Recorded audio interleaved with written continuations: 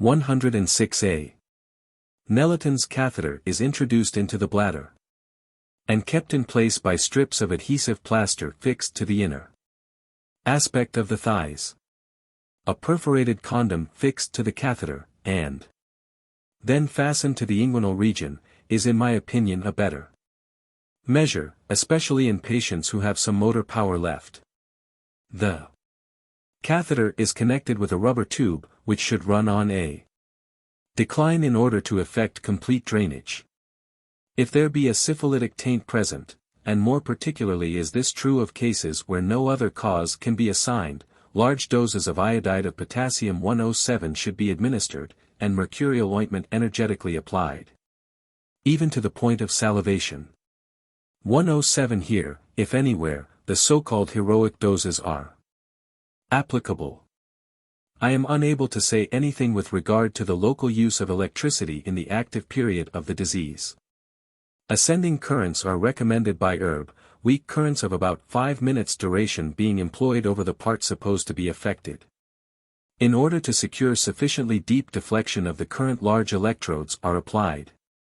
The use of galvanism and Faradism on the affected periphery, the former being preferred where atrophic, the latter where anesthetic conditions preponderate, is to be instituted early and continued through the duration of the disease. The rules stated in the section devoted to electrotherapeutics are to be followed. In cases where the bladder or rectum are paralytic, these organs should have galvanism applied to them by means of electrodes shaped like catheters or sounds. After the acute phase of myelitis is past, the secondary period is to be managed according to the principles laid down in the section on the treatment of the sclerotic processes. The chronic inflammatory and degenerative affections of the spinal cord. By E. C. Spitzka, M.D. The intimate dovetailing of parenchymatous and connective substance in the spinal cord renders the determination of the precise origin of a morbid process often difficult if not impossible. Whatever the mode of origin, the typical termination of inflammatory and degenerative spinal disorders is sclerosis, a condition in which the essential nervous elements suffer diminution or destruction, while the connective substance is either absolutely or relatively in preponderance. The clinical result is nearly the same in all cases, and with few exceptions depends less upon the histological character than on the topographical distribution of the lesion. It is for this reason that we shall follow rather the topographical than the morbid histological principle in classification. The chronic disorders of the spinal cord here considered have as a common character the slow and progressive displacement of the normal conducting nerve tubes by a grayish, reddish or otherwise discolored tissue, which is firmer in texture than normal nerve substance. Minute examination shows that it is above all the myelin of the nerve tubes that is wasted or destroyed, while the axis cylinders may share in this dissolution, or, as in one form of sclerosis, they may persist and even continue in their conducting function. This increased consistency is found to be due to the increase of connective tissue trabeculae and of the neuroglia. In some cases this increase is active and absolute, like the increase in certain phases of hepatic cirrhosis. In others it is rather relative and passive, being merely a condensation of the connective framework after the intervening elements have wasted away, just as the texture of a compressed sponge is more compact than that of an expanded one. Crudely, the affections of the cord characterized by this change may be divided into two great groups, the regular and the irregular. The former are characterized by their limitation to special nerve tracts. Thus, in primary lateral sclerosis we find a special tract in the posterior part of the lateral columns occupied by the lesion. A number of spinal diseases with well-defined symptoms are due to active morbid processes which similarly follow the normal distribution of the great nerve tracts of the cord, with the same, almost mathematical regularity with which the medullary white develops in the fetal and infantile cord. In another class of cases we find that the same tracts are involved in like manner, not in the way of primary disease, but through the interruption of the physiological continuity of the nerve tract by some other disease, to which the sclerosis is therefore secondary. These are the so-called secondary degenerations.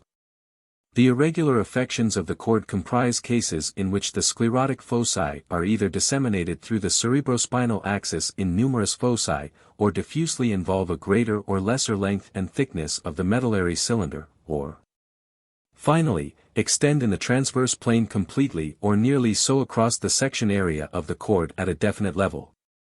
As the symptoms of the regular affections of the cord are by far the most readily recognizable, and a preliminary knowledge of them will facilitate the better understanding of the irregular forms, we shall consider the former first.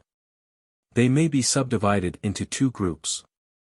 The largest, longest known, and best studied consists of acquired, the other, containing less numerous cases and varieties, and rendered familiar to the profession only within the last decade. Comprises the spinal disorders due to defective development of the cerebrospinal and spinal fibrosystems. Tabes dorsalis. Synonyms. Locomotor ataxia and ataxy, posterior spinal sclerosis, grauwe degeneration der Hinterstrange, Leiden, Rückenmarkstar, popular, Rückenmarksschwindsucht, tabes dorsalis, Romberg.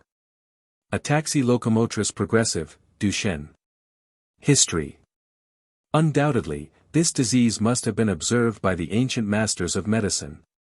But their descriptions group together so many symptoms of other organic as well as functional diseases of the cord that it is impossible to obtain a clear idea as to what special form they had in view when they spoke of tabes dorsalis. This term was adopted by the German writers of the last and the earlier part of this century as designating all wasting affections of the cord. And it was not till Romberg in 1853 and Duchenne in 1858 differentiated the characteristic clinical signs, and Kruvelheer and Todd, 1847, determined the distribution of the lesion in the posterior columns, that the medical profession began to recognize the distinctness of this the most common form of organic spinal ailment. At this time, when tabes dorsalis became recognized as a clinical entity depending on sclerotic degeneration of the posterior segment of the cord.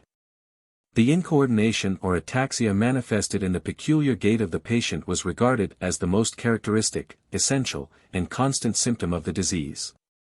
It was regarded as an axiom in physiology that the posterior segment of the cord was subservient to centripetal and sensory conduction. And nothing appeared to follow more naturally than the conclusion that the patient exhibited incoordination because, his sensory conduction being interrupted or destroyed, he had lost the necessary gauge for judging of the required extent and force of a given movement. Since then both spinal physiology and pathology have undergone a profound revolution. So far are we today from regarding anterior and motor or posterior and sensory as convertible terms that we locate the most important centrifugal tract of the cord behind the plane which divides it into anterior and posterior halves. While the most recently differentiated centripetal tract is represented by Gowers as lying in front of it. It has been determined, through Turk, Bouchard, and Flechsig and his pupils, that the posterior white columns of the cord contain several systems of fibers, whose functions, where determinable, are of an exceedingly complex nature. The elaborate investigations of Charcot, Schulze, and Strumpel, made during the past decade, have shown that the distribution of the diseased field in the posterior segment is not uniform, but is most intense in special areas. These were found to be affected with a remarkable constancy and regularity. Almost coeval with this discovery came the recognition of symptoms found in the earliest phases of the disorder by Westphal, which, attributable as they were found to be to the involvement of the special reflex mechanisms of the cord, enable us to demonstrate the existence and extent of the disease at periods which previously were not within the ken of the clinician. The reproach which Leiden was justified in making, that most tabic patients pass through the pre-ataxic phase of their disorder under the diagnosis of rheumatism or some similar affection, can now no longer be made.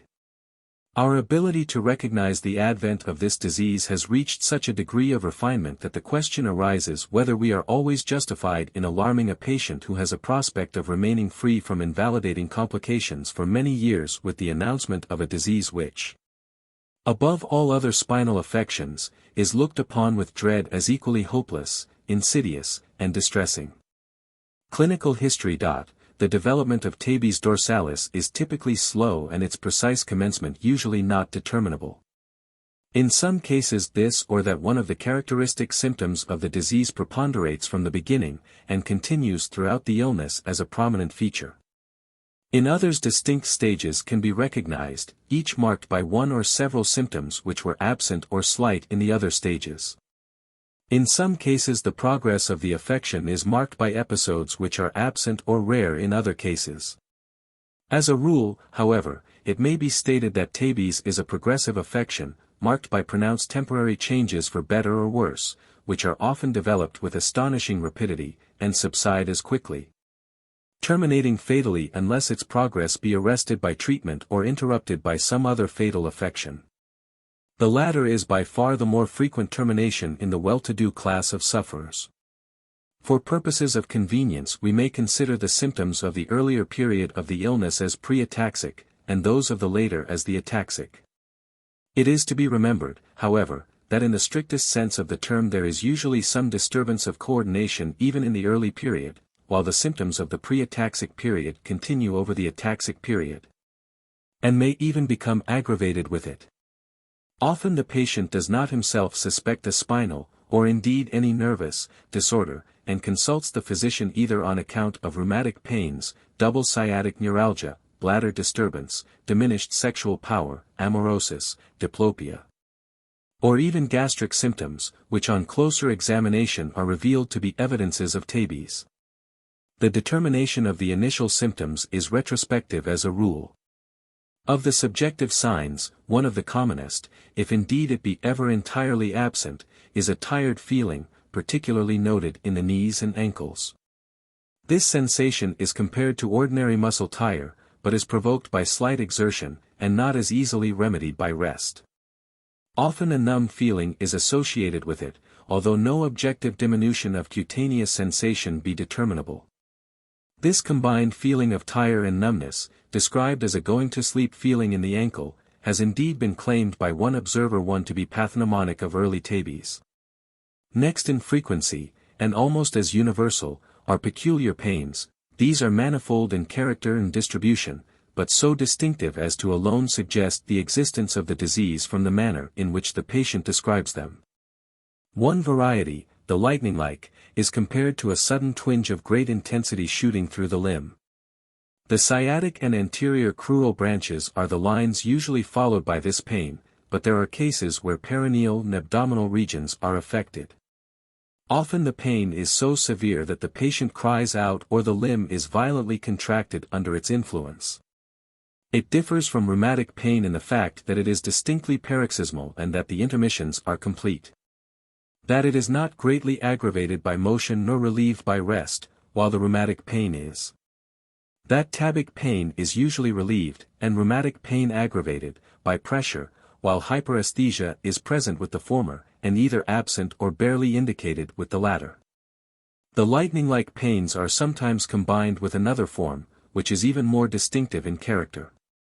This form does not affect the distribution of special nerves, but is found limited to a small area which the patient is able to localize definitely. It may not exceed a centimeter or 2 in diameter, and within this area the pain is excruciating. It is either of a burning character or compared to the firm pressure of a vice or heavy weight, or to the tearing, boring, and jumping of a violent toothache. 1 Canfield, Lancet, 1885, Volume 2. While some patients escape these pains almost entirely, 2 others are tormented with them at intervals for years, their intensity usually diminishing when the ataxic period is reached. There is little question among those who have watched patients in this condition that their pains are probably the most agonizing which the human frame is ever compelled to endure. That some of the greatest sufferers survive their martyrdom appears almost miraculous to themselves. Thus, in one case the patient, who had experienced initial symptoms for a year, woke up at night with a fulminating pain in the heels which recurred with the intensity of a hot spear thrust and the rapidity of a flash every 7 minutes. Then it jumped to other spots, none of which seemed larger than a pin's head, till the patient, driven to the verge of despair and utterly beside himself with agony, was in one continued convulsion of pain. And repeatedly, against his conviction, felt for the heated needles that were piercing him. In another case the patient, with the pathetic picturesqueness of invalid misery, compared his fulminating pains to strokes of lightning, but not, he added, as they used to appear, like lightning out of a clear sky, but with the background of a general electrical storm flashing and playing through the limbs. 2. I have at present under observation 2 intelligent patients, one of whom had been hypochondriacally observant of himself for years, who experienced not a single pain, as far as they could remember, and who have developed none while under observation. Seguin mentioned a case at a meeting of the Neurological Society with a record of but a single paroxysm of the fulgurating variety. Bramwell. Brit. Med. Journ. January 2, 1886, relates another in which the pains were entirely absent. Either while the pains are first noticed or somewhat later other signs of disturbed sensation are noted. Certain parts of the extremities feel numb or are the site of perverted feelings. The soles of the feet, the extremities of the toes, the region about the knee pan, and the peroneal distribution, and, more rarely, the perineum and gluteal region, are the localities usually affected. 3. In a considerable percentage of cases the numbness and tingling are noted in the little finger and the ulnar side of the ring finger, that is, in the digital distribution of the ulnar nerve. The early appearance of this symptom indicates an early involvement of the cord at a high level. Some parallelism is usually observable between the distribution of the lightning-like pains when present and the anesthesia and paresthesia if they follow them. With these signs there is almost invariably found a form of elusive sensation known as the belt sensation.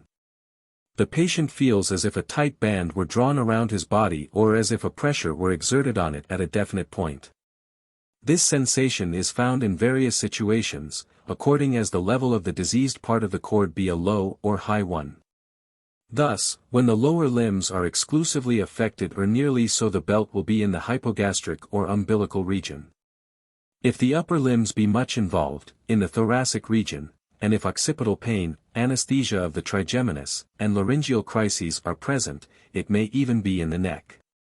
Correspondingly, it is found in the history of one and the same patient, if there be a marked ascent, that is, a successive involvement of higher levels in the cord, the belt will move up with the progressing disease. This occurrence, however, is less frequently witnessed than described. In the majority of cases of Tabes, disturbances of the bladder function occur very early in the disease. Hammond indeed claims that in the shape of incontinence it may be the only prodromal symptom for a long period. 4. 3. In the exceptional cases where the initial sensory disturbance is marked in the perineal and scrotal region, I have found that the antecedent fulminating pains have been attributed to the penis, rectum, and anal region. And in one case the subjective sense of a large body being forcibly pressed through the rectum was a marked early sign. For New England Medical Monthly, 1883. I have under observation a patient who has been compelled to use the catheter daily for years, who has gradual disappearance of the knee-jerk and reflex iridoplegia, but who has presented no other evidence of Tabes during the year and a half he has been watched. Among the exact signs of Tabes, reflex iridoplegia and abolition of the knee-jerk are probably the earliest to appear. It may be assumed with safety that in 99 out of 100 cases both the inability of the pupil to respond to light and the absence of the knee-jerk will be found long before ataxia is developed. Cases are recorded where no other positive signs were found, and no other signs of the disease developed for a number of years, 5, and others where disappearance of the knee-jerk was the very first indication. 5. Westphal, also Tuxek, Archiv für Psychiatry, 13. p. 144. The opinion of observers as to the frequency of double vision as an early symptom of Tabes is far from being unanimous. The majority of writers speak of it as rare, but it is probable that this usually transient symptom is forgotten by the patient, or because of its apparent triviality escapes notice. The patient while looking at an object sees a double image of the latter. This may last for a few seconds, minutes, or hours, and rarely for a day or week. 6. A distinct history of this symptom was given by 58 out of 81 patients in whom I recorded the oculomotor signs. By far the most important of the exact prodromal signs of tabes are two symptoms, one involving a special faculty of coordination, the other the reflex movements of the pupil. One or both of these must be present to justify the diagnosis of incipient tabes. 7. The disturbance of coordination consists in an inability of the patient to stand steadily when his eyes are closed. The majority of healthy persons when tested in this way may show a little swaying in the beginning, but eventually they stand as steadily as they do with open eyes, and there is no subjective feeling of uncertainty as to falling.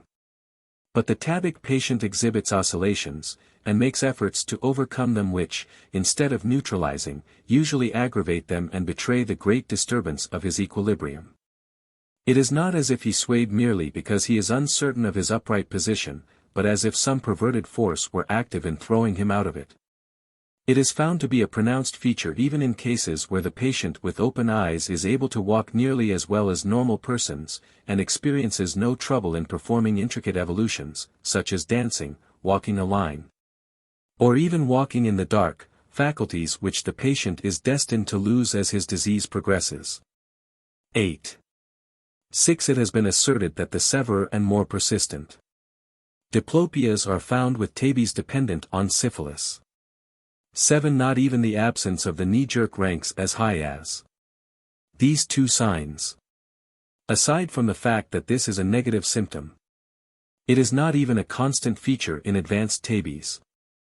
8. It does not seem as if the disturbance of static equilibrium were due merely to the removal of the guide afforded by the eyes, for it is noted not alone in patients who are able to carry out the average amount of locomotion in the dark, but also in those who have complete amaurosis. Leiden, Locke Sit. And Westphal. Archiv für Psychiatry, 15. Describe such cases. The act of shutting the eyes alone, whether through a psychical or some occult automatic influence, seems to be the main factor. In most cases of early tabes it is found that the pupil does not respond to light. It may be contracted or dilated, but it does not become wider in the dark nor narrower under the influence of light.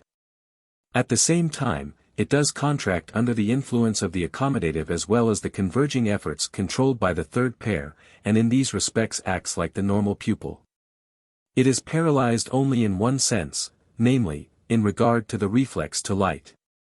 Just as the muscles which extend the leg upon the thigh may be as powerful as in health, but fail to contract in response to the reflex stimulus applied when the ligamentum patelli is struck.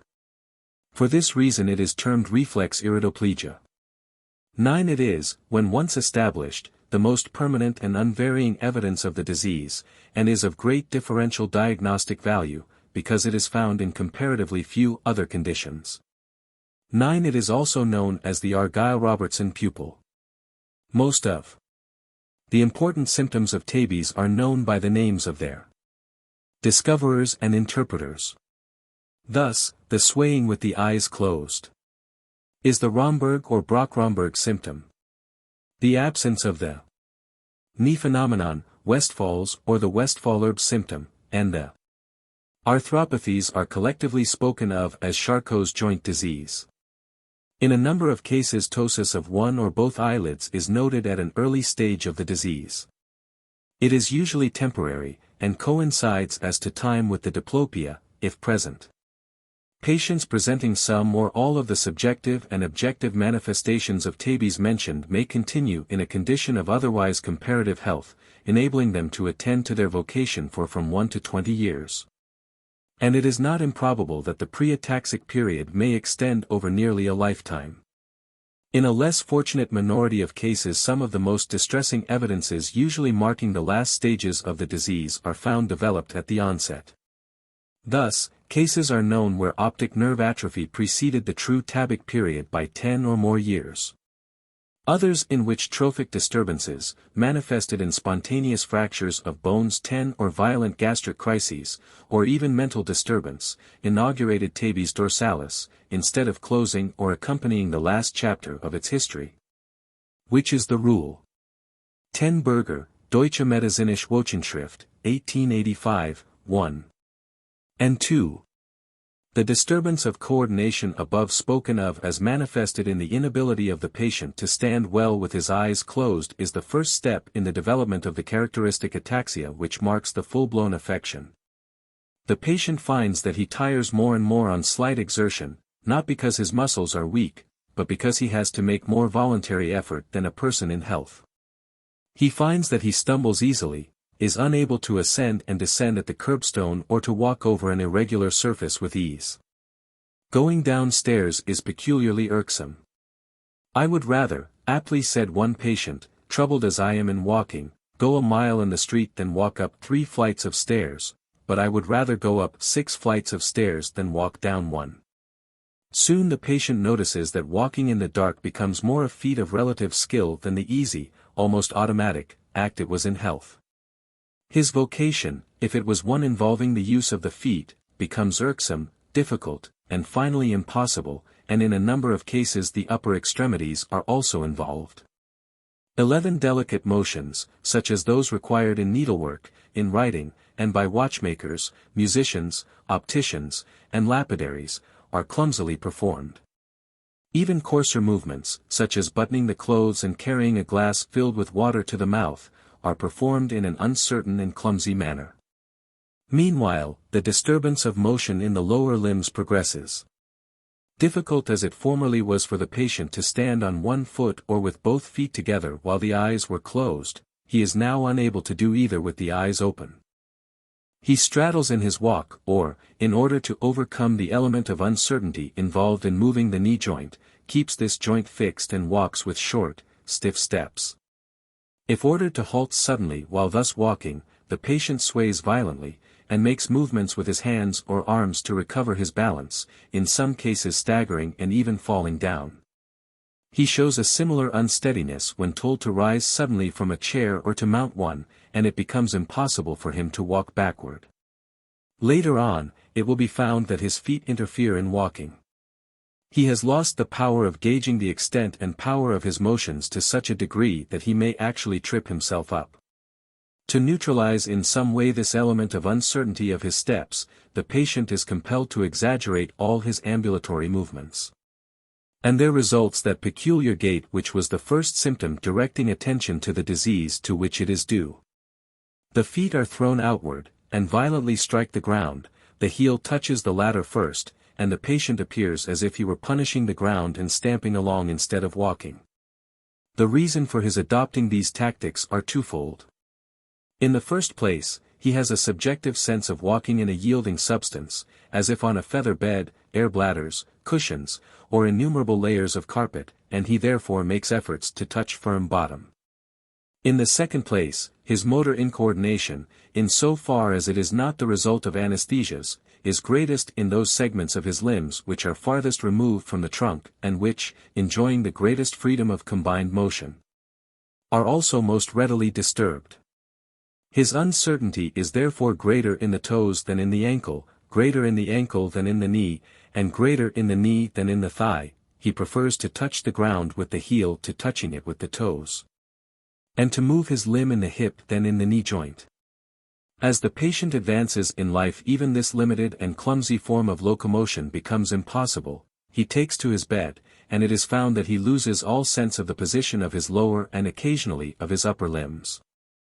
He is unable to tell which limb overlies the other when his leg is crossed, unable to bring one limb in parallel position with another without the aid of his eyes. If told to touch one knee or ankle with the toes of the other side, his limb oscillates around uncertainly, and makes repeated unskillful dashes at the wrong point, and ultimately all but the very coarsest muscular coordination appears to be lost, even when the supplementary aid of the eyes is invoked. 11 cases in which the upper extremities are intensely involved in the beginning are uncommon, and those in which they are more intensely involved than the lower, or exclusively involved, may be regarded as pathological curiosities.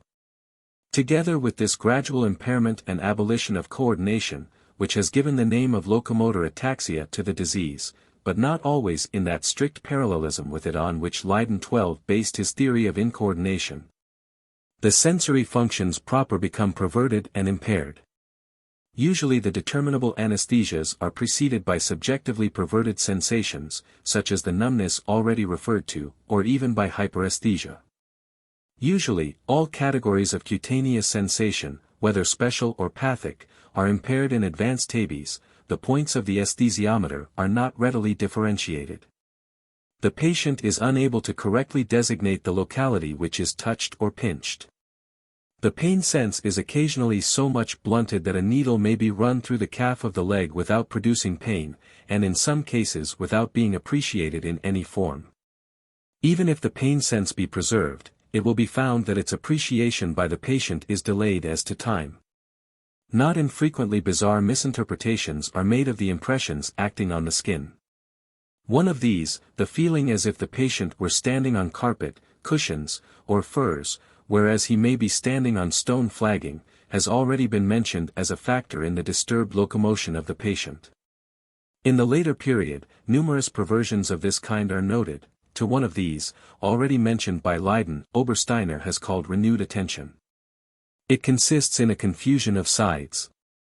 The patient when pricked or touched on one foot or leg correctly indicates the spot touched, but attributes it to the wrong side. 13. 12 Klinik der Rückenmarkskrankieten, Band 2. 13 Alikyria is the term applied by Obersteiner.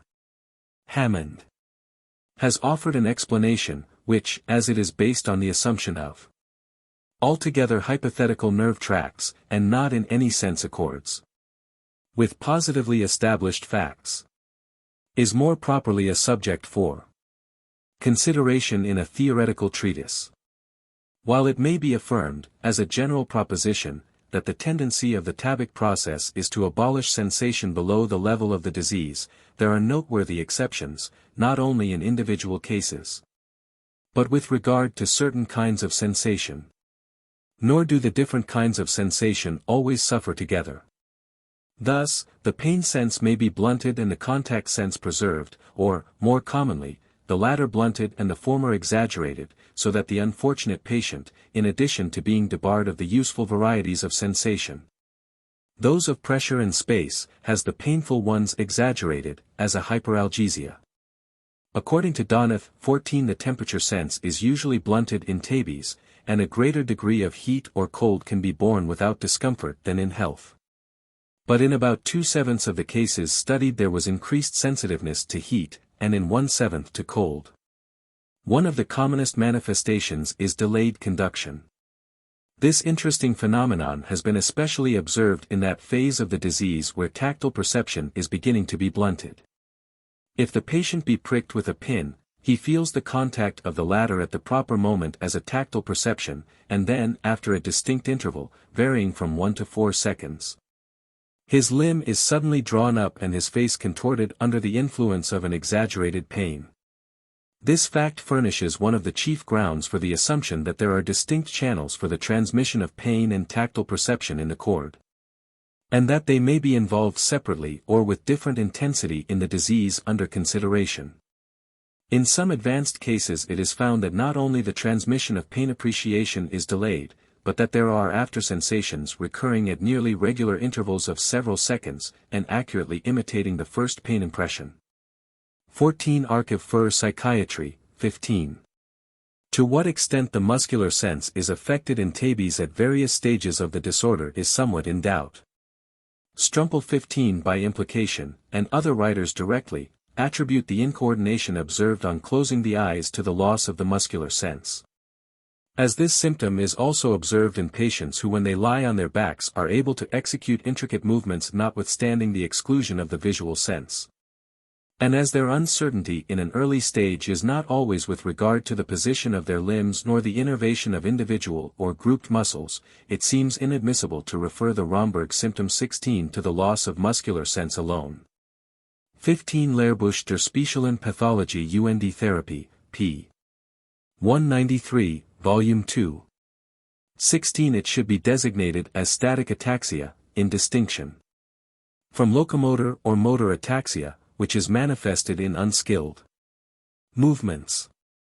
The important part played by eye symptoms in the early stages of tabes has been already referred to. Reflex iridoplegia is one of these early and persisting features. It is sometimes complicated with mydriasis, and occasionally with paralysis of accommodation of one eye. In the majority of my cases there was spinal meiosis, often of maximum intensity. In a large number there was in addition irregularity of the outline of the pupil, and where there was mydriasis I found it to be quite symmetrical, in this respect differing from the experience of Muller 17 and Schmeichler. 18. 17 Centralblatt für die Gesamttherapie. 18 Locke, CIT. Atrophy of the optic nerve is a common and sometimes, as stated, the initial symptom of tabes. It is rarely found in its incipient phase in advanced stages. The patient who escapes involvement of the optic nerve in the pre-ataxic stage is very apt to escape it altogether. It is more frequently found either to precede the pre-ataxic period by months and even years, or to develop during this period, leading to complete atrophy in the ataxic period, and sometimes before. Erb calculates that 12% of tabic patients have optic nerve atrophy. He probably includes only such cases in which the atrophy was marked or led to amblyopia. Including the lesser degrees of atrophy, it is found in a larger number of patients. Schmeichler claims as high as 40%. 19 If we regard those cases in which there is noted progressing limitation of the color field of the retina as beginning optic nerve atrophy, the majority of tabic patients may be said to have some grade of this disorder. The ophthalmoscopic changes are quite distinctive. At first there is noted a discoloration of the papilla and apparent diminution of the number of arterial vessels, the veins then become dilated. And finally the papilla becomes atrophied, the vessels usually undergoing a narrowing after their previous dilatation. In the first stages of this process visual power is not gravely impaired, but as soon as shrinkage has set in visual power sinks rapidly to a minimum, decreasing till only quantitative light perception remains. This limited function usually remains throughout, but in a few cases complete amaurosis ensues.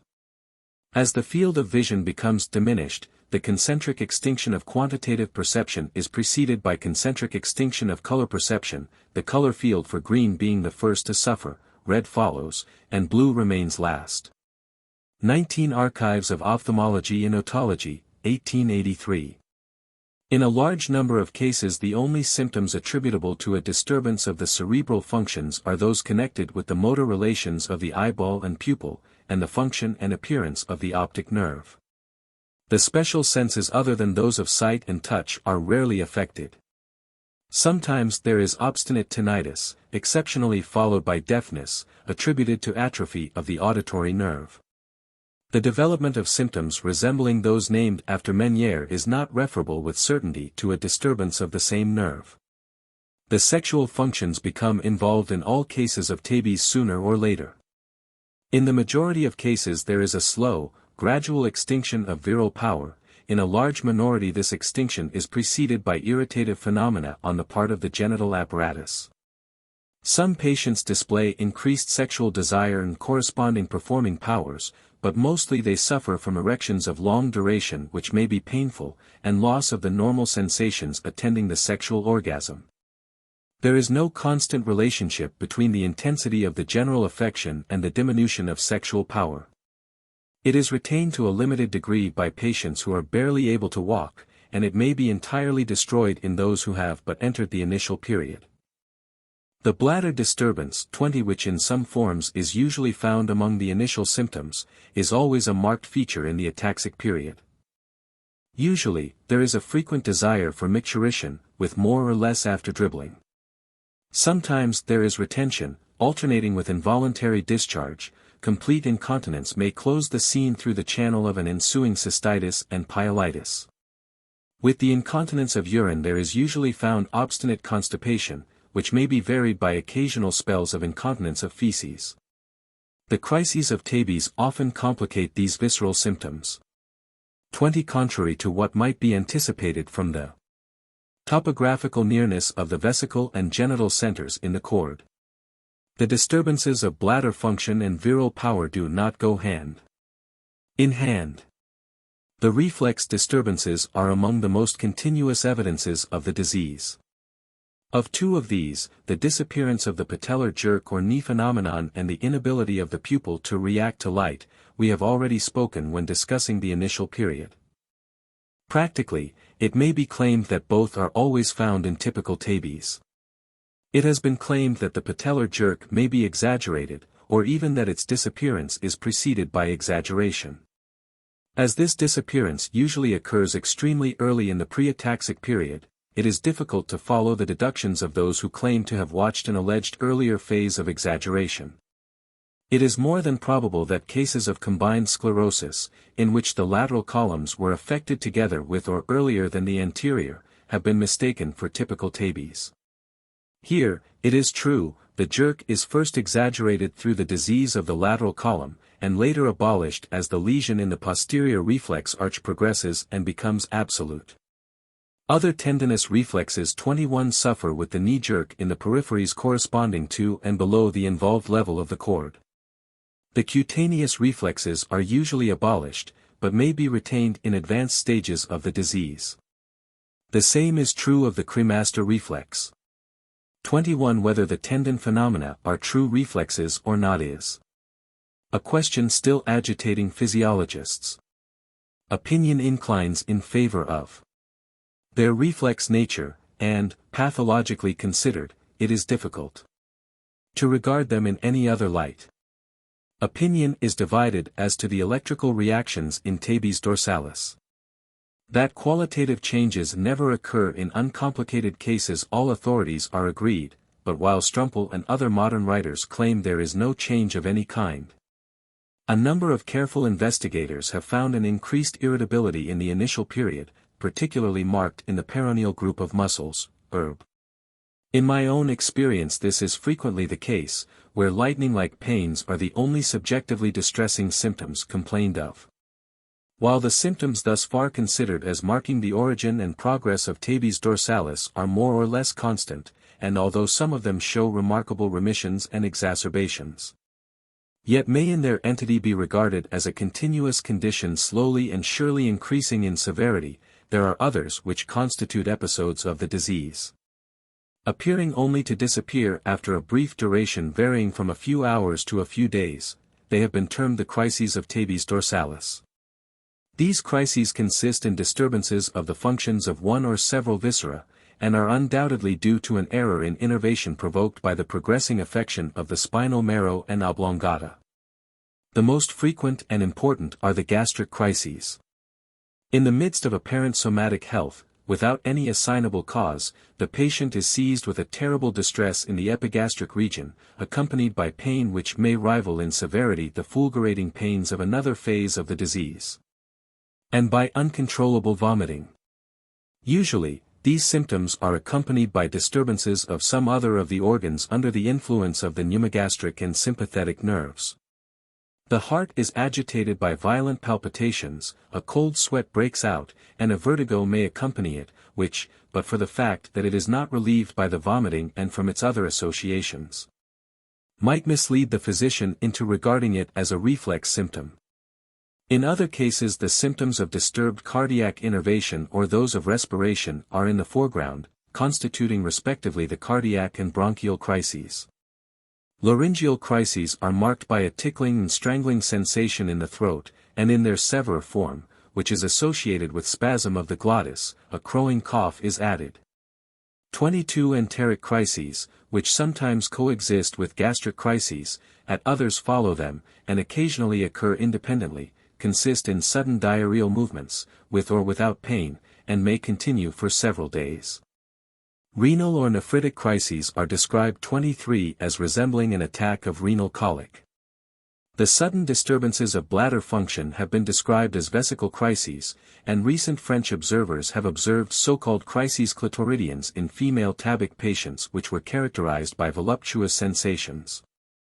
All of these symptoms have these in common, that they last but a short time, that their disappearance is as rapid as their advent, and that they depend for their distribution on the attitude of the disease in the cord. The vesical crises are more apt to occur early than late in the disease and where the belt sensation is in the hypogastric region. The gastric and enteric crises are usually found when the belt is in the epigastric level, and the bronchial, cardiac, and laryngeal crises when it is in the thorax and neck. Some connection has been observed between the occurrence of the lightning-like pains and these crises. Thus, a sudden cessation of the former is sometimes the forerunner of the latter. It is also found that one variety of these crises disappears to give way to another. This is particularly noticed with the bronchial crises, which often cease suddenly, to be followed by vomiting. 22 Krauss, in a paper read before the Society of Neurologists at Berlin, Neurologisches Centralblatt, 1885. Found either laryngeal crises or other laryngeal symptoms, such as demonstrable ataxia of movement of the vocal cords, in 13 out of 38 cases. This proportion would be far too high for tabes in general. His cases were probably advanced ones. He established the interesting fact that the laryngeal crisis may sometimes be provoked by pressure with a probe on the superior laryngeal nerve at its laryngeal entry point. Jastrowitz claims to have determined the existence of actual paralysis of the vocal cords with the crises, but Krauss concludes from the experimental inductibility of the crisis that it cannot be due to a posticus paralysis.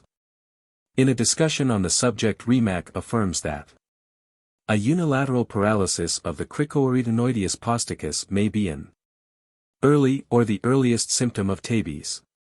It seems, however, that in all cases where he determined such paralysis there had been disturbances of function of other cranial nerves in unusual severity at about the same time. 23 They must be extremely rare. They have not occurred in a single one of my 81 private cases, nor do I recall one in clinic or dispensary experience.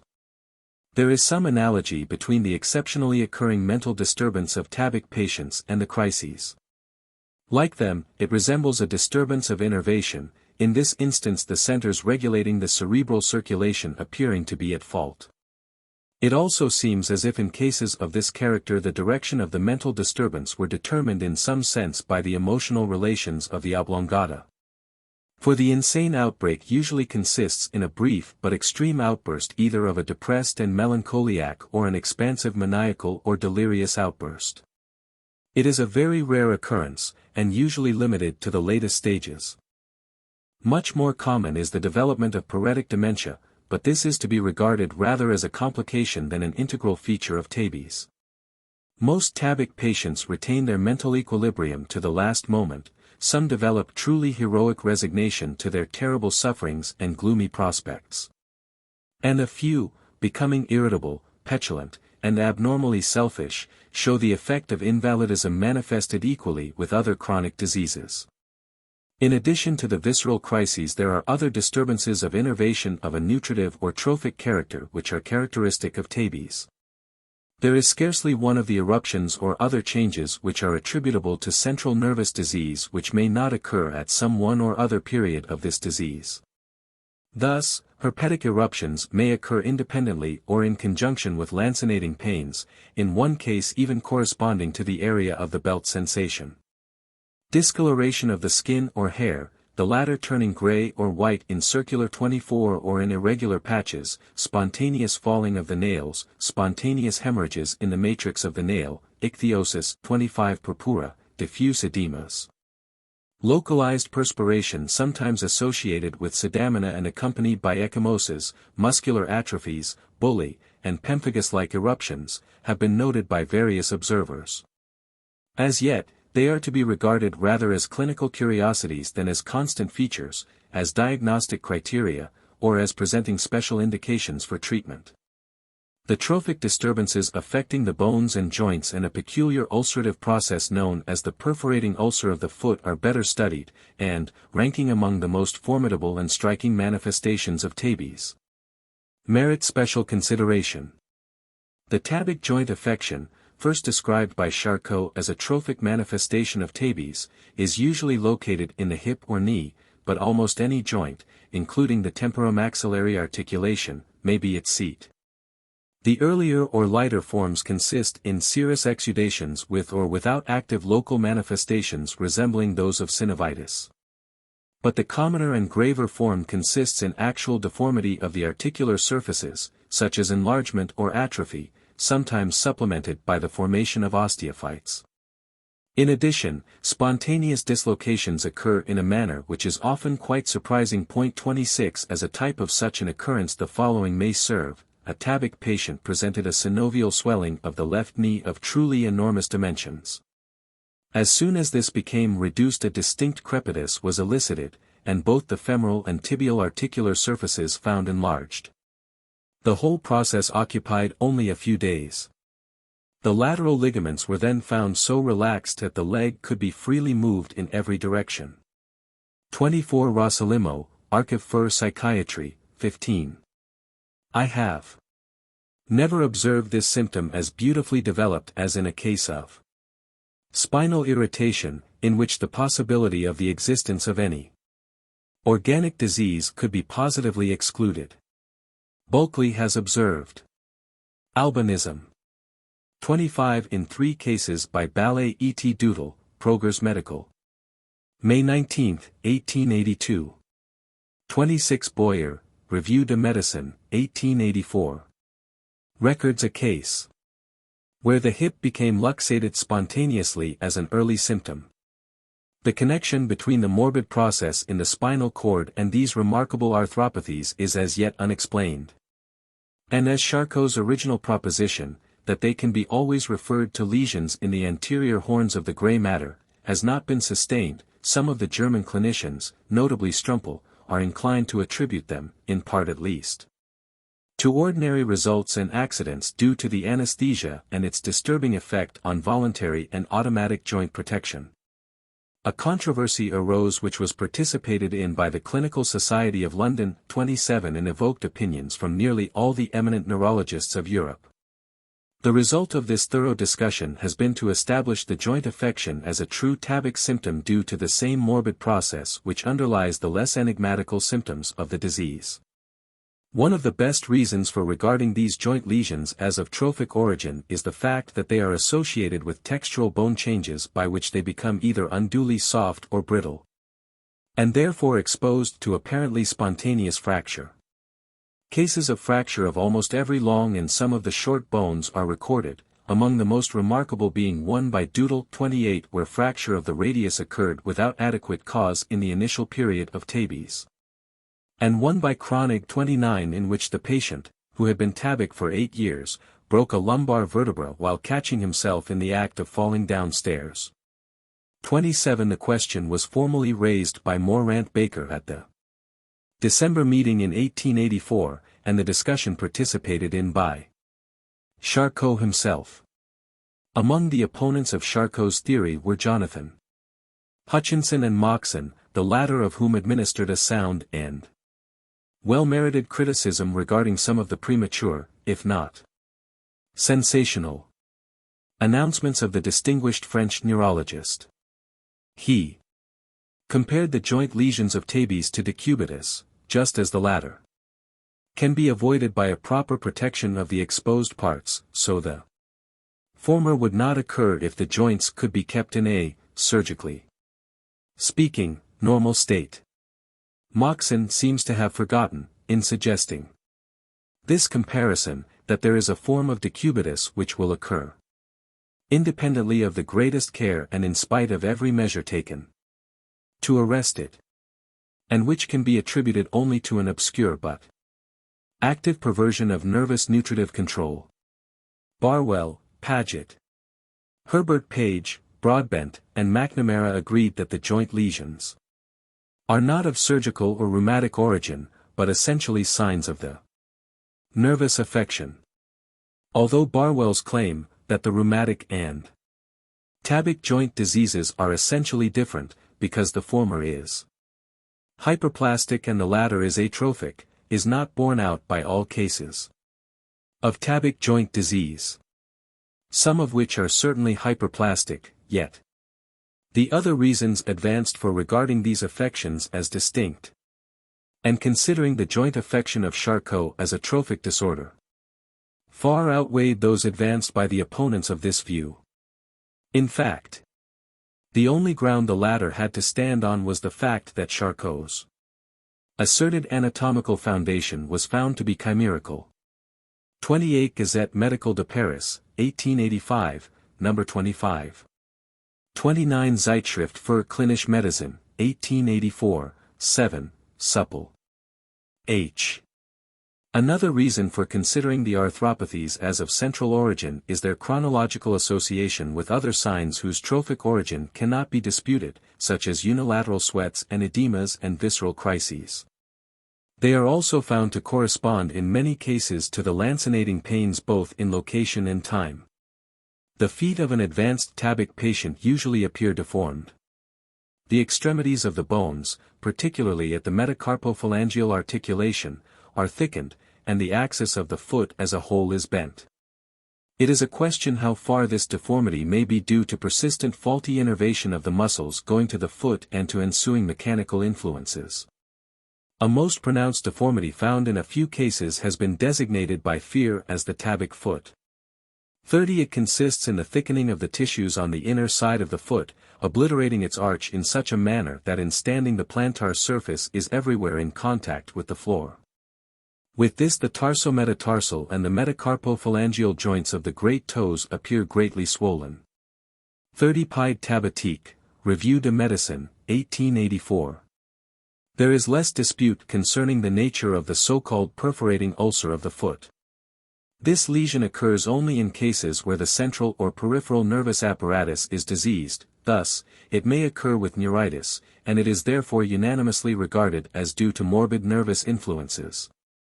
In tabes it may follow an exacerbation of the fulminating pains. It consists in a swelling of the tissues of the foot, the skin becomes firm and thickened. Deep sinuous ulcers are then developed, showing but slight if any tendency to granulate, and which extend down to the bone, the latter usually remaining unaffected. 31 In a few cases more remarkable accidents due to disturbed nutrition have been noted.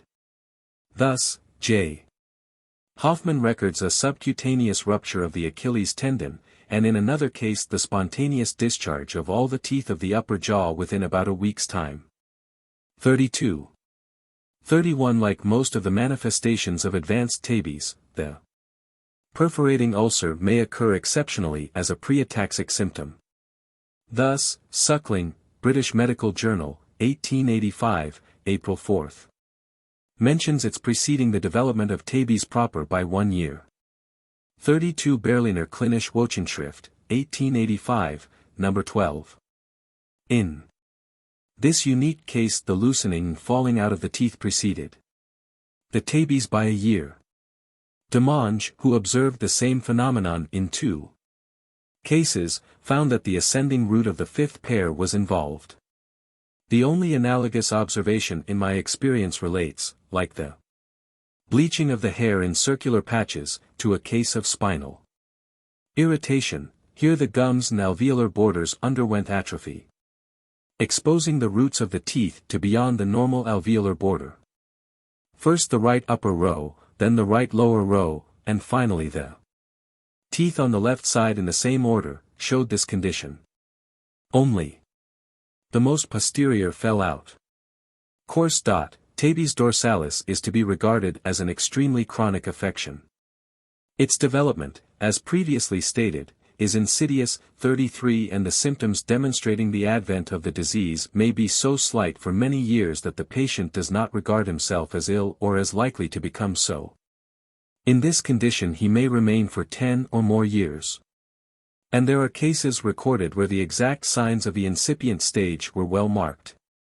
And yet no ascertainable progress was made in a period of such long duration that the inference naturally follows of a much longer prospective period in which the patient would not have become ataxic. There may be distinguished 2 forms of invasion. The more frequent is marked by the development of the terebrating, fulgurating, and fulminating pains, to which, sooner or later, the abolition of the pupillary and certain other deep reflexes is added. In the vast majority of cases they are found absent when the physician's attention is directed to the question of the existence of spinal disease. In about 1/5 of the cases pain is at no time a prominent feature of the disease, and may be, as is established by the cases cited, entirely absent. In these patients the first symptoms noted are muscle tire on slight exertion. Usually, the evidences of disturbed sensation and innervation begin in one extremity or preponderate in it, but symmetry is soon established. The same is noticed in the extension of the morbid process, when the ulnar distribution is involved, which is the first danger signal on the part of the cervical enlargement of the cord. Usually one side is first involved, but the other soon follows, and becomes affected in equal or nearly equal degree. In the overwhelming majority of cases the disease manifests itself in the lower extremities first, remaining limited to them for a long period, and if extending to the upper extremities doing so in much slighter intensity than in the lower. Gull, Leiden, and others have observed cases where the arms were first and chiefly involved, but this is extremely rare. Cases of a simultaneous involvement of the upper and lower extremities are more frequently noted. The symptoms detailed above are developed in varying order in different patients, and the line has been already indicated which separates the progressive from the episodial features of the disease. Even in the ataxic period the patients may remain in a comparatively stationary period for many months and years. 34 The general bodily nutrition is usually good, and the muscular strength, as such, rarely affected to any noteworthy extent until the extreme phase of the disease is reached. Even the formidable appearing crises and trophic disturbances, though occasionally fatal, are not always so. The direct danger from the disease proper, so far as life is concerned, is in the possible development of cystitis and pyelitis, of the malignant bedsore, and of delirium and coma. The latter of which is occasionally found to be due to cerebral hemorrhage, a lesion which some writers regard as possibly due to some impalpable influence of the spinal disease on the cerebral circulation. 35. 33 cases of acute locomotor ataxia have been described. In no instance are they pure or typical, and the last case of the kind. Published in America, beginning, as it is evident from the account, with signs of general myelitis. Illustrates the impropriety of utilizing one or a few symptoms as determining nomenclature. 13 patients are now under my observation, or I have been able to obtain reliable medical information concerning their condition, who have been in the ataxic period since the date of my first examination, varying from a year to 7 years ago. Not one of these patients is materially much worse than at that time. 2 only died, both being bedridden at the time they came under observation. Of the first group, 3 have shown more or less lasting improvement in respect to special symptoms, as will be detailed in connection with the treatment. 35 in a case of sudden death, with an asthma-like seizure. Of a TABIC patient under the charge of T.A. McBride, I found an intense injection of the right, vagus nucleus, the color of the ala cinerea and of the nucleus on section being almost black. Morbid anatomy and physiology. Our knowledge of the structural disease underlying the symptoms which comprise the clinical picture of tabes dorsalis is perhaps the clearest in the domain of spinal pathology. Not alone the commencement of the morbid process and every stage of its subsequent encroachment on the spinal cord, but also its relations to special symptoms, have been demonstrated in numerous cases by some of the most careful German and French investigators. In advanced cases of tabes the disease of the spinal cord is so evident that it was noted even by earlier observers, the region of the cord lying between the posterior nerve roots being altered in color, consistency, and dimensions. It is gray instead of white, hard instead of soft, and considerably shrunken. The gray discoloration of the surface appears to be complete in the lumbar and lower dorsal region, it is less intense in the upper dorsal and cervical part of the cord, and often shows a division into 3 streaks, of which one, in the middle line, occupies both columns of gall, while on either side another extends in the inner side of the posterior root entry. The posterior roots themselves are frequently atrophied, and exhibit a firmer consistency and darker color than in health. On making cross-sections of the spinal cord, it is found that the gray discoloration extends inward, involving more or less of the posterior columns in well-defined areas. Microscopic examination shows that the myelin of the nerve tubes is either destroyed or atrophied, and the axis cylinder is found to be affected in the same way, usually presenting alterations in its refraction and diameter where it is not entirely destroyed. In the maximum foci of disease, the conducting elements of the cord are nearly destroyed, and their place is occupied by a firm connective substance made up of wavy bundles. Enclosing here and there a few atrophied axis cylinders with wasted myelin sheaths. The blood vessels participate in the morbid process, at least as far as the larger vessels are concerned. These are sclerotic, their lumen appears contracted, the adventitial sheath is hypertrophied and occupied by a nucleated fibrillar connective substance. The capillaries are sometimes normal, or participate in the morbid process to the extent of a thickening of the extraendothelial sheaths, which is either hyaline or fibrillary, and may show inflammatory cell proliferation. It is evident that the increase of connective tissue in the posterior columns is not merely a relative one, due to the condensation of the normal neuroglia after the disappearance of the normal nerve tubes, but is the result of actual proliferation. Opinion is somewhat divided as to whether this is to be considered as an inflammatory interstitial proliferation or as a more passive development of tissue compensating for the destroyed conducting elements. My own observations incline me to the belief that in syphilitic tabes the morbid process is essentially interstitial, while in non-syphilitic tabes it is parenchymatous, the disease beginning in the nerve tubes proper. Perhaps the controversies between pathologists as eminent as Schulze, Tuxek, Rumpf, Zacher, Kahler-Pick, Rosenstein, and Adamkiewicz, who are rather evenly divided into opposing camps, one maintaining the parenchymatous, the other the interstitial origin of the disease, may be solved when we learn to distinguish between the non-syphilitic and syphilitic cases, which is clinically, as yet, impossible. The difficulty of deciding what is a parenchymatous and what is an interstitial disease of the cord is considerably enhanced by the fact that the neuroglia, which by some at least is regarded as an interstitial connective tissue, is derived, like the nerve substance proper, from the upper or neuroepidermic germ layer of the embryo, and not from the mesoblast, which furnishes all other connective substances in the body. It is regarded as well established that the sclerosis of the areas of the spinal cord which are affected is preceded by a stage of granular degeneration.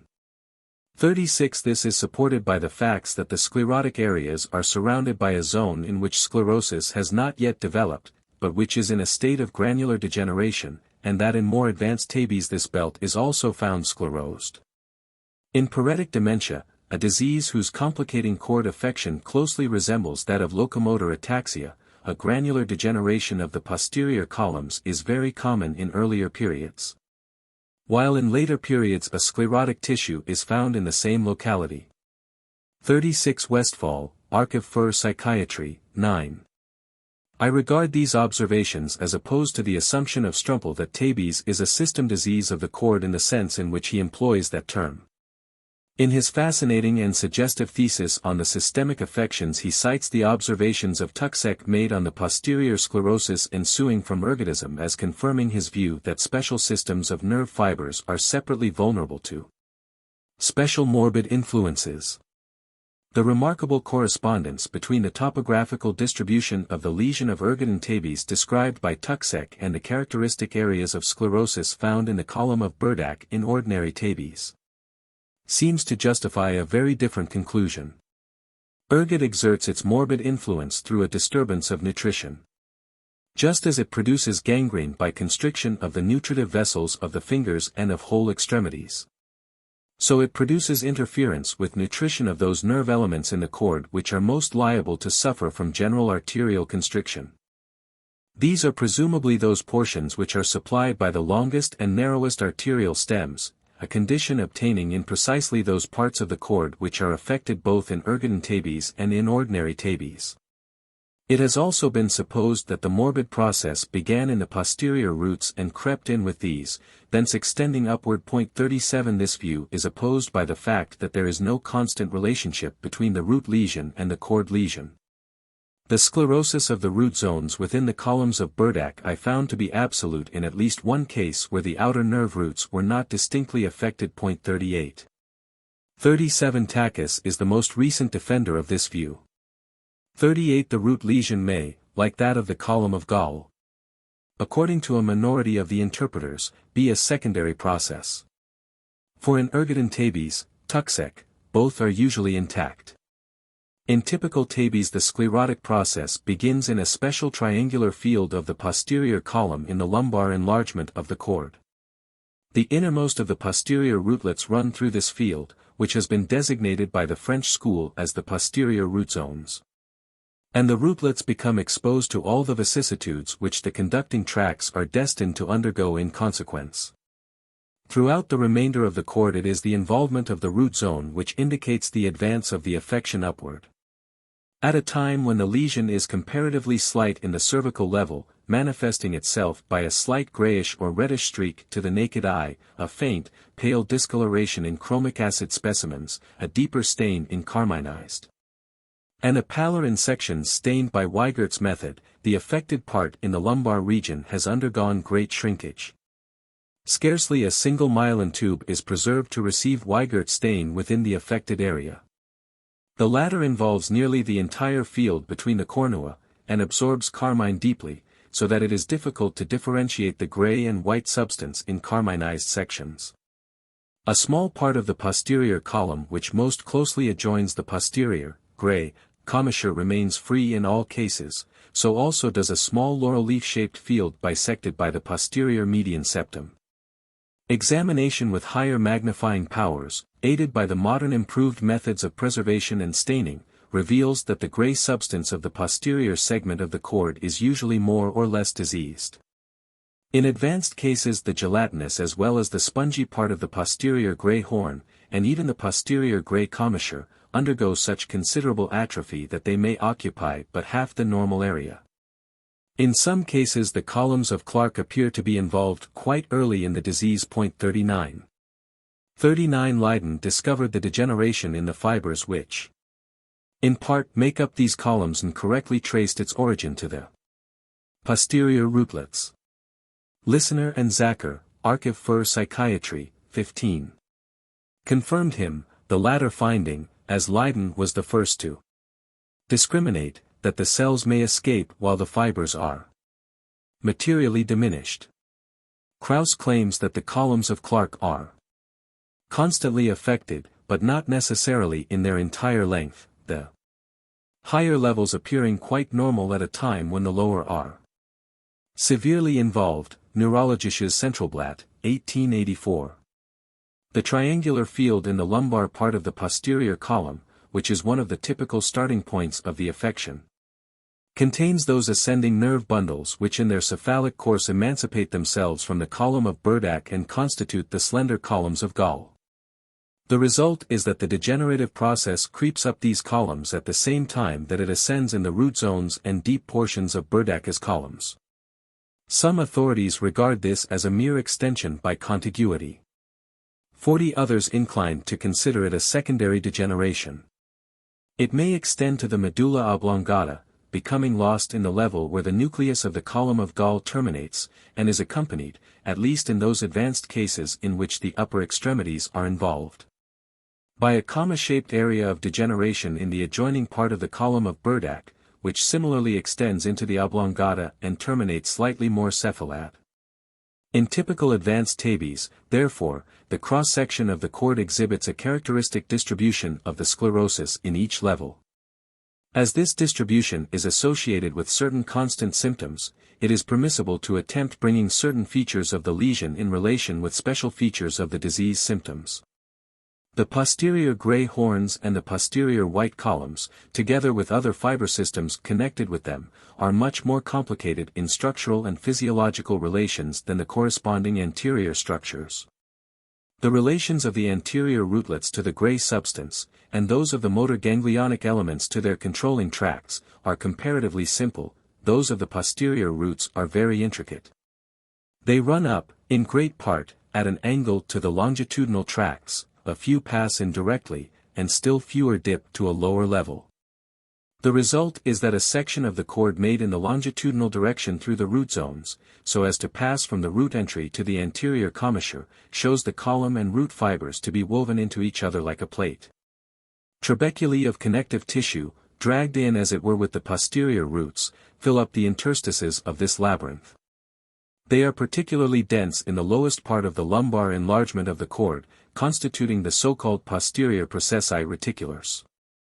It is reasonable to suppose that the overlapping of ascending and descending root fibers, associated with the presence of an extra amount of connective tissue.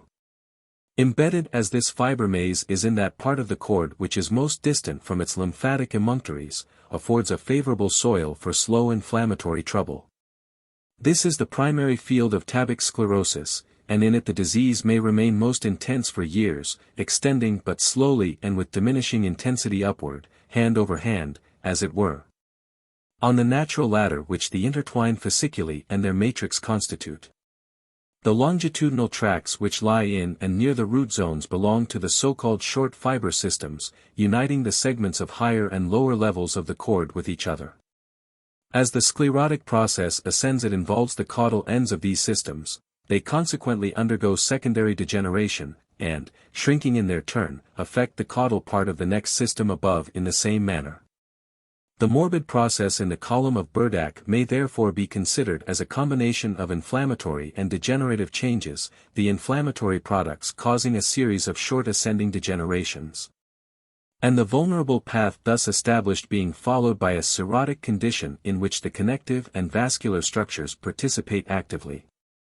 With regard to the reasons for regarding the degeneration of the column of Gall and that of the comma-shaped field near it as a secondary process due to the cutting off of its apparent nerve supply at the caudal end, and of the posterior nerve roots or their provisional terminations, they may be stated in this way: when the lesion of the primary field is limited to the lower lumbar or sacral part of the cord, the degeneration of the column of Gall is limited to its postero-internal part. When the upper lumbar and lower dorsal cord is involved, the entire tract is affected, and when the cervical portion is diseased, the supplementary comma-shaped area degenerates.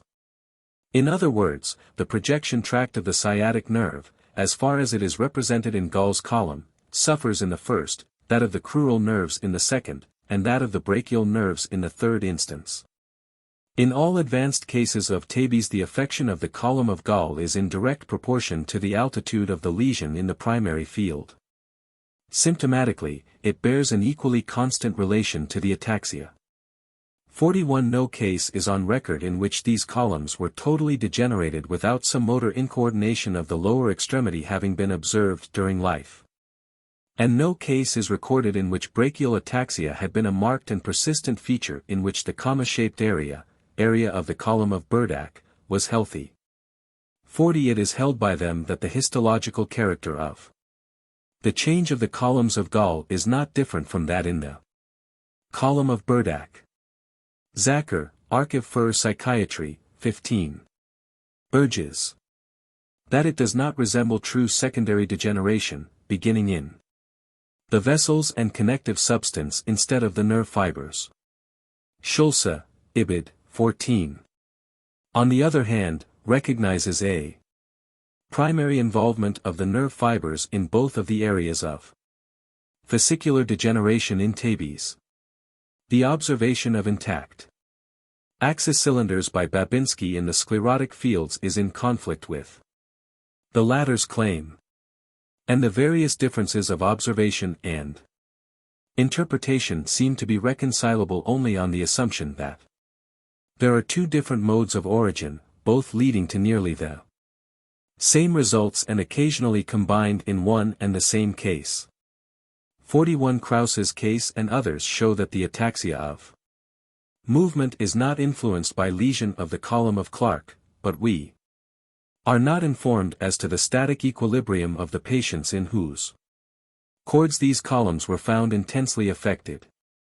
It is scarcely necessary to seriously consider the suggestion of Strumpel, that the lesion of the column of Gall is in relation with the bladder disturbance. 42 cases are on record by Wolff and others where this lesion was intense and there was little or no bladder disturbance. 43.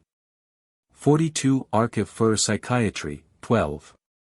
43. The column of gall is not present in those mammals which, like the porpoise, have no developed hind limbs, but these animals have urinary bladders.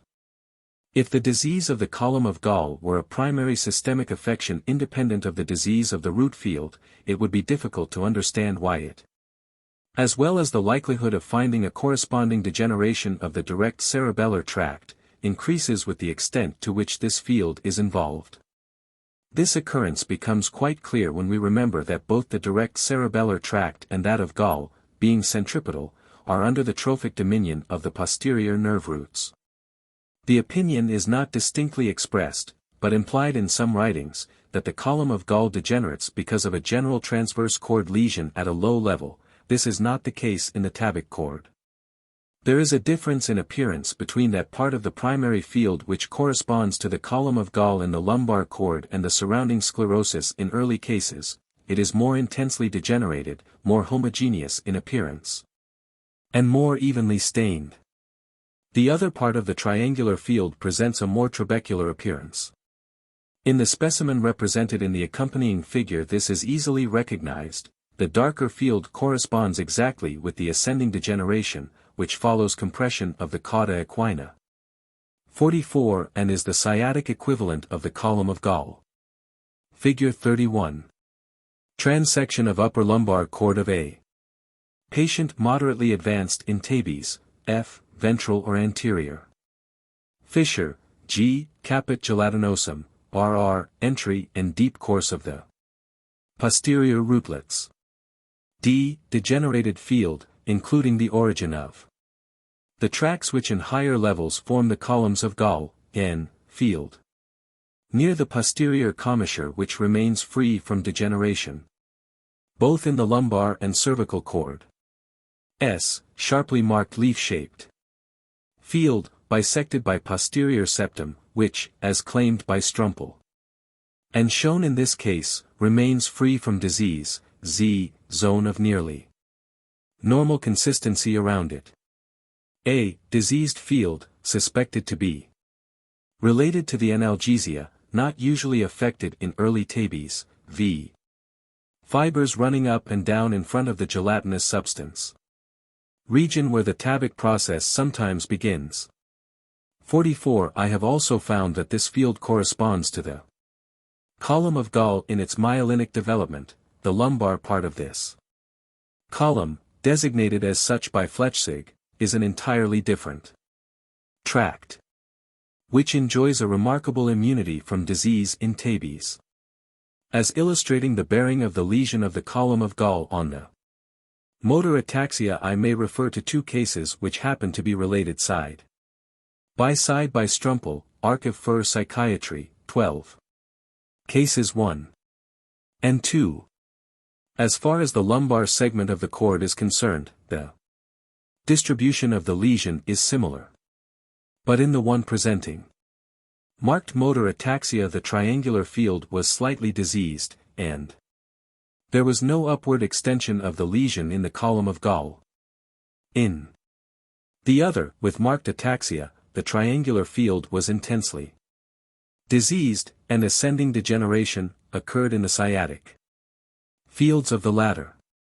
In support of the view that the comma-shaped area in Burdacke's columns is homologous with the fibers of the column of gall, it is to be advanced that degeneration of this field bears the same relation to symptoms in the distribution of the ulnar nerve that degeneration of the column of gall bears to sciatic and crural symptoms, where the initial pains and subsequent tactile and locomotor disturbance were severe. This field was found affected, and most so in the side where the symptoms had been most intense. Friedrich Schulze's cured cases.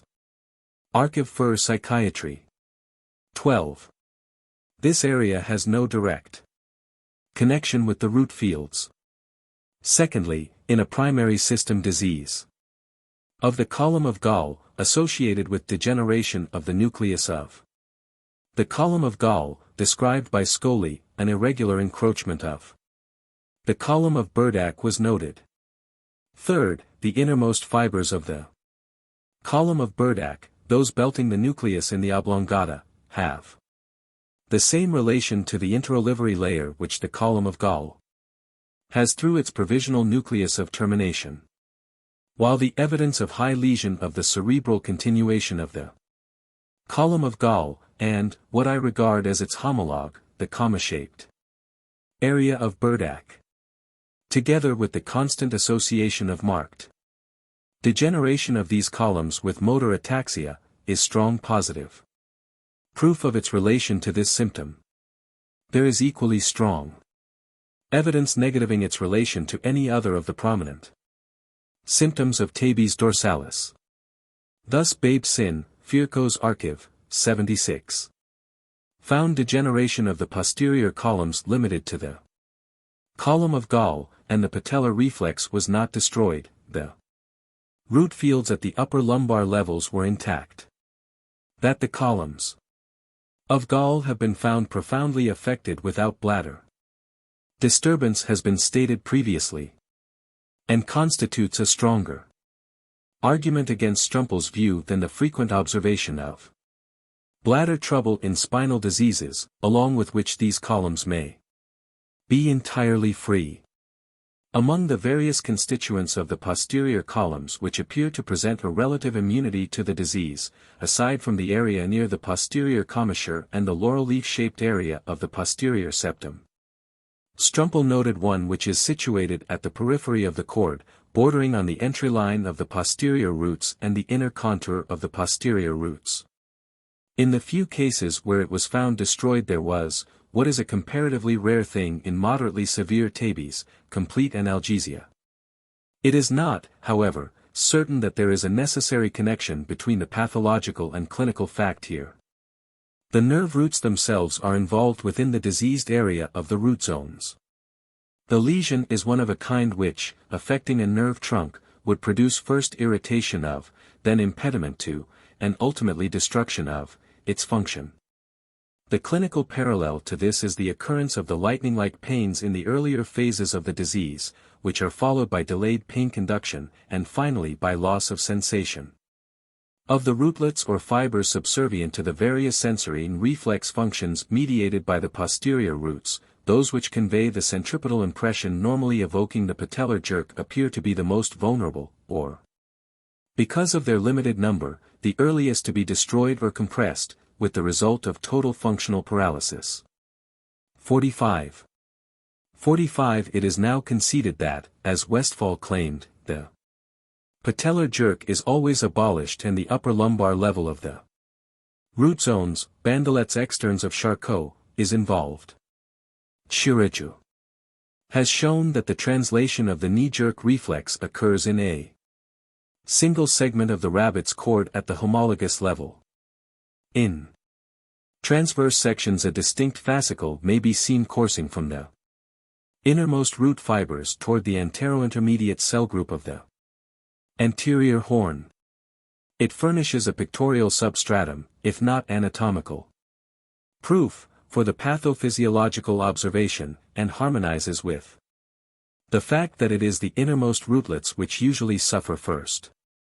Perhaps the delicacy of this tract accounts for the frequent disappearance of the jerk in old people as a result of senile sclerosis.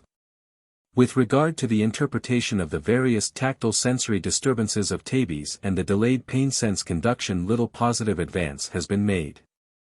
That the lesion of the root zones and gray substance is responsible for them seems to be the general conclusion of French and German observers. Recent researches have shown that disease of the peripheral nerves, multiple neuritis, may produce sensory phenomena which it had previously been customary to regard as pathognomonic of disturbance of their intraspinal terminations and continuations. At the same time, we are confounded by the observation of Erb, that even retardation of conduction of the pain sense, which the dictum of Schiff taught us to regard as a sign of disturbed function of the spinal gray matter, is also produced by peripheral neuritis. Immediately adjoining the gelatinous apex of the posterior horn there is a column of vertical fibers which bear a relation to it resembling that of the ascending root of the fifth pair in the oblongata to the tuber cinereum of Rolando. Sclerosis of this column, as well as of the ascending root in question, Demange, has been found in tabes, and usually in association with pronounced trophic disturbances. In a number of cases, Oppenheim, Eisenlohr, and others, where spasmodic laryngeal crises had been a marked feature during life, lesion of the floor of the fourth ventricle, or atrophy of the pneumogastric nerve, or even of its nucleus, was found. In one case with marked gastric crises I found sclerotic changes of the arteries in the ala cinerea. With regard to the involvement of the peripheral nerves proper, aside from the optic, opinion is somewhat divided.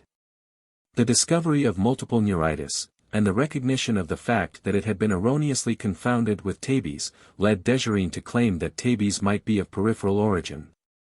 He even proposed to account for the oculomotor trouble on the basis of an affection of the oculomotor nerves. This explanation has been repudiated by Westphal and sound authorities generally. That the peripheral nerves are occasionally involved in tabes was already known to Friedreich in 1863.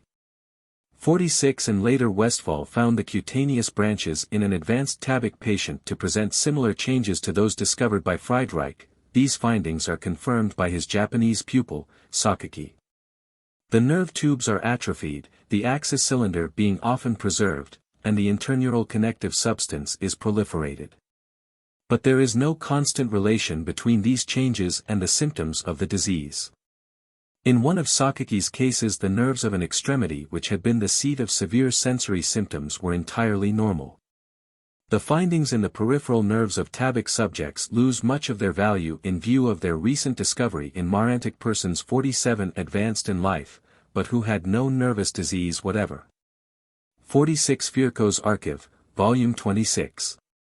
Pages 399 to 452. 47 Krauss, Neurologisches Centralblatt, 1885. It has been attempted to bring the tabic process in relation to a supposed primary meningitis. Tabes is a rather common nervous affection, and primary spinal meningitis is one of the very rarest. The leptomeninges are found considerably thickened in 1 out of 10 tabic cords, and those who defend the meningitic origin of the disease base their theory on this inconstant finding. And allege that in the cases where it is absent the meningitis has disappeared while the cord lesion progressed. It is a fatal objection to this view that the part of the posterior columns immediately adjoining the pia is often quite free from disease. A meningitic affection, either as an etiological or a complicating factor, can be admitted in those cases only where there is a marginal sclerosis.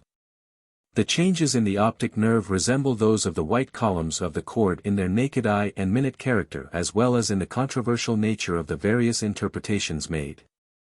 When affected, the nerve is found to be firmer than normal, and discolored. Later it becomes quite gray, and may eventually shrink to 2/3, and even less, of its normal diameter.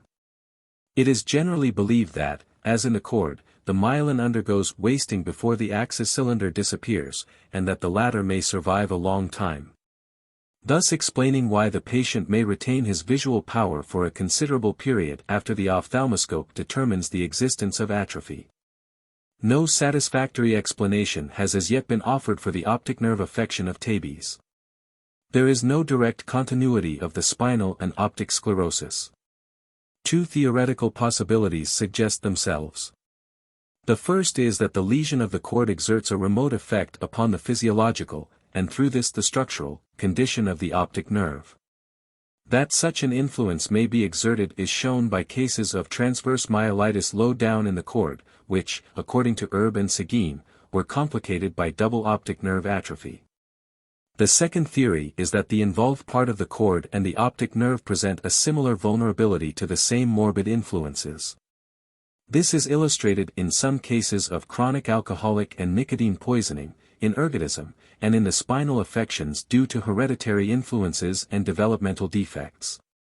To discuss the nature of the disturbing influence which is responsible for the most characteristic evidence of the disease, the ataxia, would be equivalent to reviewing almost every mooted question in spinal physiology. It is to be borne in mind that ataxia is a collective term designating any incoordination of movement which is independent of motor paralysis. It may be due to abolition or impairment of tactile perception. It may be due to loss of the muscular sense, it may be due to hampered motor coordination, and, finally, it may be due to a disturbance of the space sense. In my opinion, it is only in exceptional cases that any one of these factors can be positively excluded. Occasionally, one has been noted when the ataxia was grave but the tactile sense was unimpaired, or where the muscular sense was perfect but ataxia was well developed. The difficulty with most such records is that no discrimination is made as to the kind of ataxia present. That loss of skill which the patient shows when he shuts his eyes and attempts to perform certain movements without their aid is undoubtedly due to diminished sensation, either tactile or muscular, and usually both. The inability to stand with the eyes closed is probably a cerebellar phenomenon, and in this respect we are on the way to return to Duchenne's opinion. It is true that the cerebellar organ is healthy in most tabic subjects, but its centripetal informer, the direct cerebellar tract, is either itself involved or affected in its origin in the columns of Clark. But, besides the static ataxia and that motor ataxia which can be neutralized by the use of the eye, there is another disturbance, which, as Erb and his followers hold, cannot be accounted for on the strength of any sensory disturbance. It consists in an interference with the proper succession and rhythm of movement.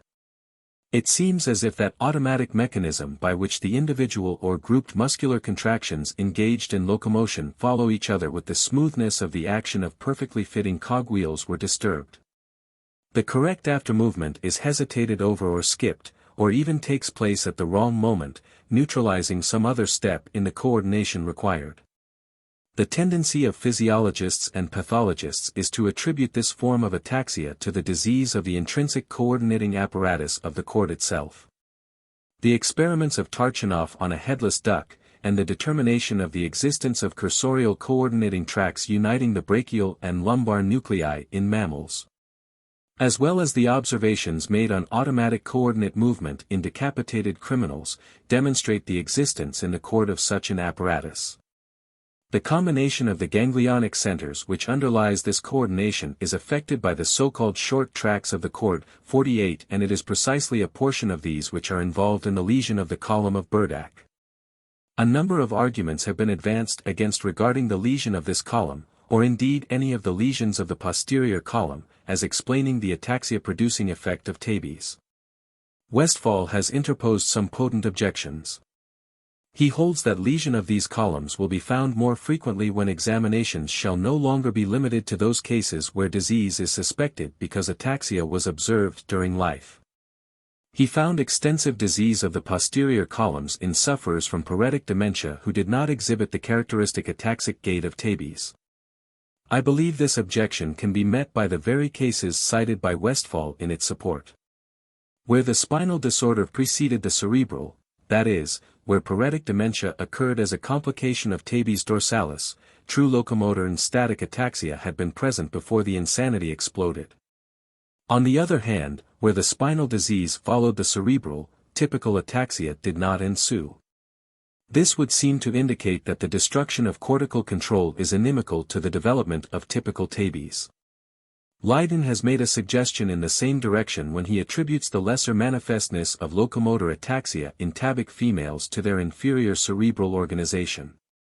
49. A more convincing proof of the correctness of this conclusion is furnished by the fact that if the pathological process, after destroying the posterior columns and producing ataxia, invades the voluntary motor tract, the ataxic symptom becomes less palpable. 50. This antagonism between lateral column and posterior column lesion is frequently exemplified in the combined forms of sclerosis. It would seem, then, that where the brain is healthy and the controlling voluntary tracts are unimpaired, the ataxia is aggravated, supporting the beautiful theory of Adamkiewicz, which assumes that the locomotor ataxia is due to a disturbance of the balance normally existing between the psychomotor centers and those controlling the muscular tone as well as those mediating reflex excitability. 51. 48. Intersegmental tracts. 49. In 1 out of 3 female eases I found the active disturbance of gait as severe as in males, but Leiden's observation is supported by all who have seen a sufficiently large number of female cases. 50. Not because of paresis altogether, for it diminishes materially out of proportion to the paresis. 51 Archive für Psychiatry, X.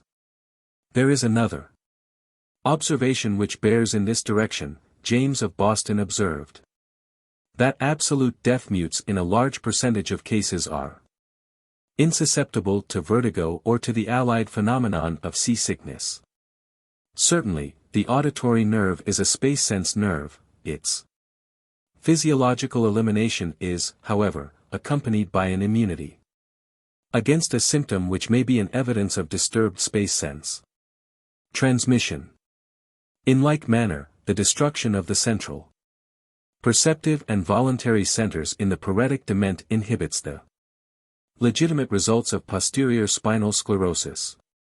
The degeneration of the cross-pyramid tracts in typical tabes seem to be strictly an atrophy from disuse, perhaps facilitated by the general malnutrition of the cord. It is limited to that part supplying the most or solely affected extremities. Thus, where the lower extremities are alone grossly involved, it is totally degenerated in the lumbar area, and only in its outer parts in higher levels. As if to fortify this comparison by analogous observations from every great segment of the nervous axis, a similar inhibiting influence of pyramid lesion on coordinating disturbance, muscular sense, is noted in secondary degeneration of the interolivary layer. When uncomplicated with pyramid lesion, Meyer and my own case, ataxia is present. When so complicated, Schrader, Holman, it is not observed, even if determinable. Louis Starr 52 has recently determined the existence of a degeneration of certain fine nerve fibers, apparently derived from the outermost of the radicals into which the posterior nerve roots divide on entry. They are situated on that border of the apex of the posterior horn which is in contact with the lateral column, and were found degenerated in all cases except such as were in the initial period. No symptomatic relation has been claimed for this lesion. 52 Neurologisches Centralblatt, 1885, number 11. One of the most important questions which have grown out of the pathological studies of tabes is the relationship between the lesions and the not infrequently observed restoration of functions which had been more or less seriously impaired in an earlier period of the disease. Even those symptoms which ordinarily comprise the continuous and essential clinical background of tabes may exhibit remarkable changes in this direction. I have two well-established observations, one of tabes of 8 years standing, the other of more recent date, in which that symptom which, once established, is the most constant, the reflex iridoplegia, disappeared. To reappear in 2 months in one case where it had been associated with meiosis, and to reappear in 8 months in the other, repeating this oscillation the following year. I have now under observation a tabic patient in the 6th year of his illness who 2 years ago had a return of both knee phenomena to a nearly normal extent, to lose them in 2 months, and to regain the reflex on the left side 4 months ago, retaining it up to the present. These 3 cases were of syphilitic subjects. In a 4th advanced non-syphilitic tabic patient, whose ataxia had reached a maximal degree, I found a return of both knee phenomena for 3 days after its absence had been established by medical examiners for over a year, and had probably been a feature for a much longer period. Hammond the Younger and Eulenberg have reported similar cases. Nothing is more surprising to those unfamiliar with the progress of this disease than to find gross ataxia or the electrical pains and anesthesia to disappear or nearly so. And the alleged success of more than one remedial measure is based on the fallacious attributing to the remedy what was really due to the natural remittance of the disease process or of its manifestations. The financial success of quacks and the temporary but rapidly evanescent popularity of static electricity, Wilsonia belts, and like contrivances are owing to the hopefulness inspired in the credulous patient by the mere coincidence of spontaneous improvement and the administration of a new remedy, supplemented, it may be, by the influence of mind on body in his sanguine condition. It is to be assumed that the influences which are at work in provoking the trophic and visceral episodes of tabes are of an impalpable character. And that all theorizing regarding the reason of their preponderance in one and their absence in another case are as premature as would be any speculation regarding their rapid development and subsidence in the history of one and the same case. But we have better grounds for explaining the remissions of the ataxia and anesthesia. It is only in the most advanced stages of tabes that the destruction of the axis cylinder becomes absolute or nearly so. Contrary to the opinion of Leiden, 53, who held that the tabic sclerosis differs from disseminated sclerosis in the fact that the axis cylinder does not survive the myelin disappearance. It is now generally admitted that a certain number of exposed or practically denuded axis cylinders may be preserved in the sclerotic fields. 54. It is on the theory that these delicate channels may be oppressed at one time, perhaps by inflammatory or congestive pressure, and relieved at another by its subsidence, that we may assume them to be the channels through which the now limited, now liberated, functions are mediated. It is also reasonable to suppose that vicarious action may supplement the impaired function, and to some extent overcome the disturbing factors. This is illustrated by the controlling influence of the visual function, even of the unconscious and ineffectual cooperation of completely amaurotic eyes, in neutralizing both locomotor and static ataxia. One patient who was well advanced in the initial period of tabes, and who had been encouraged to consider the medical opinion to that effect as the result of an exaggerated refinement of diagnosis, made repeated tests of the Romberg symptom in his own case, and deluded himself into the belief that the physician was mistaken because he succeeded in practically overcoming it with an effort that too plainly told its own story. But still he overcame it. Certain peripheral influences have the power of stimulating the dormant activity of potentially vicarious tracts, and perhaps also the blunted activity of those whose function is impaired. The outside temperature, certain barometric conditions, all may exert an influence in this direction for good or evil. 53 Op. Cit. Volume 2. 54 Babinski, Neurologisches Centralblatt, 1885. Notes this feature, and, consistently with the findings of most modern observers, discovers much more resemblance to disseminated sclerosis than to the systemic sclerosis with which Strumpel and Westphal, in part, incline to classify tabes. Similar objections to the system disease theory are advanced by Zacher, Archiv für Psychiatry, 15. I may not pass over in silence the fact that Babinski considers his observations to militate also against regarding any phase of the tabic sclerosis as a secondary process. But, while it may fairly be asked that a sclerosis to be regarded as systemic must be shown to be total, this is not necessary for a secondary process, unless the primary involvement be total also, and that is not the case in tabes. Etiology. Authorities are now agreed that no single cause can be regarded as the sole responsible factor in all cases of tabes, and that a number of etiological influences are combined in the provocation of this disease in most instances. When the distinctiveness of the affection was first recognized, it was customary to attribute it to sexual excesses, and the unfortunate sufferer had frequently to bear the implied reproach of having brought his misery on himself. In addition to the hopeless prospect which those who followed Romberg and other authorities of the day held out to him. 55. This opinion survives in a large portion of the German laity and in French novels. About the time that the poet Heine was dying from an organic spinal affection, two other prominent literary characters of Paris were affected with tabes.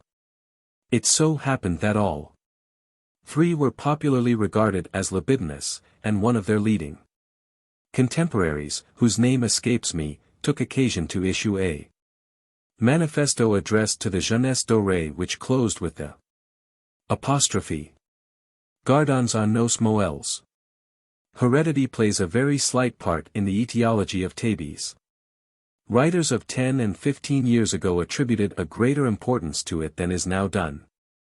But this was due to the incorporation with tabes of the so-called family form of locomotor ataxia, a disease which is now regarded as a distinct affection. 56. 56 There is but one record of direct heredity, the father and son being affected nearly at the same time, to my knowledge. It was observed at the Berlin hospital by Riemack, Berliner Klinische Wochenschrift, 1885, number 7. Both father and son were syphilitic. More importance may be attached to individual predisposition, but thus far no distinct formulation of this factor has been attempted except by Schmeichler. 57 Who offers the suggestion that there are persons with a predisposition to the development of connective tissue proliferation in various organs of the body, and that in them tabes and other sclerotic affections are consequently more frequent than in others.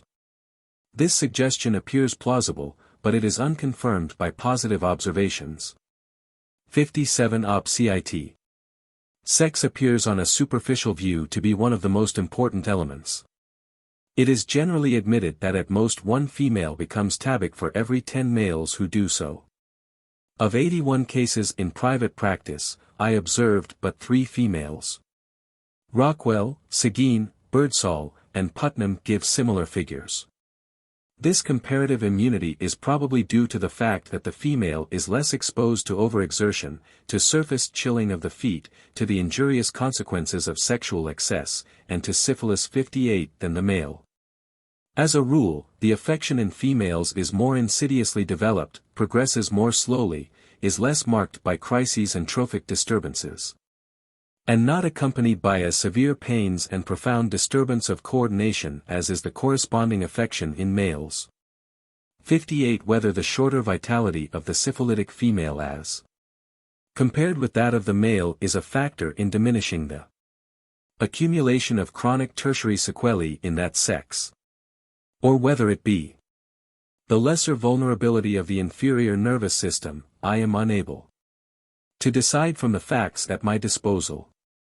In private and clinical experience I have been struck by the fact that women affected with syphilis in the same way and under similar circumstances with tabic syphilitic males develop symptoms of functional disorder of the brain and cord, such as spinal and cerebrospinal irritation. My cases referred to had in no instance any indication of a syphilitic condition or history, and a distinct and different cause was found in all 3. The most important element in creating an acquired predisposition to tabes is undoubtedly the existence of constitutional syphilis. Some difference of opinion still exists regarding the proportion of syphilitic tabic patients, chiefly due to the neglect of Erb, when he first announced the prevailing view, and which is generally attributed to him, to differentiate between cases of demonstrated constitutional syphilis and the so-called spurious or soft chancre. But although there occurred a reaction against his view which went to as great an extreme in the opposite direction, the careful and critically registered statistics accumulated in the meantime strengthened the view that there are more syphilitic subjects among the tabic than among any class of sufferers from other nervous affections. 59 Riumont, a physician at AIX La Chapelle, to which place syphilitic patients in general resort in large numbers, found that of 3,400 cases of syphilis, 290 had nervous affections, 40 being afflicted with tabes. Bernhard 60 took occasion to examine a group of hospital patients who were free from tabes, and found that not fully 16% were syphilitic, while of 125 tabic patients, over 46% were determined to have had positive syphilitic manifestations. Several of those observers who have paid attention to the question of the syphilitic origin of tabes have admitted that the more searching their inquiry the larger the proportion of detected syphilitic antecedent histories. Thus, Rumpf's earlier table shows 66, and his later 80% of such antecedents. This latter figure exactly corresponds to the percentage of syphilis in my private cases. At a discussion held by members of the American Neurological Association in 1884, Weber gave 54, Putnam 49, Rockwell 40, Birdsall 43, 61 and Seguin 22% 62 as the proportion in their experiences. 59 accepting always those having the distinctive and undisputed syphilitic character. 60 Archive für Psychiatry, 15. 61 derived from over 500 cases which had presented themselves at the clinic of the College of Physicians and Surgeons. 62 in the archives of medicine. He tabulates 54 private cases as follows. Schenker alone. 23. Schenker followed by secondary symptoms. 16. Total of those with history of Schenker. 39. No history of Schenker in. 15. Total. 54. Of European writers. Aside from those already mentioned, Berger claims 43%. And Bernhard, in commenting on the increasing percentage obtained by accurate investigation, reports an additional series of 7 new cases in private practice, all of which were syphilitic. Fournier, Voigt, Ohnhausen, and George Fisher estimate the syphilitic tabic patients at respectively 93, 81, and 72% of the whole number. The almost monotonous recurrence of a clear syphilitic history in my more recent records is such that in private practice I have come to regard a non-syphilitic tabic patient as the exception. Among the poorer classes the percentage of discoverable syphilitic antecedents is undoubtedly much less. The direct exciting causes of tabes, exposure and overexertion, are more common with them and more severe in their operation. The proof of a relationship between syphilis and tabes dorsalis does not rest on statistical evidence alone. A number of observations show that the syphilitic virus is competent to produce individual symptoms which demonstrate its profound influence on the very centers and tracts which are affected in tabes. Thus, Fingers 63 showed that obliteration of the knee jerk is a frequent symptom of the secondary fever of syphilis, and that the relation is so intimate between cause and effect that after the return of the reflex, if there be a relapse of the fever, the obliteration of the knee jerk is repeated. Both the permanent loss of the knee jerk, REMAC, and the peculiar pupillary symptoms of tabes are sometimes found in syphilitic subjects who have no other sign of nervous disorder. And Rieger and Foster 64 regard the syphilitic ocular disturbances, even when they exist independently, as due, like those of tabes, to the spinal, and not to a primarily cerebral, disturbance. Another argument in favor of the syphilitic origin of tabes is derived from the occasional remedial influence of antisyphilitic treatment. The force of this argument is somewhat impaired by the fact that the same measures occasionally appear to be beneficial in tabes where syphilis can be excluded. Still, the results of the mixed treatment in a few cases of undoubted syphilitic origin are sometimes unmistakable and brilliant. 65 As some cases, even of long standing, yield to such measures, while others, apparently of lesser gravity in briefer duration, fail to respond to them. The question as to whether syphilis is a direct cause or merely a predisposing factor may be answered in this way, that in the former class it must have been more or less directly instrumental in provoking the disease, while in the latter class it is to be regarded as a remote and predisposing factor, to which other causes, not reached by antisyphilitic treatment, became added. The claim of Erb, that tabes dorsalis is probably a syphilitic disease whose outbreak is determined by certain accessory provocations, is not subscribed to unreservedly by a single writer of eminence. 63 Überein Konstant Nervosstörung bei Florida. Syphilis der Sekundarperiode, Viertelgeschrift für Dermatologie. UND Syphilis, 8, 1882. 64 Aug UND Rückenmark, Grafes Archiv für Ophthalmology, BD, 27. 3. 65 In one case already referred to a return of both knee phenomena and complete disappearance of locomotor and static ataxia were effected after a duration of 4 years. The treatment was neglected and the knee jerks disappeared, and one has now returned. Under the resumed treatment, but accompanied by lightning-like pains. At a meeting of the Société Médicale de Hôpitaux, held November 10, 1882, Desplatz reported a case in which even better results were obtained. Riemont, Syphilis und Tabes nach eigenen Erfahrungen. Aachen, 1881, reports 2 out of 36 carefully observed syphilitic cases cured, and 13 as improved under antisyphilitic treatment. The question has been raised whether the influence of syphilis is sufficiently great to justify a clinical demarcation between syphilitic and non-syphilitic cases.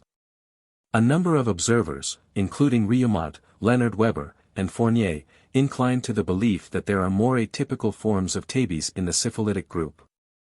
Others, including Rumpf, Krauss, and Berger, are unable to confirm this, but the former admits, what seems to be a general impression among neurologists, that an early preponderance of ptosis, diplopia, and pupillary symptoms is more common with syphilitic than with non-syphilitic tabes.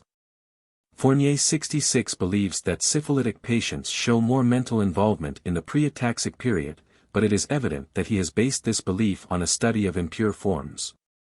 The advent of tabes in syphilitic cases does not in this respect differ from the rule.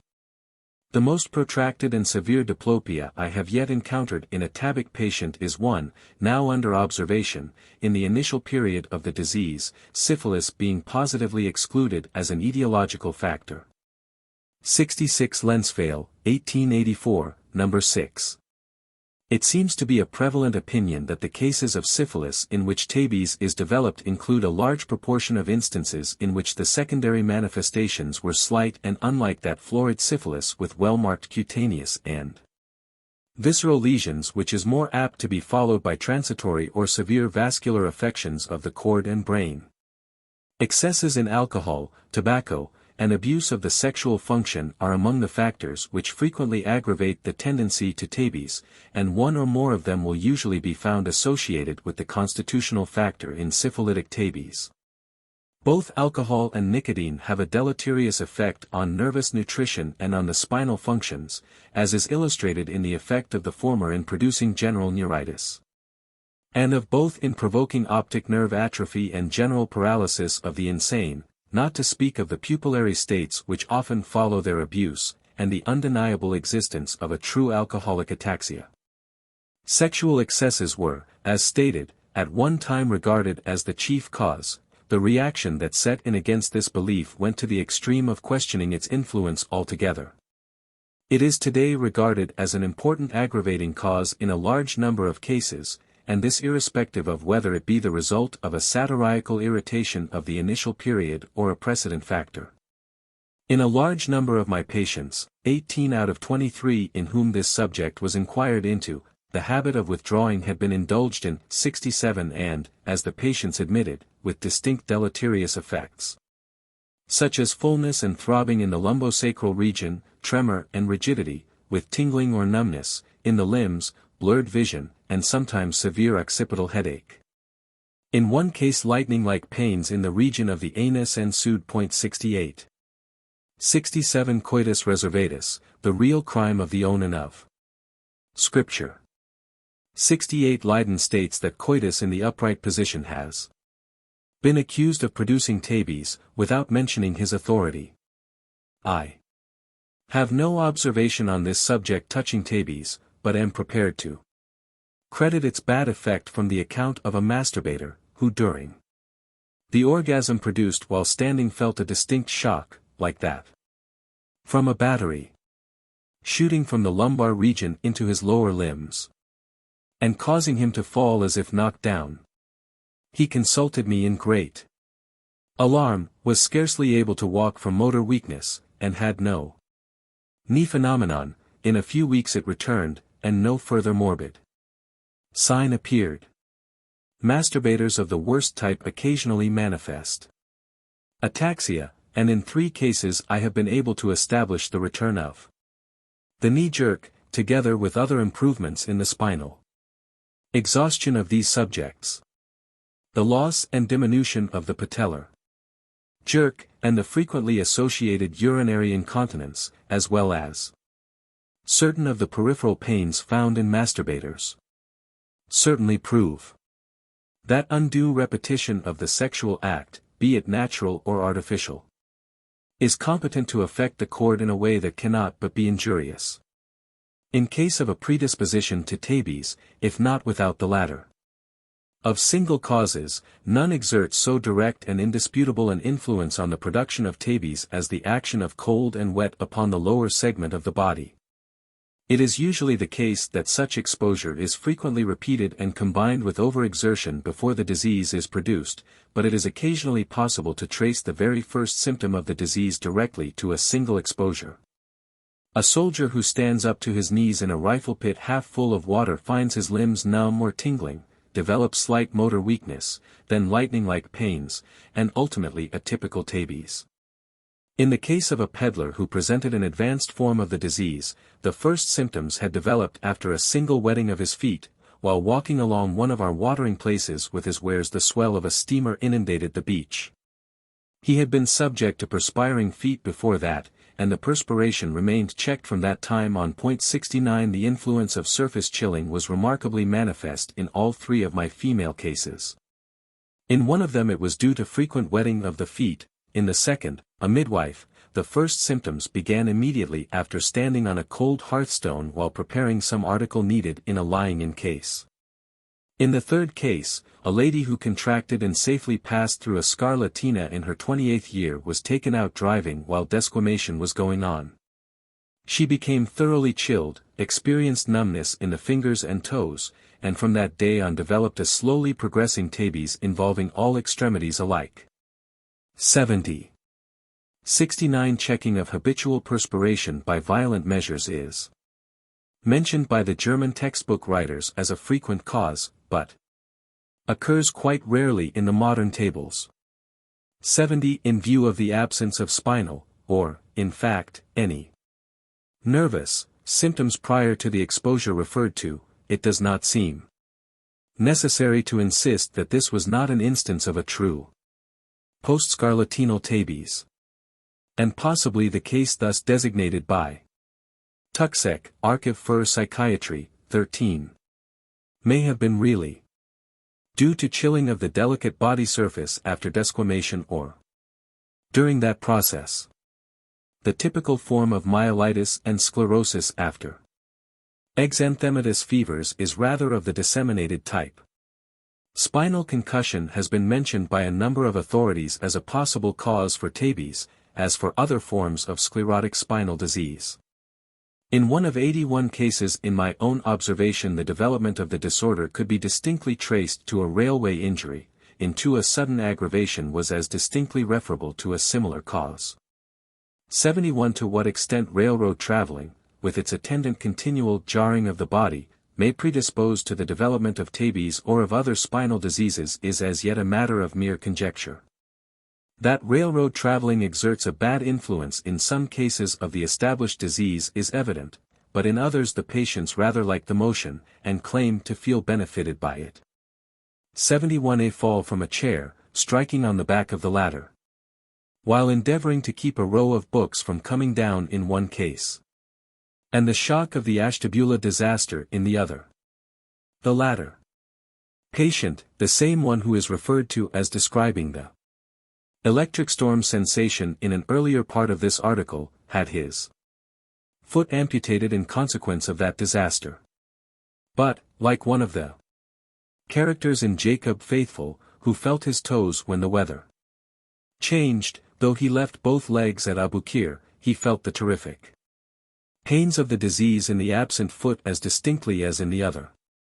Dumenil and Petit, Archives de Nevrologie, 9. Numbers 25 and 26. Relate cases in which a spinal concussion was the only ascertainable cause.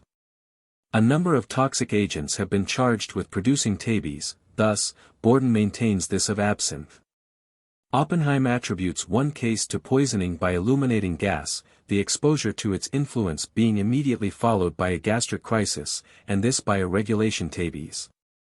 72 It is supposed that most of the poisons acting on the cord in this or a similar way, such as arsenic, cyanogen, 73 barium, and chloral, 74 do not produce a spinal lesion directly, but through the medium of a secondary cachexia. Of no agent is the effect in producing tabes so well studied as ergot of rye. It had long been known that ergot poisoning provoked certain coordinating, motor, and sensory disturbances.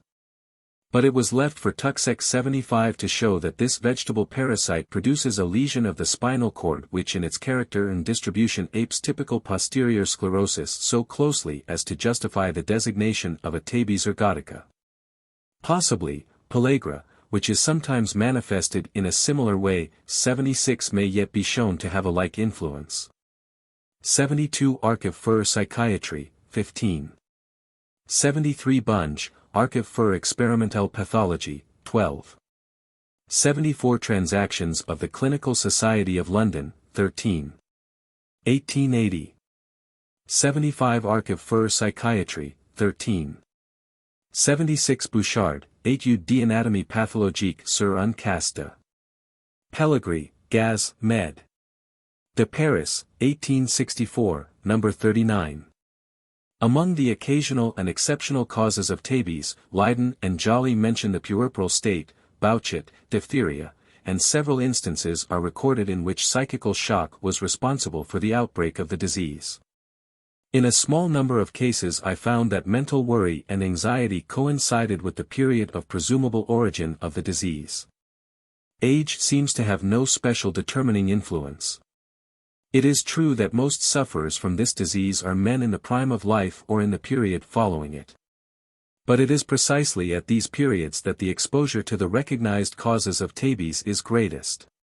It seems as if there were very little liability to the development of tabes after the 50th and before the 25th year. Still, some cases of infantile tabes have been recorded. 77. 77 excluding the so-called family form of locomotor ataxia. 6 rather imperfectly described cases are cited by Rimac, Locke Sit. And 3 additional ones related by himself. Of the latter, 2 had hereditary syphilis, and of one the father was both syphilitic and tabic. In the majority of cases tabes is due to a combination of a number of the above-mentioned factors. The majority of tabic patients in the middle and wealthy classes have had syphilis, and of these, in turn, the majority have been guilty of sexual excesses or perverted sexual acts, while excesses in tobacco and of alcohol are often superadded. Among the poorer patients we find syphilis less frequently a factor, but still present, according to various estimates, in from 20 to 60% of the cases. Excesses in tobacco play a lesser, and excesses in alcohol a larger, part in the supplemental etiology than in the other class, while exposure to wet and cold and overexertion are noted in the majority. Indeed, in a fair proportion they are the only assignable causes. Diagnosis. The recognition of advanced tabes dorsalis is one of the easiest problems of neurological differentiation. The single symptom which has given one of its names to the disease, locomotor ataxia, is so manifest in the gait that even the sufferers from the affection learn to recognize the disease in their fellow sufferers by the peculiar walk. 78. 78 At present I have 6 tabic patients under treatment, who are acquainted with each other, and who have made each other's acquaintance in the singular way of addressing one another on the strength of mutual suffering at Saratoga, at the hot springs of Arkansas, and in New York City.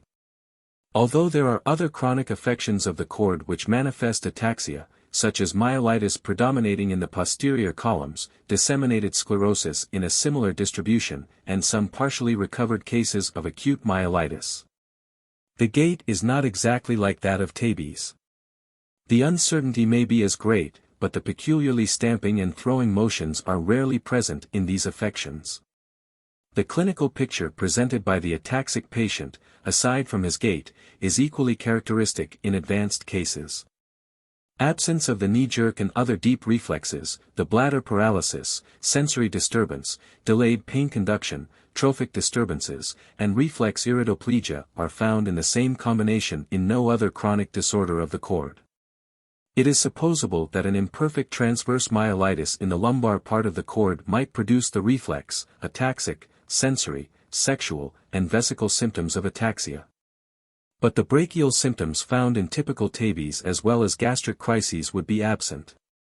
The pupillary symptoms would also fail to be developed, in all probability.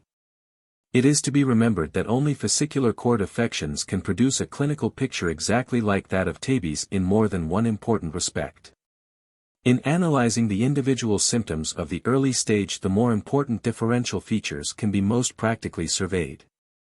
The discovery of no single symptom of tabes dorsalis marks so important an epoch in its study as Westphal's observation that the knee phenomenon is usually destroyed in it. Had this symptom not been detected, so Tuxek admits, Bergadin tabes would have eluded recognition. 79. It was claimed by a majority of neurologists at first that this jerk is always abolished in tabes, but it is now recognized that there are exceptions, as is shown by cases of Hurt 80 Westphal, and others. Not to mention some well-established cases of its return during the progress of the disease.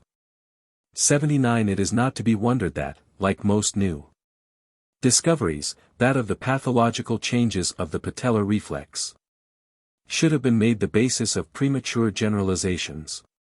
The attempt of Shaw, Archives of Medicine, to establish a relation between disturbances of the speech faculty and an increased knee jerk has not met with any encouragement or confirmation, and has been rebutted by Betancourt, Rodriguez, Lensfale, 1885, 2, and others. 80 Berliner Klinische Wochenschrift, 1886, 10. The knee phenomenon is supposed to be a constant attribute of physiological man. It is difficult to elicit it in children, and frequently impossible to obtain it in young infants. It also disappears in old age, without having any special signification, except that this occurrence seems to be in direct relation to senile involution. In 2403 boys between the ages of 6 and 13 years, Pelasius found it absent in one only. It is customarily elicited by having the patient while sitting in a chair throw one leg over the other. Hereupon the ligamentum patelli is struck a short, quick blow. Under physiological circumstances the leg is jerked outward involuntarily after an interval of about 1/5 of a second, one that is scarcely appreciated by the eye. But if it be found absent by this mode of examination, the case is not to be regarded as one of absence of the jerk without further ado. The patient is made to sit on a table, his legs dangling down and his body leaning back, while he clenches his fists. By this means the jerk will often be produced where it appears to be impossible to evolve it by the ordinary means. It is also well to try different parts of the ligament, and when comparing both sides to strike on the corresponding spot and in the same direction. Many subjects who appear to be irresponsive will respond very well when a point on the outer edge near the tibial insertion is percussed. The elbow reflex, which has the same signification for the upper extremity that the knee jerk has for the lower, is elicited in the same manner. 81 Archiv für Psychiatry, 15. The absence of the knee jerk is usually regarded as a suspicious circumstance in persons of middle life, and where it can be demonstrated that it has been present years previously and subsequently disappeared, it is looked upon as of grave import. I, however, published 3 years ago an authentic case of disappearance of the knee jerk in a physician now in active practice in New York City who to this day enjoys excellent health and has developed no other sign of spinal disease. The knee jerk is also abolished in a number of conditions not belonging to the domain of strictly spinal diseases, such as diphtheria, diabetes, secondary syphilis, and severe cases of intermittent fever. Of these, diabetes alone can be possibly confounded with tabes dorsalis. The difficulty of differentiating early tabes and diabetes is enhanced by the fact that on the one hand there are often ataxic symptoms with diabetes, while on the other both glycosuria and diabetes insipidus may complicate tabes. Senator, Frerix, Rosenstein, Laval-Pichef, Charcot, Raymond, Demange, Fear, Bernard, and T.A. McBride all recognized the occasional presence of the ataxic gait, paresthesia, belt sensation, and even fulgurating pains, besides the abolition of the jerk, in diabetes mellitus. 82 In pure cases of diabetes, however, I am not aware that spinal meiosis or the reflex paralytic pupil has been found. 82 I have now under observation a case of myelitis with predominating sclerosis of the posterior columns of 5 years. Standing in a merchant who has been under anti-diabetic treatment for 11 years. Abolition of the knee jerk is found in all organic diseases of the spinal cord which destroy any part of the neural arch at the upper lumbar level, where the translation of the reflex occurs. Whether it be in the posterior root zones or in the gray matter of the origin of the crural nerves. Thus, acute or chronic myelitis, disseminated sclerotic foci of this level, may cause obliteration of the reflex at any time of the disease. So may acute or chronic anterior poliomyelitis, neoplasms, and amyotrophic lateral sclerosis of the anterior cornua type if the destruction of the anterior cornua be complete enough. It is also found abolished with all diseases of the peripheral nerves, traumatic and neuritic, which produce absolute motor paralysis of such nerves. Among the sources of error possibly incurred in examining for this important symptom the presence of rheumatism is one. There is sometimes a tetanic rigidity of the joints which prevents the reflex from becoming manifest. It is also sometimes found to be absent immediately after severe epileptic attacks, according to Moali.83. 83 in 3 examinations after severe attacks of epilepsy I found it normal. The condition of the pupil is perhaps a more constant sign of early tabes than the loss of the knee jerk, at least it has been found well marked in cases where the jerk had not yet disappeared. It may be regarded as a rule in neuropathology that wherever reflex iridoplegia is at any time accompanied by other oculomotor disturbance, it is either of spinal origin or in exceptional cases due to disease of the pons varolii. The peculiar character of the pupillary disturbance of tabes furnishes us with a criterion for distinguishing it from one affection which in common with it exhibits loss of the knee jerk, diphtheria. In diphtheria there is also a reflex disturbance of the pupil, but it is the reverse of that of early tabes. In the latter reaction to light is lost, but the accommodative contraction power is retained. In diphtheria accommodative contraction power is lost, but reaction to light is retained. The bladder disturbance has already been described. It is found as a marked symptom so prominently in no other systemic affection of the cord, and in few of the non-systemic forms, of sclerosis. In none of these is it associated with absence of the patellar jerk, reflex iridoplegia, and fulminating pains, as in tabes, except there be also some motor paresis. It is the combination of any two of the important initial symptoms of tabes without paralysis or atrophy that is regarded as indicative of the disease by most authorities. Thus the swaying and closing the eyes, if associated with the Argyll-Robertson pupil, is considered as sufficient to justify the diagnosis of incipient tabes, even if the knee jerk be present and fulminating pains and bladder trouble absent. Undoubtedly, the tabic symptoms must begin somewhere. But at what point it is justifiable to give a man the alarming information that he is tabic is a question. I have a number of neurasthenic subjects now under treatment who have had reflex iridoplegia for years. In one the knee jerk is slowly becoming extinguished, in two it has been becoming more marked after becoming less. In all the 3 mentioned there is slight swaying in closing the eyes and some difficulty in expelling the last drops of urine while micturating. I do not believe that such a condition justifies a positive opinion, although the surmise that they are on the road to developing tabes may turn out correct for all these and for some of those who have merely reflex iridoplegia. Incipient tabes cannot be readily confounded with any other chronic disease of the spinal cord. Some of the cases produced by sudden refrigeration resemble a beginning myelitis. But the absence of true paralysis seems to distinguish it from the latter.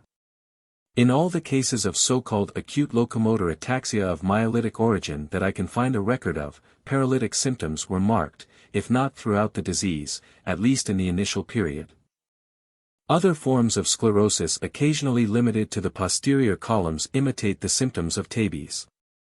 It is unusual, however, for such sclerosis to be distributed through so great an extent of the posterior columns as to produce symptoms consistent with tabes in both the upper and lower extremities. And even where this condition is complied with, the typical progress so characteristic of tabes is not adhered to. As previously stated, the progress is weakened by variations in certain symptoms. Such variations are found in other forms of sclerosis, but they are not as great, trophic disturbances not so common, and visceral crises not so violent, as a rule. The discovery of ataxic phenomena as a symptom of peripheral neuritis has added another to the long list of pseudotabic affections. Indeed, Desjardins, who greatly advanced our knowledge of this affection, undertook on the strength of his discovery to place tabes among the peripheral affections complicated by secondary affection of the cord. In a large number of cases of peripheral neuritis, particularly the alcoholic form described by Fisher, the static ataxia, belt sensation, bladder trouble, and reflex iridoplegia are absent. In tabes the severe pains, if influenced by deep pressure at all, are affected favorably, but in peripheral neuritis pressure on the affected nerve trunk greatly aggravates the trouble. In addition, those severe forms of neuritis that lead to ataxia, abolition of deep and other reflexes, are accompanied by qualitative electrical changes and atrophic paralysis, features not found in tabes. Sometimes a disseminated neuritis will become so generalized as to cause diplopia and other evidences of ocular paralysis through the affection of the peripheral nerves, but, so far as my observations extend, not with the characteristic pupillary phenomena of tabes. Cerebellar disease, alcoholic and hysterical neuroses, sometimes produce ataxia, and this may be associated with one or more of the other characteristic symptoms of tabes. Cerebellar ataxia is usually very different from that of tabes, as far as the locomotor element is concerned. In tabes it is the movements the patient makes which cause him to stagger. In cerebellar disease those movements made to prevent staggering are usually coordinated. The gait properly called cerebellar is therefore very different from that of tabes. There is, however, static ataxia in both cerebellar and posterior column disease. In addition, the knee jerk may be abolished in the former, heightening the resemblance. The history of the case is, however, decisive where these latter symptoms might lead to doubt. Bladder trouble in cerebellar disease is not an early feature, nor are paresthesias and delayed pain conduction intrinsic features of cerebellar disease. Their presence is in favor of tabes. Alcoholic ataxia is very rapid in its course, while tabic ataxia is exceedingly slow. In addition, the former is accompanied by atrophic paralyses as early features. If such occur in tabes, they occur late in the disease, and are not marked by degenerative electrical reactions as alcoholic ataxia is. This disorder is usually, too, accompanied by fever, which is an exceptional, and certainly never an intrinsic, feature in tabes. Discontinuing the alcoholic poison is usually followed by rapid amelioration of the ataxia. Hysterical ataxia exceptionally apes the ataxia of tabes. The presence of other hysterical phenomena, the rapid and bizarre change of the symptoms, are distinguishing features. There are cases of hysterical ataxia accompanied by concentric limitation of the field of vision. 84 The outline of the limitation is strikingly like that accompanying atrophy, but repeated examination shows a variation of a kind not found in the latter. The blind field advances in one direction to recede in another on one day, and reoccupies the latter and recedes from the former on the next. 84 Landsberg, Journal of Nervous and Mental Diseases. Volume 13. 2. Ataxia after most acute diseases, such as scarlatina and typhoid, is not usually accompanied by loss of the knee jerk, and never by reflex iridoplegia. The ataxia after diphtheria is complicated by the former, but, as already stated, the very opposite state of the pupil serves to distinguish it. The hereditary form of tabes is frequently confounded to this day with true tabes dorsalis. The family history and age of the patient are collateral evidences of the nature of the case. In the hereditary form the sphincters, optic nerves, and the eye muscles are not affected. In the acquired form the first and last are always involved. And this involvement occurs so early in the disease as to constitute a valuable discriminating feature. Although the locomotor ataxia is very similar in the two affections, static ataxia, the symptom manifested on closing the eyes, is not found in the hereditary form. While it is found more constantly than even the locomotor ataxia in the acquired form. The electrical reactions in tabes are either normal or quantitatively slightly increased. This serves to distinguish it from all spinal affections accompanied by marked paralysis. In the later stages, when some atrophy results, there may be a quantitative decrease, but these are without qualitative changes. A change may occur in those exceptional cases where the anterior gray horns become involved, but we then have to deal with a true complication. And complications can be recognized only in their development and by the application of the diagnostic criteria characterizing the complicating disorder when of an independent occurrence. 85. It is not impossible that many of the symptoms described as occurring in advanced tabes are due to independent focal disease. In the case of a female aged 70 years mentioned by Hurt. Berliner Klinische Wochenschrift, 1885, No. 26, who developed hemiatrophy of the tongue, probably from a hemorrhage in the brain. Isthmus, there was no tabes, although this symptom when found with tabes is supposed to be part of the tabic symptom group. The treatment of tabes dorsalis will be considered at the end of this article, together with that of the sclerotic processes generally. The duration and prospects of the disorder have been considered with the clinical history. In the vast majority of cases the course of the illness is progressive. A few cases have been reported, but in the only instance where an autopsy was made to test the matter it was found that the sclerosis had not been removed. It may be therefore stated that an arrest of the disease is possible, but that restitution of the nerve elements, once destroyed, is impossible. Spastic spinal paralysis. Synonyms. Primary lateral sclerosis. Tetanoid pseudoparaplegia, Seguin, tabes dorsal spasmodique. This symptom group was first recognized by the American neurologist Seguin 13 years ago. 2 years later Herb 87 described it under the title at the head of this section. And about the same time Charcot 88 attributed the well-marked clinical signs thus discovered on both sides of the Atlantic to a primary sclerosis of the lateral columns of the cord in that portion which is known as the crossed pyramid tract, and whose isolated disease had been known to Turk 89 but not clearly brought into relation with what is now regarded as one of the most remarkable and recognizable of spinal symptom groups. Our earlier knowledge of the disease has been much confused through the discovery by Charcot 90 of the same lesion to which spastic paralysis is attributed by him, in a female who had been suffering from permanent contractures of all extremities, and which he persisted in regarding as hysterical.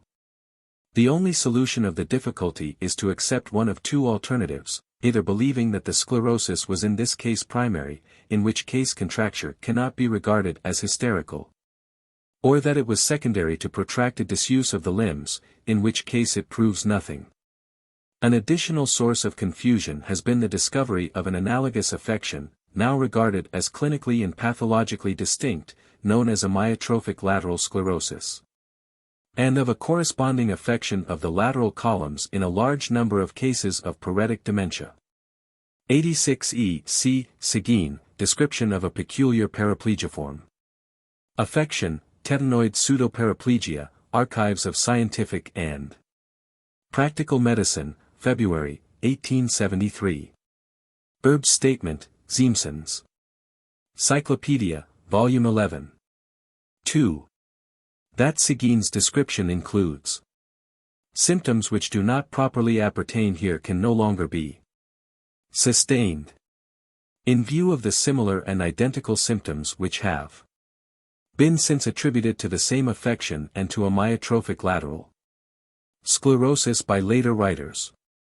There seems to be no question that the priority of recognition of the clinical form belongs to this side of the Atlantic.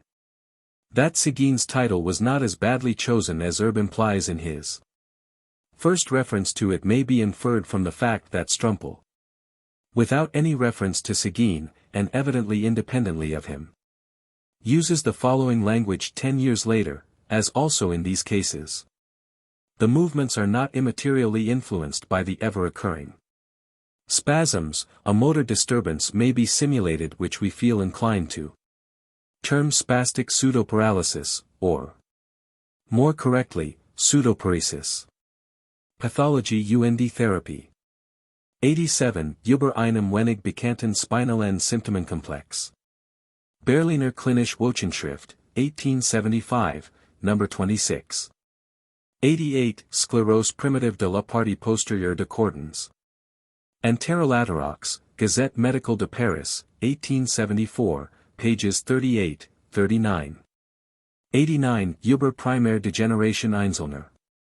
Rückenmarkstrange, Sitzungsbericht der Kaiserlichen Akademie der Wissenschaften zu Wien, Mathematisch-Naturwissenschaftliche Klasse.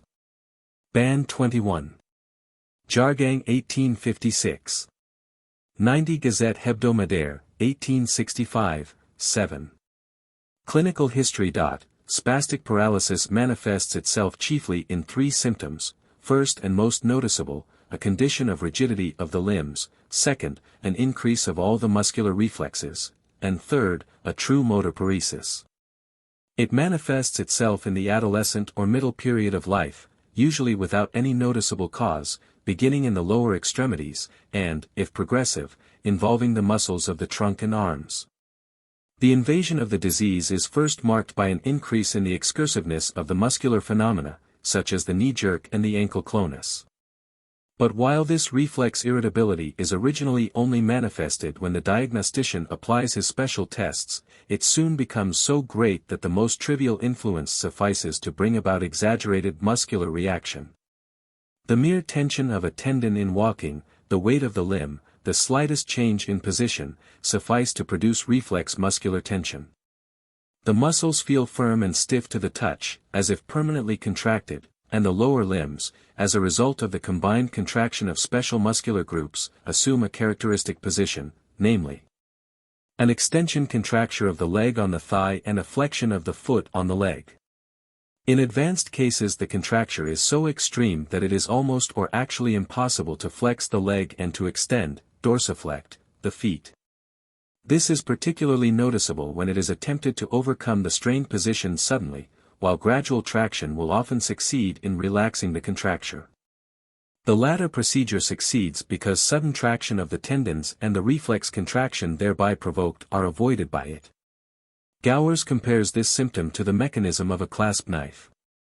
When the leg is slowly extended it yields to the manipulator's influence, but as soon as it reaches full extension it remains like the blade of the knife fixed by a spring. Although some degree of muscular weakness is experienced in the beginning of the affection, often more marked in one leg than the other, it is insufficient to account for the grave and characteristic disturbance of locomotion. This is due rather to the stiffness of the limb resulting from the morbid muscular spasm. As the limbs are rigid, the steps are short. The leg not being flexed, and consequently not being lifted from the ground, the gait consists in an awkward shuffle. 91. The feet are in continuous contact with the ground, and it is observed that there is a tendency to walk on tiptoe, owing to the contracture of the gastrocnemius, in this respect resembling the ps equinus position. In some cases it has been observed that the reflex excitability was so great that the mere need of urinating brought on a sudden tonic spasm. And there have been noted others in which the very first spasmodic phenomena occurring in the history of the case appeared while the patient emptied his bladder. 92. 91. It was Theodore Simon, I believe, who first suggested the registration of peculiarities in gait by using sand on the floor, or compelling the patient to walk over large sheets of paper with black-leaded shoes. Among the varieties of gait noted in paretic dementia by him he accurately describes that of spastic paralysis. Die Generwachung der Irren, Hamburg, 1871. 92. Westphal, Archiv für Psychiatry, 15. Ibid. When the upper extremities are involved, the same initial muscular weakness and exaggerated reflex excitability are noted, but the contracture at the elbow, unlike that at the knee, is usually in the flexed position. If from any cause the spastic phenomena happen to be in the background temporarily, so as to admit testing the voluntary muscular power, it is always found to be grossly impaired. 93. 93. This statement is made by Westphal, but as he considers the only pure cases of pure primary lateral sclerosis to be those associated with paretic dementia.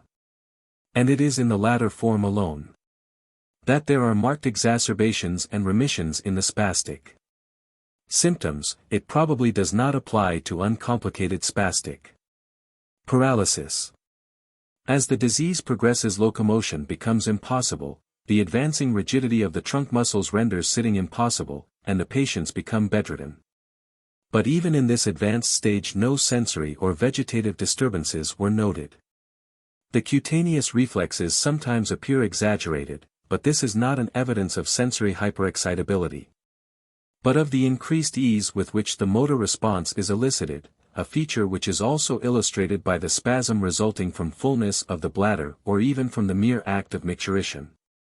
Ataxia has never been noted in pure cases, and the uncertainty in gait sometimes noted at the onset of the disease is secondary to the motor weakness and the interference with free mobility by the, as it were, frozen state of the muscles. Occasionally the paresis becomes a veritable paralysis, but this occurrence is limited to one or several muscular groups. Cases are related in which the spastic symptoms occurred on one side, involving one arm and leg for years before involving the other. It is not improbable that these were cases of some obscure cerebral affection. Other exceptional cases in which the spastic phenomena appeared first in the arms are better authenticated. The early occurrence of ankle clonus in this disease heralds the appearance of apparently spontaneous clonus when the toes are put on the ground, and later on of cramps of the gastrocnemius or other muscles, which produce an exacerbation of the existing stiffness. Occasionally sudden spasms occur while the patient is at rest, and which resemble the sudden shocks which healthy persons occasionally experience when about to fall asleep. The electrical reactions show little that can be called characteristic, and there is little unanimity among observers on this point. The majority agree that there is a slight quantitative decrease of both faradic and galvanic excitability in parallelism with the degree of paresis. In the pure form of the disease there are no other symptoms than those mentioned. Should evidences of involvement of the gray substance of the cord or the cranial nerves be added, it is a certain indication that we have to do with the similar but far from identical affection, amyotrophic lateral sclerosis. The course of the disease is extremely slow and its development insidious. It is considered incurable, and although a few cases have been described as terminating in recovery, the most recent and reliable annals fail to make mention of any cure in a well-established case of spastic paralysis. The disease is not in itself fatal, death usually occurring from intercurrent affections. Etiology. Our knowledge of the causes of this disease is practically nil. It has been, like tabes dorsalis, attributed to a family tendency. Excessive sexual indulgence, overexertion, and syphilis have been recorded as possible causes in the few cases in which an etiological assignment could be attempted. Tuxek surmises that the spastic phenomena of Lathyrism, a constitutional disease analogous to pellagra and ergotism which is observed in those who live on bread prepared from a legumin grown in Italy, Lathyrus bean, and which manifests itself in spastic symptoms, may be due to an affection of the pyramid tract, just as tabes ergotica is due to an affection of the posterior columns. One case of spastic paralysis of a severe nature, associated with scanning speech, in consequence of a lightning stroke, is reported by Dem.94. I have been able to assign a cause in but 2 cases of spastic paralysis. Both were in Quakers. In both there had been a history of almost incredible sexual excesses. The disease in both involved the muscles of the jaw and face. An autopsy in the one case revealed no lesion whatever. 95. 94. Bericht-Dubert die Fatiggkeit Degeneration. Kinderspittals, Wiener Medizinischer Blätter, 1884, number 23. 95. The contracture in the lower extremities, differing from the rule, was a flexion contracture. Morbid anatomy and physiology. Although Charcot's announcement that spastic paralysis is due to sclerosis of the cross-pyramid tract was made with great positiveness, the more careful authorities have not committed themselves to his view without reservation. Their reserved position is the result of some observations which certainly show that there is no constancy between the distribution of the lesion and the distribution of the spastic paralysis. 96. While, on the other hand, characteristic spastic symptoms have been noted with purely cerebral lesions. 97 Morgan and Dreschfeld 98 published cases in which the lesion was stated to be characteristic, but as the cell groups in the anterior horn were found by them to have been more or less affected. It is evident they had cases of amyotrophic lateral sclerosis to deal with. In view of similar revelations in a large number of the cases that had been considered as spastic paralyses during life, and in which similar findings were found after death, Westphal, 99, one of the most critical students of the subject, concludes that thus far an anatomical basis has not been demonstrated with any constancy for the cases of spastic paralysis uncomplicated with paretic dementia. With this disease, a sclerosis of the lateral column, apparently independent of the cerebral affection, is often found. It has no continuity, as a rule, with the cerebral lesion, and it may be limited to special districts of the cord. It is not usually intense enough to produce material destruction of the tract itself, and for this reason, probably, we do not find any other symptoms than a paretic weakness and an increase of the patellar and other muscular phenomena developed in the majority of paretics. In some, however, the characteristic spastic gait and muscular rigidity do develop. Westphal conjectures that if paretic dements lived as long as the sufferers from uncomplicated spastic paralysis, they would ultimately show the typical symptoms. 100 numerous observations, however, show that the presence and intensity of the spastic symptoms in paretic dementia are not related to the presence and intensity of lateral column lesion. Thus, Zacher 101 failed to find such lesion in a case where the spastic symptoms had been well marked. It must be remembered, in drawing conclusions regarding the pathogeny of simple spastic paralysis from the lateral cord affection and associated symptoms of paretic dementia, that the possibility of the lesion of the pyramid tract in this affection being secondary to disuse 102 cannot be excluded. On the other hand, the symptoms of most paretic dements presenting lateral column lesion differ in some respects from those of a pure spastic paralytic. There is a precedent clumsiness and helplessness of movement. The patient stumbles and trips more than is the case with the pure spastic gait, he wavers after suddenly turning around, and there is considerable tremor with intended movement. There is also more exacerbation and remission of these symptoms than is the case with true spastic paralysis, and it is observed that the exacerbations usually follow apoplectiform and epileptiform attacks, thus showing that the cerebral condition, after all, may be the determining factor. 96 Fischer and Schulze, Archiv für Psychiatry, 11. 3. Report an impure case in which, with exquisite spastic symptoms in the neck and arms, the degeneration of the pyramid tract was limited to the dorsal part of the cord. 97 Schultz, Deutsches Archiv für Klinische Medizin, Band 23, and Strumpel, Archiv für Psychiatry, X. 98 Journal of Anatomy and Physiology, 15. 99 Archiv für Psychiatry, 15. 100 Another feature which antagonizes the development of spastic phenomena in paretic dementia is the lesion of the posterior columns which often ensues. In proportion as this is developed, it neutralizes the exaggerated knee-jerk, stiffness, and spastic gait. 101 Archiv für Psychiatry, 13. 102 It has been claimed against this view that if this were so, the degeneration of the pyramid tract should be accompanied by degeneration of the cells in the anterior horn.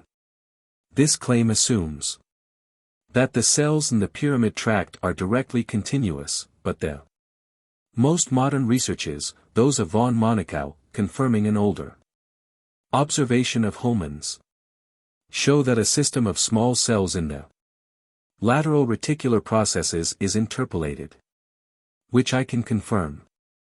It is certainly compatible with an atrophy from disuse of the voluntary tract, that the cells themselves, presiding over reflex and nutritive functions not necessarily disturbed in paretic dementia, should remain nearly intact. There is another respect in which the two conditions differ. Spastic paralysis is usually an ascending affection, the lower extremities being involved first, the trunk next, and the upper extremities last. But in paretic dementia the spastic phenomena develop in both upper and lower extremities simultaneously, and there are universal tremors, probably of irritative origin. The lower extremities are not commonly in the extension contracture of spastic paralysis, but in the same flexed position as the arms, the adductors usually preceding the flexors in becoming rigid. If it be added to this that the lateral column lesion in paretic dementia appears to answer all the requirements which could be made of the lesion on theoretical grounds were the case one of pure spastic paralysis, that is, that its area decreases upward, the inconsistency of the observed anatomical and clinical facts becomes strongly evident. Thus far, the attributing of spastic paralysis to a primary lesion of the pyramid tract rests in a few contested cases, on a number of doubtful analogies, and on the undoubted fact that sclerosis of this tract in the event of a myelitis is followed by pronounced spastic symptoms in all those muscles which derive their voluntary innervation from the part of the tract which lies below the level of the lesion. The situation of this tract, which was not discovered by Turk and Flechsig, as is usually supposed, but accurately known to Burdach 103 in 1819, may be roughly stated as follows: it lies in the dorsal half of the lateral column, making up the bulk and core of this part of the column. It is separated from the pia mater by the direct cerebellar tract, and from the posterior gray horn by a narrow zone of fibers differentiated by Lee-Sauer, C. Tabes. It is connected with the lateral reticular processes, and in its cephalocaudal course becomes gradually attenuated, giving off its fibers to these processes, thus to be exhausted in the lower part of the lumbar enlargement of the cord, where it approaches, if it does not actually reach, the surface. The fibers controlling the voluntary motions of the lower limbs, and which have a longer course to run before they reach the brain than those which mediate the voluntary control of the arms, are situated nearest the lateral boundary of the cord. Where the spastic phenomena are mainly marked in the lower limbs, the sclerotic process has been found most marked in the corresponding area. 103 vom Bau und Leben des Gehirns. This gifted author says that the cross-pyramid tract lies in the lateral column of the cord, behind a line corresponding to the attachment of the ligamenta denticulata and removed from the surface. The progress of this affection has not been materially modified in any case by treatment. The same measures employed in sclerotic processes generally, particularly galvanism and warm baths, are recommended. It is difficult to understand what good effect ergotin, which is mentioned by a number of the German writers, can have in a disease of this nature. Amyotrophic lateral sclerosis. Amyotrophic lateral sclerosis, so named by Charcot 104 and Geoffroy, who first described it, consists in a disease affecting both the conducting tracts and nuclear centers of the motor system of the spinal cord and medulla oblongata, manifesting itself in a combination of atrophic and irritative phenomena on the part of the muscles. The relations between the symptoms and lesions of this disease rival in constancy and preciseness those noted in typical tabes dorsalis. As the variations in the mode of invasion and distribution of the lesion account for the widely differing clinical types of the disease, and the advanced state of our anatomical and physiological knowledge of the cord enables us to interpret the reason of this difference, we shall invert the usual order and discuss the morbid anatomy first. 104 in 1869 and 1874, Leçons sur les maladies de la système nerveux, Charcot termed this, and one other form of disease associated with muscular atrophy, amyotrophic, to distinguish them from the myopathic forms. He considers amyotrophic lateral sclerosis as deuteropathic, the nuclear atrophy being secondary to the lesion of the white substance, and the progressive muscular atrophy of the type described by Duchenne and Aron as a protopathic form of the amyotrophies. Among the true myopathies he enumerates pseudohypertrophic paralysis, Erb's juvenile form, Duchenne's infantile form, certain mixed forms, and, without justification, Leiden's hereditary forms, report by Marie E. Givrin, Progress. Medical. 1885, No. 10. Morbid Anatomy. In advanced cases of amyotrophic lateral sclerosis there is found marked sclerotic degeneration of both the crossed and the uncrossed pyramid tracts, atrophy of the cells of the anterior horns. Atrophy of some of the nuclei of the motor and mixed cranial nerve, particularly the hypoglossal and spinal accessory, atrophy of the anterior roots of the spinal and the roots of certain motor cranial nerves. And, finally, atrophy of the voluntary muscles. The greater part of the tract through which the voluntary impulse travels after leaving the voluntary motor fields of the cortex is therefore continuously involved. And it would seem that there are cases, Kaler-Picks, where the entire motor system is affected.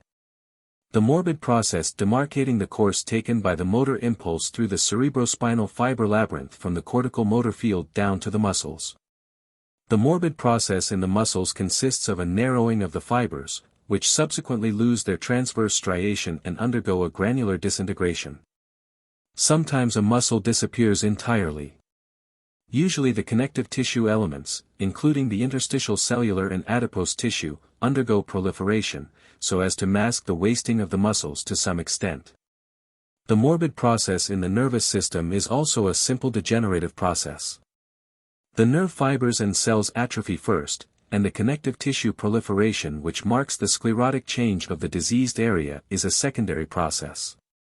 There is still considerable dispute among authorities as to which segment of the motor conduits the degeneration begins in. But from the great difference found in the individual cases which have become the subject of pathoanatomical studies there can be little doubt that there is no uniformity in this respect. In some cases the lesion is far advanced in the lateral columns, while the anterior horn is but slightly involved, in others the reverse is found. Sometimes the nuclei of the motor cranial nerves are the chief foci of disease. At others they are the least affected parts of the motor apparatus. As we shall see, there are differences in the clinical picture corresponding to the variations of the anatomical findings. Clinical history. In typical cases the first symptom is a tired feeling in one arm or leg, usually the former. In dextral persons the right arm, the one which is subject to the severest strain, is most frequently the first to be affected. With the increase in this tired feeling there develops actual loss of power, the muscles become wasted, and the other arm becomes involved. Often it is observed that the right leg suffers with the corresponding arm, but as a rule the lower extremities do not become involved to any marked degree within the first 6 months of the illness.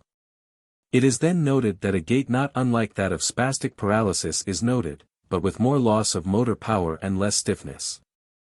There is, however, this noteworthy difference between the affection of the lower and that of the upper extremities, that atrophy and loss of power are more marked in the latter, and spastic phenomena in the former. The knee-jerk and other deep reflexes are greatly increased, and ankle clonus is usually very well marked. As with spastic paralysis, there are no visceral or sensory disturbances. Unlike that affection, there are qualitative changes in the electrical reaction of the muscles 105 in amyotrophic lateral sclerosis. The degeneration reaction is found in the atrophied divisions, and particularly in such groups as those of the thenar and hypothenar eminence, which undergo complete atrophy at a comparatively early period of the disease. 105 Moeli, Strumpel, Pick, and Mirzaevsky described cases in which only quantitative changes were found. They were such in which spastic phenomena preponderated at the time of the examination. Soon after the spastic and atrophic involvements of the lower extremities, symptoms indicating the involvement of the cranial nerve nuclei are developed, usually after the disease has lasted a year or so. Deglutition becomes difficult and speech indistinct, the general picture of a glossolabial-laryngeal paralysis being imitated. The patient cannot pucker his lips, his lingual muscles undergo atrophy, and fibrillary and fascicular twitches are noted in the tongue and lips. But just as the atrophic affection of the muscles of the arms and legs differs from that of progressive muscular atrophy in the fact that the deep reflexes are exaggerated with amyotrophic sclerosis, so in the bulbar symptoms of the latter it is found, unlike the typical form of bulbar paralysis, that the jaw reflex is increased. The duration of the disease may be stated at about 3 years, death usually occurring in consequence of the involvement of the cranial nerves. There are cases recorded where the disease was almost simultaneously developed in all four extremities and the tongue, reaching a high degree within a year, Mirzaevsky. It is generally agreed that the reason contractures do not develop in typical cases of this kind, although the lateral column is sclerosed and spastic phenomena occur early in the disease, is the destruction of the cell groups in the anterior horn. The reflex arch through which a reflex contracture would be mediated is broken, or rather weakened, in that part of its course which passes through these cells. And therefore a contracture is as efficiently antagonized as it would be if the posterior roots were divided. Still, in some cases a frozen attitude of the lower extremities is very well marked, Weyrord, Zacher. To reconcile these conflicting observations, it has been suggested that it may be regarded as a question of speed between the progress of the pyramid tract and the anterior horn lesions. If the former be much in advance of the latter, spastic phenomena will preponderate and contractures be possible, to disappear with the subsequent anterior horn lesion. But if the latter precede and preponderate, the spastic phenomena will be in the background and contractures impossible. Indeed, Zacher 106 suggests that there may be an ascending form in which the lesion of the pyramid tract is secondary to the nuclear atrophy, corresponding to the typical class of cases on which Charcot based his first description of the disease. And a descending form in which the pyramid tract is first affected and the nuclear cell groups follow. Weyrord 107 and Kahler 108 express similar opinions. The latter goes so far as to suggest that progressive muscular atrophy, progressive glossolabial-laryngeal paralysis, and amyotrophic lateral sclerosis are really due to one and the same kind of degenerative process, merely differing in location. There is certainly, as he claims, a remarkably complete chain of cases, beginning with such, 1, in which spastic paralysis preponderates, passing thence to, 2, those in which some muscular atrophy preponderates. Then, 3, those in which muscular atrophy is in the foreground and the spastic phenomena are slight, and ending with, 4, the pure atrophies. A similar transition may be established on the regional principle between pure glossolabial-laryngeal paralysis and amyotrophic lateral sclerosis, for there are cases of this affection in which the oblongata symptoms preponderate throughout. And the focus of the disease is formed there, just enough lesion being demonstrable in the pyramid tract and the spinal gray matter to prove the family relationship of what clinically appears as a spastic bulbar paralysis. 109. 106 Archiv für Psychiatry, 15. 107 Ibid, 14. 108 Zeitschrift für Heilkunde, 1884. 109 Such a case is described by Freund in Deutsches Archiv für Klinische Medizin, 37. Prognosis. As far as the typical cases of this disease have been studied, a fatal termination seems to be invariable. Seligmuller reports a few cases in which the progress appeared to become arrested, but it is not clear that these were not in reality cases of some juvenile form of muscular atrophy. Not only is the affection in adults fatal, but it is so in a short period of time as compared with other spinal disorders, and particularly with the related disorder spastic paralysis. Few patients survive the third year of their illness. A number do not live to that length. The combined forms of sclerosis. A number of cases of chronic sclerotic disease of the cord have been discovered and analyzed during the past decade, which, while they show the regularity of distribution noted in posterior and lateral sclerosis, differ from them in involving at once more than one column of the spinal cord. Usually, it is the posterior column and the posterior part of the lateral column which are affected. The symptoms constitute a combination of those of tabes dorsalis and of spastic paralysis. But this combination does not represent a mere addition of symptoms, where the tendency of the two diseases conflicts, they neutralize each other. Thus the tendency of lateral sclerosis uncomplicated by posterior sclerosis is to increase the patellar jerk. When posterior sclerosis complicates it, the jerk is annihilated. The degeneration of the lateral column and the ensuing motor paresis in like manner neutralize the ataxic character of the gait by limiting its excursiveness. The upper extremities are usually involved equally with the lower. In the cases of Kahler-Pick considerable atrophy of the muscles developed, in those of Prevost and Westphal this was not very noticeable. In a few cases, where the posterior sclerosis did not involve the lumbar part of the cord, spastic symptoms were noted in the lower extremity. In the only case of combined sclerosis now under my observation this peculiarity, noticed by Prevost, is well marked. In one of Westphal's cases there was evident mimic ataxia. The few cases of this affection observed show so many variations that it would be at present premature to attempt sketching a common clinical type.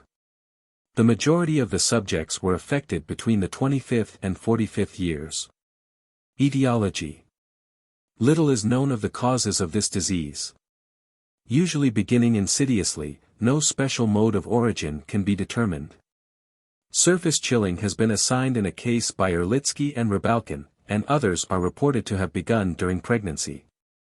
One of Westphal's cases developed in a lithographer who had been subject to epileptoid fits. Diagnosis. As yet we have no reliable criteria for distinguishing between a combined sclerosis and certain forms of diffused sclerosis during life. Ballet and Minor 110 found such a sclerosis diffusely involving the posterior and lateral columns of the cord in a case where they were justified from the symptoms in expecting a combined fascicular sclerosis of these columns.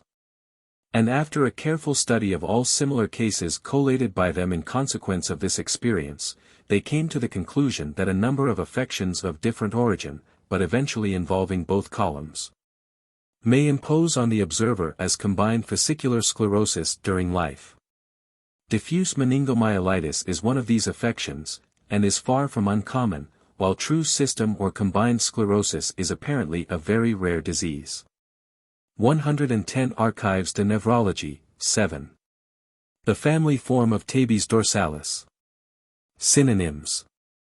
Friedreich's disease, the family form of locomotor ataxia, hereditary tabes.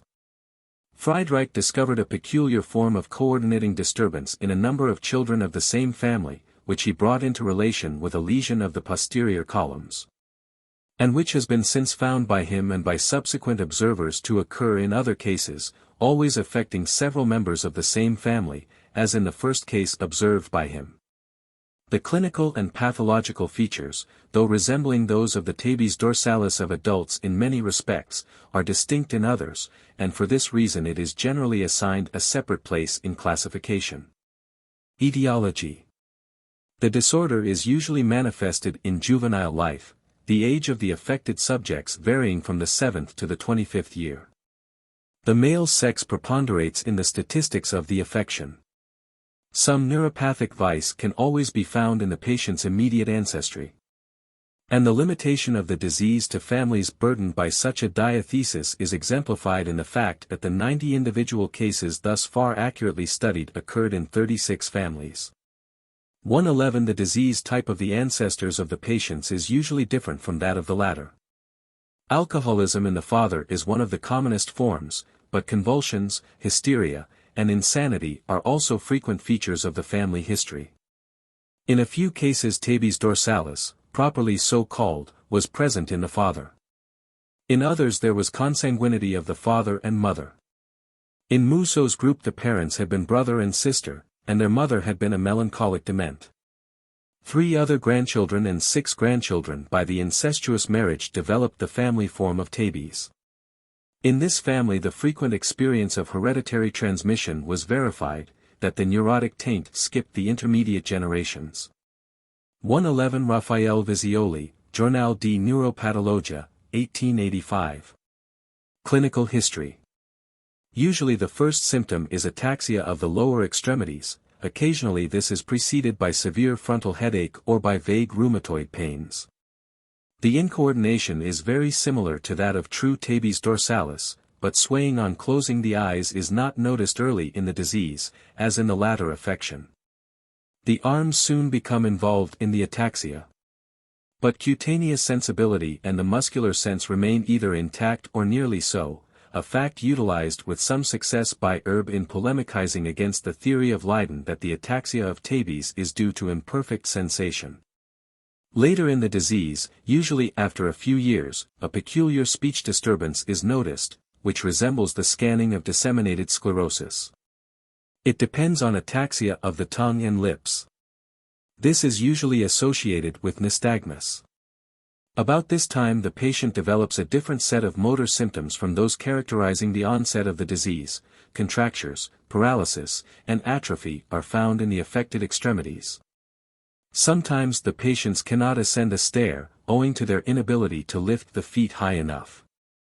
Pes equinovarus, deformity of other joints and of the vertebral column, have been observed 112 to result from the associated effects of paralysis and contracture.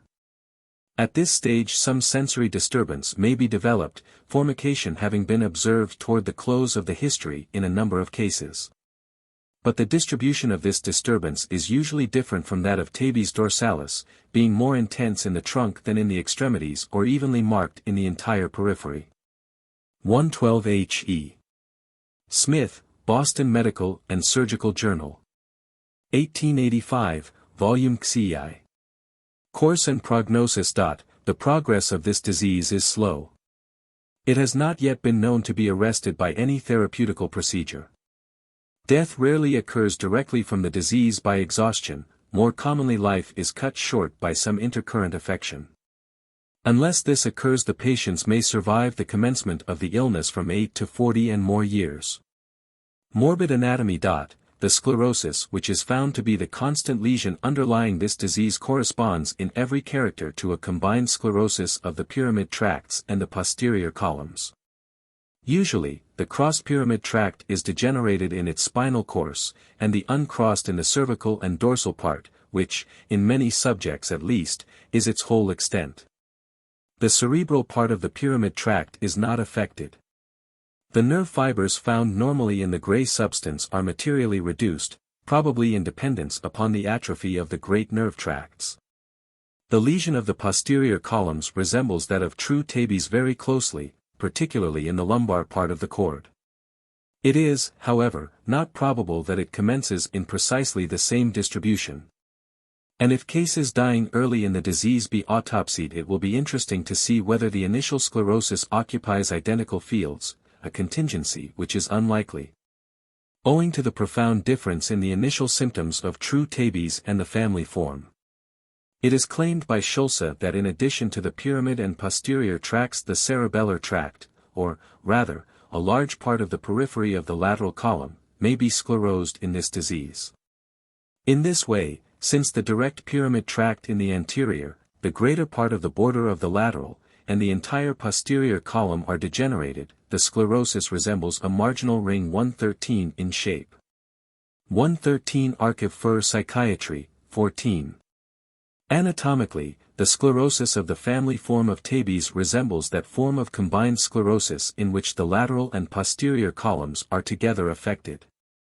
It is probably due to a defective development of these tracts, rendering them liable to premature decrepitude or increasing their vulnerability. The latter alternative is exemplified in those cases where some acute disease of childhood, such as scarlatina or measles, acted as an exciting cause. Diagnosis.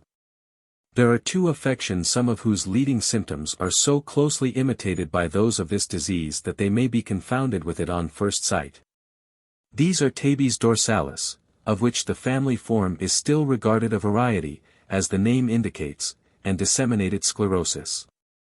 In the gait the former, in the nystagmus and scanning speech the latter, disorder is approximated. The distinction from true tabes has already been dilated on. See tabes. The fact that relatives, usually the sisters and brothers, of the patient are affected in the same way in their youth speaks in favor of the family form. The deep reflexes are not abolished early, as in tabes, nor are anesthesias or paresthesias early symptoms, as in the latter. The speech disturbance and nystagmus, which in most cases develop later in the family form, serve to distinguish it from true tabes in the advanced stage. It is at this period that the disease may resemble a disseminated sclerosis.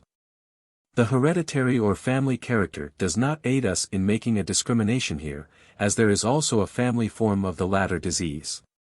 But the absence of intention tremor, which we would assume to be present in a case of disseminated sclerosis of the cerebral type, and of optic nerve atrophy serves to distinguish the two. Musso claims that the speech disturbance is also different in character. There certainly is more lingual ataxia in the family form of tabes, and less of typical scanning, but I am doubtful about our ability to differentiate these characters in all cases. The following table includes the main points of difference, clinically considered, between the acquired and the family form of tabes. Tabes dorsalis. The family form. Prodromata. Marked and constant. Absent or slight. Static ataxia, Romberg symptom. Early and constant. Absent. Involvement of upper extremities. Usually late. Early. Ataxia of tongue, eyes, and trunk muscles. Absent or unnoticeable. Always developed. Paresis. Rare. Characteristic. Anesthesia. Present in some form. Absent or slight. Paresthesia. Constant. Rare. Sexual desire. Becomes extinguished. Remains unaffected. Deep reflexes. Abolition usually initial. Abolition in course of disease. 114. Sphincters. Involvement is characteristic and early. Involvement late, if at all. 114. There are conflicting observations on this point. Disseminated sclerosis. Synonyms. Multiple cerebrospinal sclerosis, also spinal and cerebral form, insular cerebrospinal sclerosis, focal sclerosis, multilocular sclerosis, Perd sclerose, gr, sclerose en plaques disséminés, sclerose en plaques généralises, French. The occurrence of disseminated patches of gray degeneration in the nervous axis was observed by Kruvalhier and Turk, but they regarded the affection rather from the anatomical than the clinical standpoint. And it was left for Frerichs to recognize its important position among the chronic affections of the brain and spinal cord. The earlier German investigators who followed him were cautious in generalization, and it was not until Vulpian, Charcot, and their followers announced the discovery of infallible diagnostic criteria that disseminated sclerosis received that attention at the hands of the profession which it merits. But the more thorough researches made during the last 2 decades have shown that this announcement was premature. The best authorities recognize the existence of a large number of cases in which the supposed pathognomonic signs of disseminated sclerosis are absent, notwithstanding the existence of characteristic lesions. And thus the more cautious earlier investigators are justified in the reserve they had maintained. It is in perfect harmony with the irregular location of the disease and the lack of any constant rule governing the distribution of the sclerotic foci that there is no constant clinical picture by which its existence can be accurately determined in all cases. The diagnosis of tabes dorsalis, of spastic paralysis, of amyotrophic lateral sclerosis, and of transverse myelitis rests on exact and constant signs, but that of disseminated sclerosis does not. The dictum of Charcot, that there is always intention tremor and nystagmus in disseminated sclerosis, has long been overthrown. Well-determined cases are on record by de Fleurine Westphal, and a number have been observed by myself, where there was no tremor or no increased tremor with intended movement, and no nystagmus. Nor any other of the pathognomonic symptoms so considered by Charcot and his followers. The morbid process of disseminated sclerosis consists in the development of patches of sclerosed tissue, scattered apparently without any regularity or rule through the brain and spinal cord. They are the results of insidious inflammatory changes. The symptoms marking their presence may include nearly every known focal and general symptom studied by neurologists, varying with the number, size, and distribution of the foci. Usually there is some disturbance of motility, both ataxic and paretic. In the majority there is tremor, which in a large proportion of cases is of a distinctive character, and disturbance of the functions of the cranial nerves, amblyopia, colorblindness, mental enfeeblement. And, above all, apoplectiform seizures are frequent. Some writers discriminate between cases in which the lesions are limited to, or most intense in, the spinal cord, and those in which the brain is chiefly or exclusively involved, and hence they speak of a spinal, a cerebral, and a cerebrospinal form. This discrimination is not sufficiently supported by clinical evidence to be of any practical value. Each case is to be studied by itself during life and after death, and to be regarded as one of a series in which the lesion may be concentrated in any one segment of the cerebrospinal axis. It seems that when the sclerotic foci are limited to or chiefly located in the spinal cord, the clinical signs are less pronounced than where the brain is seriously involved. Those cases in which the symptoms are latent, or so vague that they cannot be distinguished from spinal irritation or spinal exhaustion, have been found to be of the spinal type. The cases of this character thus far observed are not sufficiently numerous to justify the creation of special subdivisions. 115. 115 According as the formation of the sclerotic foci preponderates in a given segment of the nervous axis, the early signs of the disease may consist in disturbances of the cerebral or the spinal functions. And we may speak accordingly of a cerebral or spinal invasion type.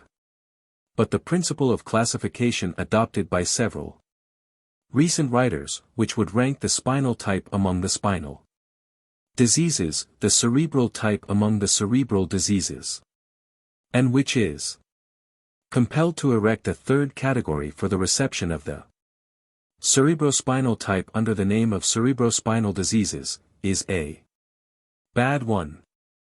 Modern pathology recognizes the existence of affections which involve whole fiber systems, which are intracerebral in one and intraspinal in other parts of their course, such as tabes and amyotrophic sclerosis, which would therefore have to rank among the cerebrospinal, and not among the spinal affections, with which the authors referred to classify them. Clinical history. Prodromal disseminated sclerosis is usually inaugurated by a long initial period in which the symptoms are not characteristic, and in which, unless there be decisive pupillary or optic nerve symptoms present, the nature of the disease is not recognized. The patients feel weak and tired, walking is difficult, and an element of unsteadiness suggests the development of a tabic disorder. In other cases ankle clonus is found and tremor of the foot on extension, dorsiflexion. It is discovered that the unsteadiness is due to weakness or to rigidity of the muscles, and thus the impression of a developing spastic paralysis may be created. But symptoms on the part of the cranial nerves soon show that the case is one of disseminated sclerosis. Sometimes a marked belt sensation is developed, and other forms of paresthesia are not uncommon. Nay, the symptoms of spastic paralysis and tabes dorsalis may be mingled. Diplopia of the same transitory character as in tabes usually accompanies the gradually developing speech trouble. The reflex and mechanical excitability of the muscles is increased in all cases where the lateral column is extensively involved and the gray substance of the cord is, as it usually is in the main, intact. In some cases a slight tap on the knee when held in the position required to demonstrate the knee jerk produces oscillatory movements of the limb. As the patient endeavors to suppress these they become more violent, extend to the trunk and head, and may eventually involve the opposite side. In those cases which show the cerebral invasion type headache, vertigo, and speech disturbance, temporary darkening of the visual field, and loss of memory are the earliest symptoms directing attention to the existence of serious disease. Whether the spinal or the cerebral symptoms preponderate, they continue increasing slowly and with temporary variations, which are particularly marked in the cerebral invasion type. As a rule, the sensory disturbances are not pronounced at this time, but later, after the initial symptoms have existed for a few years, they become intense, and often extremely distressing. Those most complained of by the patient are neuralgic, lancinating, and other pains. The lancinating pains are, as a rule, not as severe as those of tabes dorsalis, but they are apt to be associated with a dull heavy pain which is located in a whole extremity, referred to the deep structures, and very persistent. This diffuse pain sometimes occupies all of the lower half of the body. As in tabes, the pain may be regarded the forerunner of anesthesia, which rarely, however, reaches a high degree or an extensive distribution. Its distribution, like that of the other peripheral symptoms of disseminated sclerosis, is commonly irregular. Like the motor disturbance, which at this period consists in a combination of paretic and spastic, occasionally of ataxic, symptoms, it is most marked in the lower extremities. In the majority of cases there is a peculiar tremor, which usually presents the character to which Charcot directed attention, namely, that it increases when the patient attempts to carry out a voluntary movement, and disappears. Or at least diminishes, when the muscles of the part in question are at rest. This is the important symptom known as the tremor on intended movement or intention tremor. One of the time-honored means of testing it is to order the patient to take a glass of water and pass it to his mouth. While he reaches out for it, some oscillatory unsteadiness is observed, but on grasping, this is increased, and on raising the glass the oscillations increase till he spills the water. If he succeeds in carrying it to his mouth, there is a clattering against the teeth, and but for the steadying aid of his mouth he would throw it aside by the violence of the disturbing movements. In incipient cases this intention tremor is best shown with delicate movements, and the more distinctly the more slowly they are performed. It has been suggested that the peculiar character of the lesion of disseminated sclerosis has some relation to the intention tremor. It is a remarkable feature of the morbid process that it leaves the axis cylinder comparatively intact, beyond any other form of myelitis or encephalitis. The myelin, however, is destroyed, and the consequence is that the naked axis cylinders lie in a newly formed connective tissue, which has not the same faculty the myelin has of isolating the nervous impulses conducted through the axis cylinders. The result is, that when a nervous impulse, such as a voluntary movement, travels through a sclerotic focus, it may become deflected to neighboring fibers going to another muscle or muscular bundle than the one intended to be innervated. An unintended motion results. The patient makes a stronger effort, intended for the right channel, but again it slips off, to use a coarse simile, and thus a number of erroneous messages are transmitted, and an equal number of disturbing motions respond to these messages. Whether this histological explanation be correct or not, the tremor is probably due to the lesion of the peduncular tracts of the brain. At least, this is rendered plausible for the tremor on intended movement, which indicates an interference with the transmission of voluntary impulses. Whether, as Pasternatsky 116 claims, the extreme muscular oscillation seen in advanced cases is due to irritation of the cortical motor fields, it is impossible to decide. No strong evidence can be adduced in favor of his view. A few cases have been described, Schul, Jolly, and Grafe. And, in my opinion, such are far more numerous than is usually supposed, where the tremor did not have the so-called characteristic feature of ceasing in conditions of rest, claimed by Charcot, but continued as in paralysis agitans. 117. A collection of cases by Erb, Ordenstein, and Grafe shows clearly that with a typical dissemination of sclerotic foci in the cord the tremor on intended movement may be entirely absent. While no case is known where the crus and pons were involved to a similar extent in which it was absent. So it seems that a cerebral lesion is necessary to produce this symptom in its characteristic form. 116 Jarbucher für Psychiatry, 3. 1882. 117 For several years I had been puzzled by the fact that Charcot's formula failed to correspond to the clinical picture in the majority of cases. And I registered such cases as incipient multiple sclerosis or as a connecting group between paralysis agitans and that disease.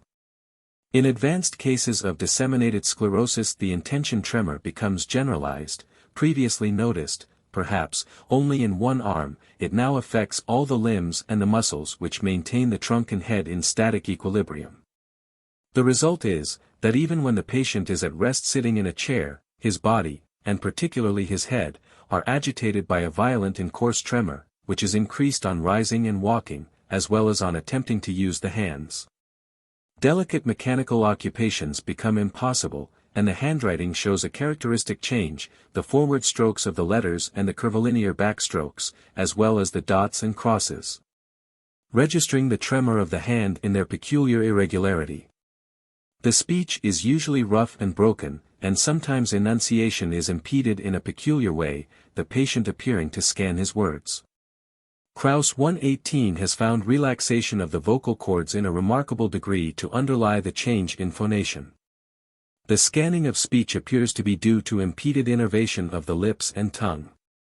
When the patient is told to protrude his tongue, he does so either in spasmodic installments of movement or with a sudden jerk after delay. The same delay and apparent halting are noticed in the mimic expressions that are observed in speech. The features sometimes express an emotion opposite to the one experienced by the patient. 119. 118 Neurologisches Centralblatt, 1885. 119 This symptom is found where there are other reasons for suspecting the existence of large foci in the pons. I have observed it in one case of tumor of this region, and one of a focal disease of undetermined anatomical nature in the same location, in a remarkable form. In the former case the patient not only exhibited the facial contortions of hearty laughter when she felt as if about to break out in tears, and broke out in tears when she felt amused, with perverse regularity. But both emotional manifestations occurred simultaneously. The other case is still under observation. There was complete anarthria in the first, and nearly complete anarthria in the second case, a fact not unrelated to the inferred site of the lesion, and which may be associated with the fact that where the perverse mimic expression occurs in disseminated sclerosis the speech disturbance often has an anarthric character. Whether diplopia occur as an early symptom or not, nystagmic oscillation of the eyeballs is commonly found in the developed affection. This nystagmus is usually universal, noted in associated movements in every direction, and aggravated by excitement, by constrained positions, and by any act of innervation of the eye muscles. It may be looked upon as an intention tremor of the latter, and attributed to sclerotic foci in the cerebral axis, particularly in the tegmental part of the pons virolei. The deep reflexes are in some cases but slightly affected. Where spastic phenomena preponderate, they are exaggerated, and where the posterior root zones are involved in the lesion, they may be, as in tabes dorsalis, diminished or absent. The nutrition of the muscles is not impaired in the early stages, and indeed most functions which depend for their proper performance on the intact condition of the gray substance, such as the power of retaining the urine, micturition, and the functions of the rectum, are properly performed at this period. The cutaneous reflexes are not markedly abnormal in the majority of cases. They sometimes become diminished in the last stages. In cases regarded as disseminated sclerosis and similar disorders approximating the combined form of sclerosis, Westphal 120 noticed a paradoxical muscular phenomenon which is the reverse in action of the tendon reflexes. It is best observed in the tibialis anticus, if the foot be extended, dorsiflected, in other words, if the origin and insertion of this muscle be approximated, the muscle contracts firmly, keeping the foot in the enforced position, as if frozen into that attitude. The same occasionally occurs if the patient voluntarily extends his foot. Westphal observed the same phenomenon in the disease described by him in which the symptoms of disseminated sclerosis are present, but the corresponding lesion is not visible. 121. 120 Archiv für Psychiatry, X. 121 Ibid, 14. It is a noteworthy fact that this sign has been observed by its discoverer also in paralysis agitans. In a number of cases the mind becomes involved. Simple dementia is the commoner condition, and some indication of passive mental enfeeblement is found sooner or later in the history of the disease in the majority of cases. In addition, there may be a morbid emotional condition, usually in the direction of depression. I have been struck by the frequent association of a melancholic state with large foci in the oblongata. When it is borne in mind that the patient exhibits tremor and speech disturbance in addition to his mental trouble, it will be understood that with some modifications of the typical signs the case may simulate one of paretic dementia. And there are cases in which it is exceedingly difficult to decide whether they belong to an aberrant type of disseminated sclerosis or to the sclerotic type of paretic dementia. There are some which constitute veritable connecting links between the two affections. 122. 122 Zacher, Archiv für Psychiatrie, 13. The Writer, Journal of Nervous and Mental Diseases, April, 1877, and Insanity, Its Classification, Diagnosis, and Treatment. Like tabes dorsalis, the progress of disseminated sclerosis is often marked by episodes. Some of these differ in no way from the visceral crises of posterior column sclerosis. Every form of these symptoms found with that affection may occur in the present one, while episodes involving the cerebral functions are much more common. The latter manifest themselves as apoplectiform or epileptiform seizures. They are preceded by headache and vertigo, or, if these be continuously present, by an aggravation of them. Then unconsciousness develops, either accompanied by convulsions or not, and the face is flushed, the pulse full and frequent, and the temperature raised. Consciousness returns in a few hours or a day, the attack rarely lasting more than 2 days, and it is found that the patient is hemiplegic. But, unlike the hemiplegia found after vascular rupture, embolism, or structural cortical disease, it is rapidly recovered from. In a case of Knox, an attack of scotoma scintillans, associated with a noise of thunder in the right ear and pricking pains on the right side of the face, preceded anesthesia and the formation of a small defect of the visual field. There is a close resemblance between these apoplectiform and epileptiform seizures and those of paretic dementia, not alone in clinical character, but also in the surprisingly complete and rapid recovery from the more serious symptoms. But just as in paretic dementia, especially in its advanced stage, each seizure leaves the patient somewhat more impaired in mind and body than he was before, so it is in disseminated sclerosis.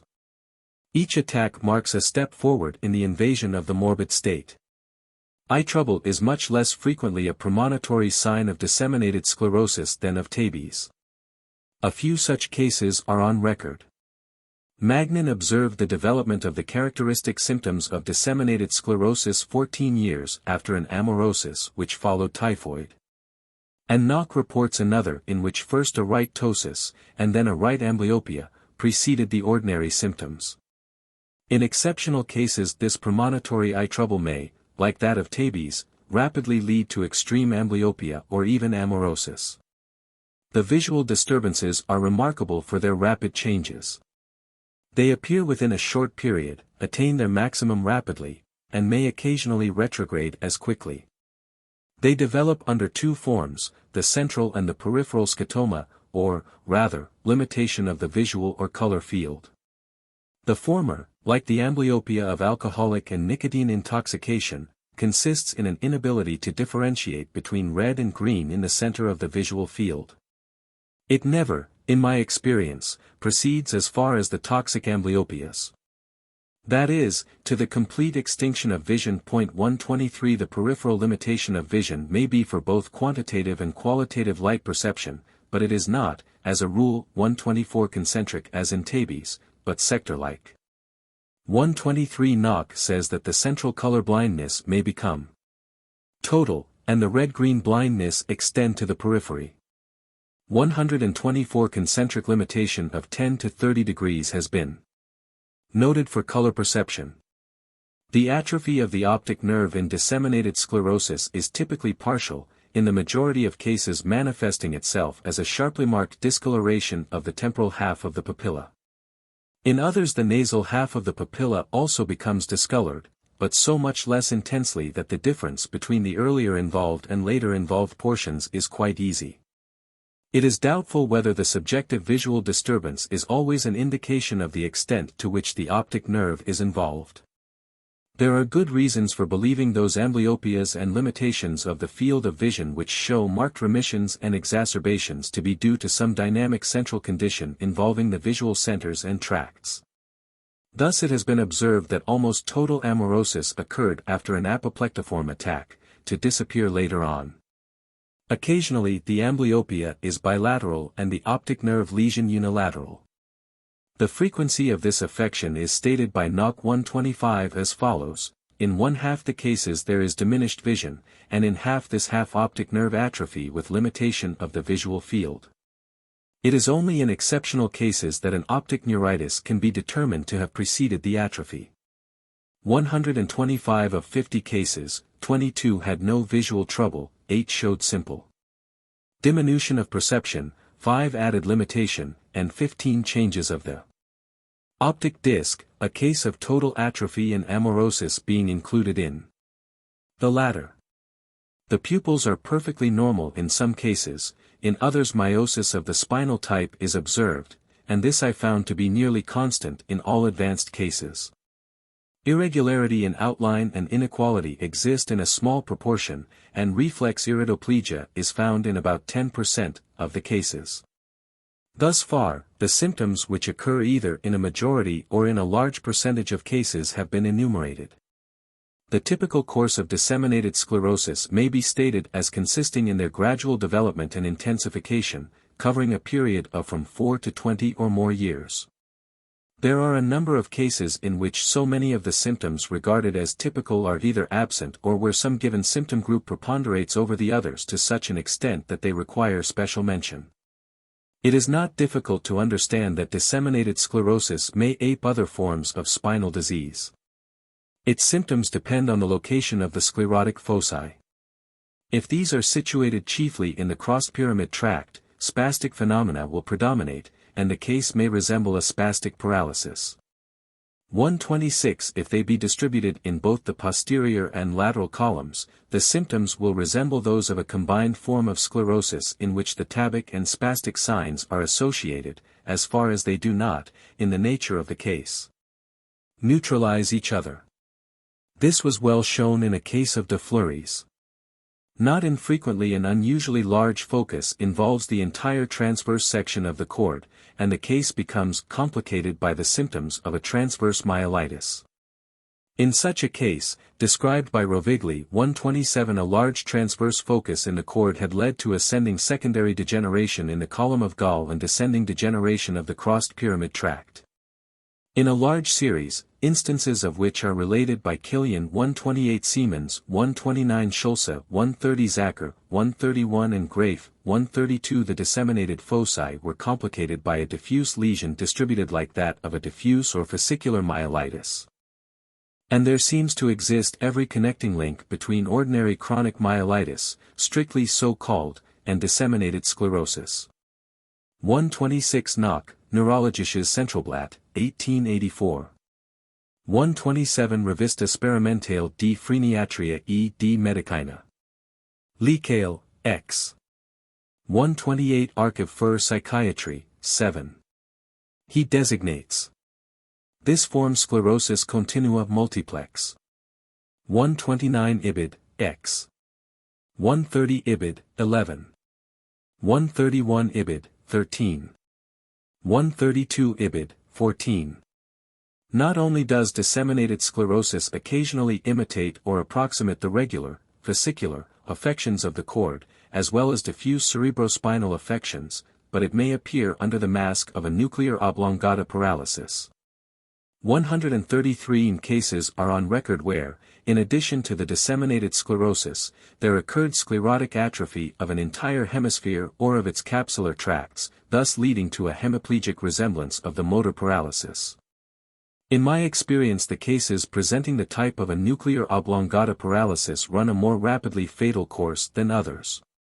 The shortest history in my series, one of 4 years, was of such a case. A number of instances are on record by careful observers, and are probably much more numerous than is commonly suspected, where no decisive evidence of spinal or cerebral disease could be detected during life. And yet disseminated foci of sclerosis existed in the nerve centers. In such cases the symptoms may be in the direction of simple nervous prostration, more commonly of spinal irritation. I have now under observation a case which for years had been regarded as one of spinal irritation, and which made that impression on me until I discovered the existence of optic nerve atrophy, which was the only indication that the symptoms depended on gross structural disease. 134. 133 It is customary to speak of symptoms referable to the Oblongata as bulbar. The designation bulbus rachiticus is now obsolete, and just as we speak of a capsular hemiplegia, a pons paralysis, or a spinal hemiplegia, so we should say an oblongata paralysis, discriminating between the nuclear, the neural, and the tract affections by means of a prefix. 134. At present the symptoms of disseminated sclerosis are unmistakable. Cases are mentioned by Strumpel and others in which they remained indecisive throughout. Among the anomalous forms of disseminated sclerosis there is one which is characterized by the preponderance of paraplegia and contractures in a combination which is usually found in spinal diseases of a different type. The coexistence of dementia, however, usually enables the observer to determine that the lesion is both cerebral and spinal, although those signs which might enable him to decide the disseminated focal character may be absent. Morbid anatomy. In advanced cases of disseminated sclerosis the lesion is visible to the naked eye on the surface of the brain and spinal cord. Grayish maculas, sometimes elevated, more rarely a little sunken, and occasionally showing a buff or reddish tinge, are seen on the surface of the spinal cord, the oblongata, pons, and crura. On making sections across the region of the spots, it is found that the color change is not superficial, but extends inward, involving large parts of the transverse area of the cord or the cerebral axis. And patches lying more deeply in their substance are revealed whose existence could not have been suspected from a mere surface inspection. Exceptionally, patches are found involving the entire transverse section of the spinal cord in a length of 1/2 to 2 inches. And, similarly, in the brain nearly the entire area of the pons or one of the crura or an entire division of the internal capsule may be occupied by a sclerotic focus. Otherwise, they may vary from almost microscopic dimensions to the size of a chestnut or even larger. Bourneville 135 has described cases in which the nerve centers appeared normal to the naked eye, while the microscope revealed the existence of sclerotic foci. It is, however, unlikely that the fresh brain and cord tissue, when the site of disseminated sclerosis, will appear perfectly healthy to the naked eye under fairly good illumination. Much less intense lesions than those of disseminated sclerosis reveal their presence by changes in color and consistency. 135 Movement Medicale, 1869, number 27. On examining the diseased spots more narrowly, they are found to be slightly diaphanous. Usually, they are rounded or elliptical, but they are often drawn out, as it were, in the most irregular shapes, and not infrequently appear to be the result of a confluence of originally remote and separate foci.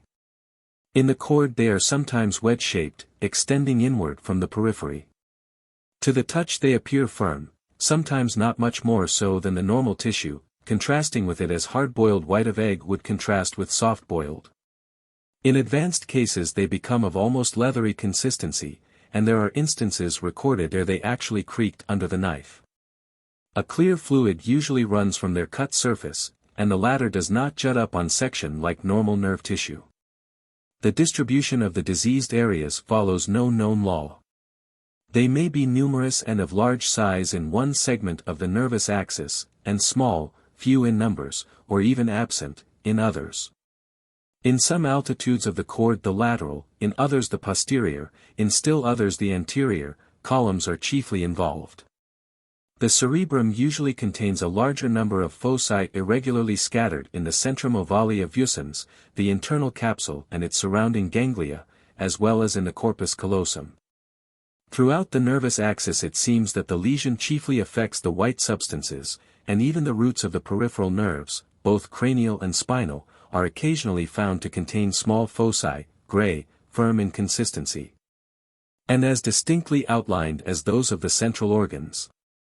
The morbid process consists in an atrophy and gradual disappearance of the myelin, which is preceded, if not caused, by an increase of the enveloping interstitial substance. This change is of the same character as that found in chronic myelitis. The septa and trabeculae of connective tissue become thicker, formless connective substance and fibrillar tissue, which seems to arise in, if not in part from, it, constituting the new formation. The neuroglia nuclei are increased, enlarged, and develop into spider-shaped cells, whose long processes contribute, according to some authors exclusively, to the newly formed fibrillar network. While the myelin undergoes wasting, the axis cylinders remain intact for a long period, and even in intensely sclerosed regions they may be found in nearly their normal number, but naked and in direct contact with the pathological fibrillae. Some of them become hypertrophied, increasing to twice, thrice, and, according to Leiden, even more, of their normal diameter. This change seems to inaugurate the last phase of the process. The axis cylinders, becoming sclerosed and brittle, ultimately disappear, and no trace, or at best but doubtful traces, of the normal nerve tissue are left behind. The blood vessels, following the rule of the sclerotic process, take part in it. Their walls become thickened, richly nucleated, and the lumen becomes narrowed in consequence. In the smaller vessels, complete obliteration of the lumen is sometimes observed. The gray substance is not involved as frequently as the white, but it opposes no barrier to the extension of the morbid process when once established in its neighborhood. The nerve cells show the same resistance which the axis cylinder does. That is, they retain their outline and fiber connections a long time in the midst of the diseased area. But eventually they become discolored, undergo hyaline or granular disintegration, their processes shrink, and finally they disappear. Ribert and Zacher consider the sclerosis of Tabes and the disseminated affection to be much more similar than Leiden and Charcot supposed. They locate the starting point of the morbid process in the vascular and connective tissues. And Graefe, in harmony with this view, finds that the foci occur most frequently in those parts of the cord where the connective tissue trabeculae are most numerous, as in the posterior columns and at the junction of the anterior and lateral columns. Although the morbid foci appear to the naked eye to be uniform, and to be sharply demarcated in the normal tissue, closer examination shows that the areas of maximum lesion are surrounded by a narrow transition zone by which the lesion seems to mark its eccentric progress, and occasionally a focus of intense disease lies in a diffused area of slight changes, resembling those of diffuse myelitis. Sometimes the cord appears to be almost continuously involved by a lesion of moderate intensity, and a few disseminated foci in the brain alone prove that the case belongs to this form of sclerosis. A few years ago Graefe described what he considered a new lesion in multiple sclerosis, under the name of disseminated vitreous degeneration of the cerebral cortex. 136 I have been familiar with this lesion since 1876. It can be produced at will in perfectly healthy brains, and consists in a precipitation of leucine crystals extracted from the brain substance by the action of alcohol. His accompanying figure 137 represents this artificial lesion very accurately. And Graefe, if he fails to recognize that his vitreous degeneration is a spurious lesion, at least identifies it with the miliary sclerosis of Bucknell and Tuke and the spheres of Schul, which are now generally recognized to be the results of post-mortem manipulations and not actual lesions. 138. 136 Archive für Psychiatry, 14. 137 Ibid, 14, Plate 2. Figure 5.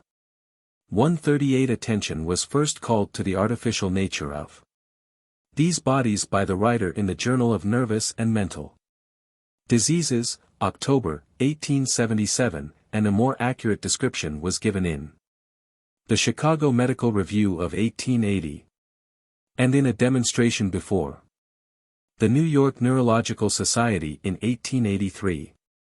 In commenting on the latter, a German critic stated that the facts related had been long known in Germany, Neurologisches Centralblatt, 1883. On inquiring of the critic what publication contained any reference to this discovery, he frankly stated that he knew of none, but had had in mind what he considered a tradition of the laboratory.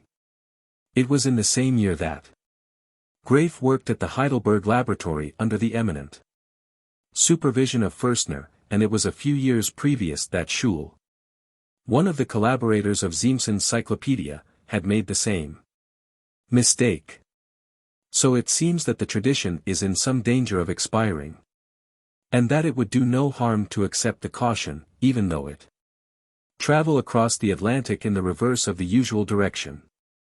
It has been amply confirmed by Savage and Plaxton, Journal of Mental Science, October, 1882, and April, 1883. In judging as to the nature and intensity of the inflammatory process which leads to the development of the sclerotic foci, it must be remembered that we are acquainted thus far only with the terminal period of the disease, when, as is to be presumed, the active inflammatory changes have gone by or are in the background. It is very probable that the newly formed tissue is more nucleated in early periods than is found in the cases which constitute the material of pathological laboratories. In a case of protracted nervous exhaustion accompanied by spinal irritation in an alcoholic subject who was murdered, and whose brain and cord I had an opportunity of examining, I found, both in the cord and brain, districts in which the white substance showed a slight grayish discoloration and increased consistency. Minute examination failed to show any qualitative change in the conducting elements, but the interstitial tissue was hypertrophied, richly nucleated, and showed Fromen's cells in abundance. Etiology. Heredity has been observed in a number of cases by Duchenne, Herb, and Frerichs. The latter two had each an opportunity of recording this inheritance in several members, sisters or brothers, of the same family. In these cases the transmitted affection developed in adult life. Dreschfeld, however, cites a case where two brothers developed its symptoms in a marked degree in infancy. As an associated feature it is found with some cases of congenital defect.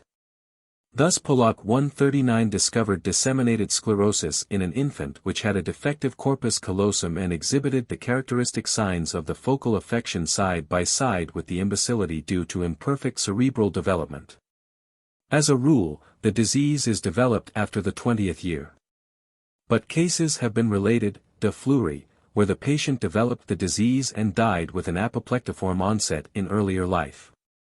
One of the youngest on record is described by Hodemaker. 140. The subject developed the disease at the 7th year, and died with it at the 14th, having shown the characteristic symptoms, besides more muscular atrophy than is common. The sclerosis in this case belonged to the type which has been referred to as a connecting link between diffuse and disseminated sclerosis. Pelazius 141 reports 5 cases developing in the same family in early life, corresponding somewhat in their relation to multiple sclerosis of advanced life. As the family forms of tabes and spastic paralysis correspond to the typical adult forms of those diseases. All the cases were of males, and the ancestral taint had been present in male members of the family, passing through the females to their progeny without breaking out in the mothers. Each branch of this family appeared to develop its own peculiar type of the disorder. 139 Deutsches Archiv für klinische Medizin, BD, 24. p. 404. 140 Ibid, Volume 23. 141 Archiv für Psychiatry, 16. Causes. Disseminated sclerosis may develop as a sequel of an acute myelitis. An excellent observation of Singer 142 in which a unilateral optic nerve atrophy of central origin occurred after recovery from an acute inflammation of the cord, proves that sclerotic foci may develop secondarily to an acute process. Westphal believes that obstruction to the circulation, both of blood and lymph, in the cord may act as a predisposing factor in the production of multiple sclerosis. He rests this opinion on a case where the cord had been compressed by a tumor, and sclerotic foci of probably later date were found in the neighboring segments of the cord. 142 Prager Medizinische Wochenschrift, 1885, No. 8. The myelolytic affection discovered by the same observer 143 to be an occasional sequel of typhus, smallpox, diphtheria, measles, and erysipelas is a true disseminated sclerosis. The foci are usually very small and very numerous. A focal sclerosis of the posterior columns of the disseminated type has been found by Brigidi Bandi in a case of pellagra which presented ataxic symptoms. 144. 143 Archiv für Psychiatry, 3. 4. Ortel. Deutsches Archiv für klinische Medizin, 8, Damaschino, Gazette. Medical de Paris, 1871. In one case now under observation, a typical disseminated sclerosis developed in a robust young man of 30 after typhoid fever. 144 Low Sperimentale, December, 1879. Among the exciting causes, prolonged exposure to wet and cold are acknowledged to occupy an important position. The frequent combination of these factors with overexertion and depressing emotions among the poorer classes probably account for its great frequency among them. In some cases excessive grief has been the only discoverable etiological factor. In 3 of my own cases this was so prominent and connected a feature that I could not doubt its influence, if not as a primary at least as an exciting cause. 145 Fright has been distinctly connected with the outbreak of the disease in a number of cases. 146 There is considerable unanimity among observers regarding the effects of shock and injury in producing disseminated sclerosis, usually of that anomalous type which approximates the diffuse or fascicular form. Railway spine is undoubtedly the mask of a disseminated inflammatory trouble in a number of cases. The only authority of weight who opposes this view is Charcot, and his opposition is abundantly neutralized by a number of carefully studied American and European cases. 145 The coincidences among these 3 cases were remarkable. All 3 were Germans, all 3 musicians, 2 had lost an only son. In all, the emotional manifestations were pronounced from the initial to the advanced period of the disease. 146 A Bohemian cigar maker was startled by the sudden firing of a pistol shot in a dark hallway, and on arriving at the factory, and not fully recovered from the first fright. He was again startled by the sudden descent of an elevator and the fall of a heavy case from it close to where he stood.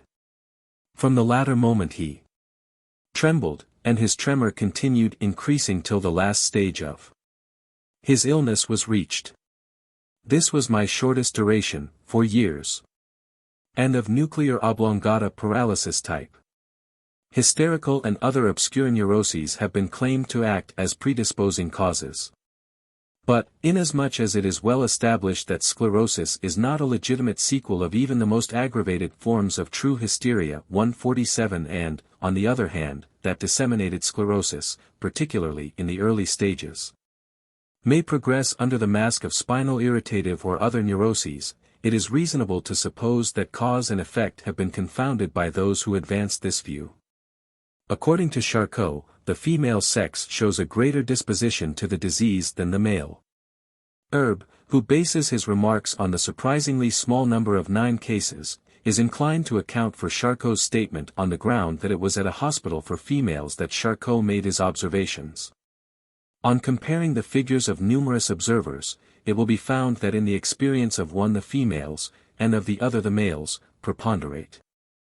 In my own experience the males far exceed the females both in private and in dispensary practice. Of 22 cases with accessible records, only 7 were females. 147 Charcot's observation of lateral sclerosis in hysterical contracture, although made so long ago, has not been confirmed, and the most careful examinations in equally severe and protracted cases have proven altogether negative. Syphilis has also been assigned as a cause. The connection is not as clear as in Tabes. In the few cases where there appears to be a direct causal relation the lesion is not typical. There are sclerotic foci, but in addition there is a general lesion, particularly of the posterior columns of the cord, such as is found with paretic dementia. And it has been noted that periendymal and subendymal sclerosis is more frequent with the cases of alleged syphilitic origin than with those of the typical form. Differential diagnosis.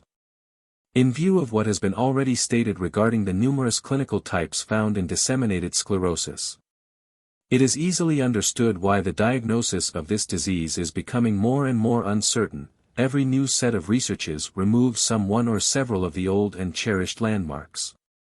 And it may be safely asserted that only a minority of the cases show that symptom group which was formerly claimed as characteristic of all. The discovery of a series of cases by Westphal 148 in which the typical symptom group of Charcot was present, but no sclerosis deserving the name found after death, as well as the interesting experience of Seguin, who found well-marked disseminated sclerosis in a case regarded as hysterical intravitum, illustrates the increasing uncertainty of our advancing knowledge. It was believed within a few years that the presence of cranial nerve symptoms was a positive factor in determining a given case to be one of disseminated sclerosis. But in the very cases described by Westphal, such symptoms were present notwithstanding the lesion was absent. Up to this time, however, no case has been discovered in which, optic nerve atrophy being present in addition to the so-called characteristic symptoms of intention tremor, nystagmus, and scanning in speech, disseminated foci of sclerosis were not found at the autopsy. This sign may be therefore regarded as of the highest determining value when present, but as it is absent in the majority of cases, its absence cannot be regarded as decisive. The presence of pupillary symptoms also increases the certainty of the diagnosis when added to the ordinary and general symptoms of the disorder related above. 148 Archiv für Psychiatry, 14.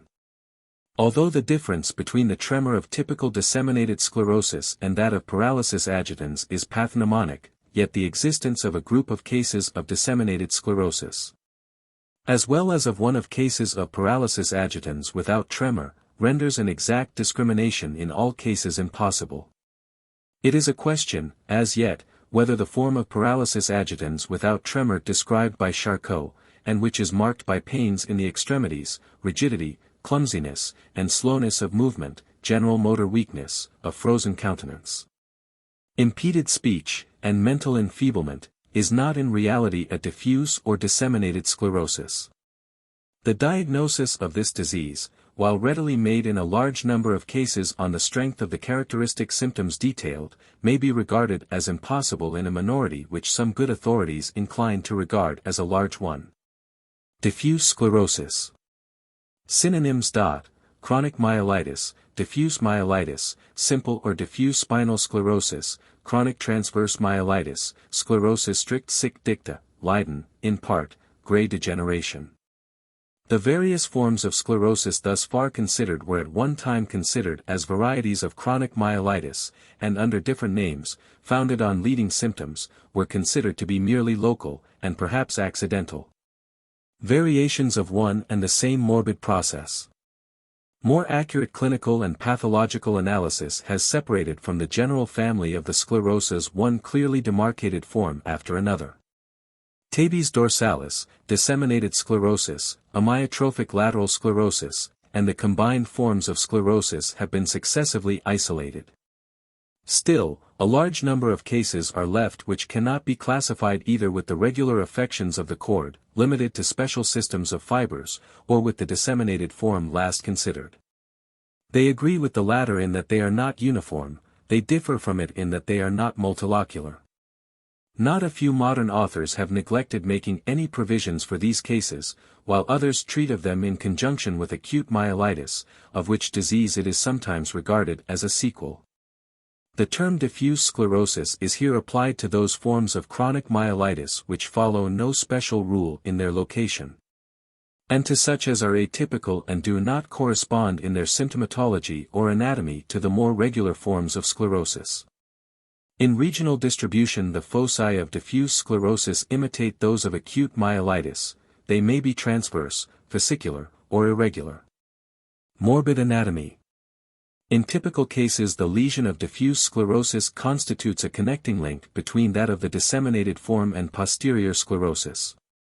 Its naked eye characters are the same. There is usually more rapid destruction of the axis cylinders, more inflammatory vascularization, proliferation of the neuroglia nuclei, and pigmentary and hyaline degeneration of the nerve cells, than in the disseminated form. Syphilitic inflammation of the cord extends along the lymphatic channels, including the adventitial spaces, and leads to a diffuse fibrous interstitial sclerosis. In one case in which I suspected syphilis, though a fellow observer failed to detect it after a rigid search, I found a peculiar form of what would probably be best designated as vesicular degeneration, according to Leiden, though associated with a veritable sclerosis. The lymph space in the posterior septum showed ectasis, the blood vessels were sclerotic, and each was the center of the mingled sclerotic and rarefying change. It appears that while the interstitial tissue hypertrophied, the myelin of adjoining nerve tubes was pressed together till the intervening tissue underwent pressure atrophy.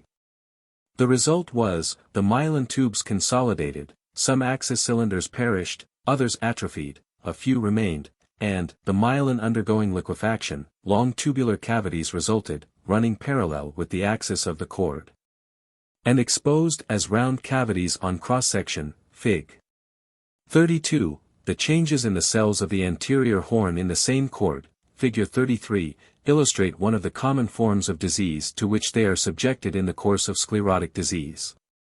Figure 32. Figure 33. The so-called myelitis without softening, or hyperplastic myelitis of Dujardin-Beaumetz, which is ranked by Leiden and Erb among the acute processes, properly belongs here. It is characterized by a proliferation of the interstitial substance, both of its cellular and fibrillar elements. The nerve elements proper play no part, or at best a very slight or secondary one. In the sense that this affection occurs after acute diseases and develops in a brief period, it may be called an acute myelitis. But both in its histological products and its clinical features it approximates the sclerotic or chronic inflammatory affections of the cord. As far as the clinical features are concerned, this is particularly well shown in the disseminated myelitis found by Westphal after acute diseases, such as the exanthematous and continued fevers. Clinical history. Impairment of motion is the most constant early feature of chronic myelitis. In the transverse form it may be as absolute as in the severest forms of acute myelitis. As a rule, however, it is rather a paresis than a paralysis. The patient is usually able to walk, manifesting the paraparetic gait. He moves along slowly, does not lift his feet, drags them along, makes short steps, in short, acts as if his limbs were heavily weighted. This difficulty of locomotion is preceded and accompanied by a tired feeling before other sensory symptoms are developed.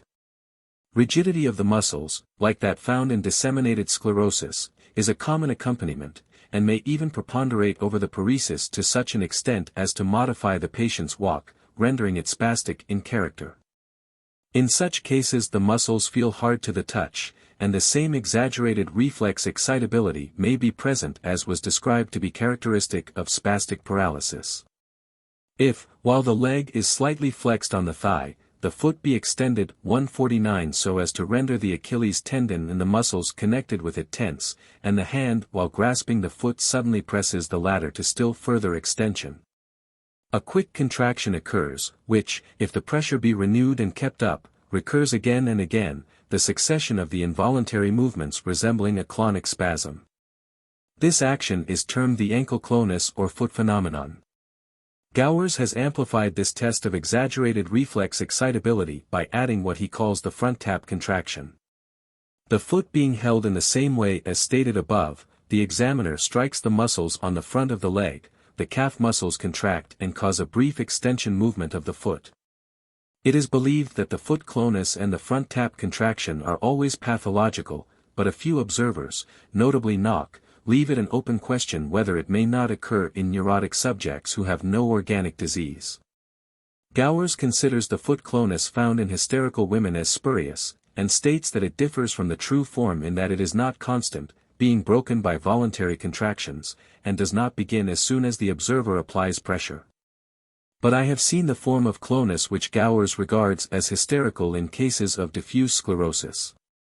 With regard to the front tap contraction, its discoverer 150 admits that it may be obtained in persons in whom there is no reason to suspect organic disease. It is significant only when unequal on the two sides.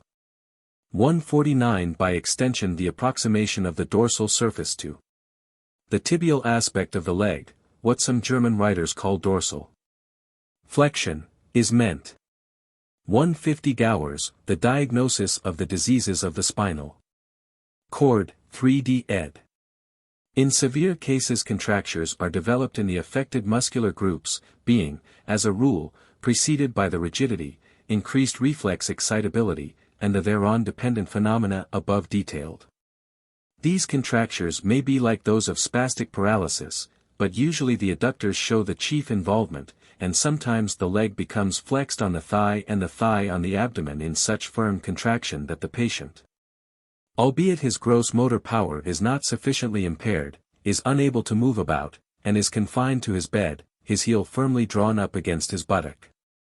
It is stated by Leiden that the contracted muscles occasionally become hypertrophied, an occurrence I have not been able to verify. As a rule, some muscular groups are atrophied, though the limbs as a whole, particularly in those patients who are able to walk about, are fairly well nourished. Pain in the back is a frequent accompaniment of diffuse sclerosis. It is not pronounced, but constant. The drift of opinion today is to regard pain in the spinal region as not pathognomonic of organic spinal affections. It is true that pain is a frequent concomitant of neuroses, and that it is more intense and characteristic in vertebral and meningeal disease. But in denying a significance to pain in the back as an evidence of diffuse disease of the cord itself, I think many modern observers have gone to an extreme. It is particularly in diffuse sclerosis that a dull heavy sensation is experienced in the lumbosacral region. And in a number of my cases of slowly ascending myelitis and of tabes dorsalis the involvement of the arms was accompanied by an extension of the same pain, in one case associated with intolerable itching, to the interscapular region. It cannot be maintained that the pain corresponds in situation to the sclerotic area. It is probably, like the pain in the extremities, a symptom of irradiation, and corresponds in distribution to that of the spinal rami of the nerves arising in the affected level. As the posterior columns are usually involved in transverse myelitis, the same lancinating and terebrating pains may occur as in tabes dorsalis. As a rule, they are not as severe, and a dull, heavy feeling, comparable to a tired or a burning sensation, is more common. A belt sensation, like that of tabes, and as in tabes corresponding to the altitude of the lesion, is a much more constant symptom than acute pains. Cutaneous sensibility is not usually impaired to anything like the extent found in advanced tabes. It is marked in proportion to the severity of the motor paralysis, where mobility is greatly impaired, profound anesthesia and paresthesia will be found. Where it is not much disturbed, subjective numbness, slight hyperesthesia, or tingling and formication may be the only symptoms indicating sensory disturbance, and there are cases where even these may be wanting. The visceral functions are not usually disturbed. In intense transverse sclerosis of the upper dorsal region I observed gastric crises, and in a second, whose lesion is of slight intensity, but probably diffused over a considerable length of the cerebrospinal axis. There is at present pathological glycosuria. The bladder commonly shows slight impairment of expulsive as well as retaining power, the patients micturating frequently and passing the last drops of urine with difficulty. Constipation is the rule. The sexual powers are usually diminished, though rarely abolished. As with sclerotic processes generally, the sexual functions of the female, both menstrual and reproductive, are rarely disturbed. It is not necessary to recapitulate here the symptoms which mark diffuse sclerosis at different altitudes of the cord. With this modification, that they are less intense, not apt to be associated with much atrophic degeneration, nor, as a rule, quite as abruptly demarcated in regional distribution. What was said for acute myelitis may be transferred to this form of chronic myelitis. The progress of diffuse sclerosis is slow, its development insidious, and the history of the case may extend over as long a period as that of diffuse sclerosis. Sooner or later, higher levels of the cord are involved in those cases where the primary focus was low down. In this way the course of the disease may appear very rapid at one time, to become almost stationary at others. Of 3 deaths which occurred from the disease in my experience, one, in which there were distinct signs of involvement of the oblongata, 151 occurred from sudden paralysis of respiration. A second from a cardiac complication, which, in view of some recent revelations concerning the influence of the Tabak process on the organic condition of the valves of the heart, I should be inclined to regard as not unconnected with the sclerosis. And in a third, from bedsores of the ordinary surgical variety. The malignant bedsore is not of frequent occurrence in this disease. 151 On one occasion the patient had momentary anarthria. followed a day later by 2 successive periods of anarthria, lasting respectively about 20 seconds and 1 minute, one of which was accompanied by diplopia of equally brief duration. Prognosis. The disease may, as in the instances cited, lead to a fatal termination, directly or indirectly, in from 3 to 20 years. The average duration of life is from 6 to 15 years, being greater in cases where the sclerotic process is of slight intensity, even though it be of considerable extent, than where it is of maximum or destructive severity in one area, albeit limited. I am able to say, as in the case of tabes dorsalis, that a fair number of patients suffering from this disease whom I have observed for from 2 to 6 years have not made any material progress in an unfavorable sense in that time. One cure 152 occurred in this series, of a patient manifesting extreme contractures, atrophies, bladder trouble, and ataxiform paresis, where the cause was plainly syphilis. And the histological character of the lesion is somewhat a matter of conjecture in consequence. Diffuse sclerosis of non-syphilitic origin, and this may apply also to established sclerosis in syphilitic subjects, is probably as unamenable to remedial treatment as any other sclerotic affection. 152 The patient went, under direction of Leonard Weber and R. H. Saunders, to Aix-la-Chapelle, where this happy result was obtained after mixed treatment had practically failed. The same rules of diagnosis applicable to transverse myelitis of acute onset apply, level for level, to the diagnosis of transverse myelitis of insidious development. The history of the case often furnishing the only distinguishing point between the acute and the chronic form.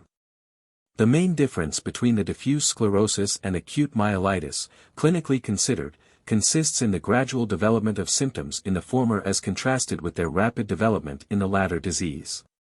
Acute myelitis is established within a few hours, days, or at most, in the subacute forms, a few weeks. Chronic myelitis requires months and years to become a clearly manifested disorder. It is the essential correspondence of the symptoms of both conditions, intrinsically considered, which renders it impossible to distinguish clinically and in the absence of a history of the case between some cases of acute myelitis in the secondary period and the processes which are primarily of a sclerotic character.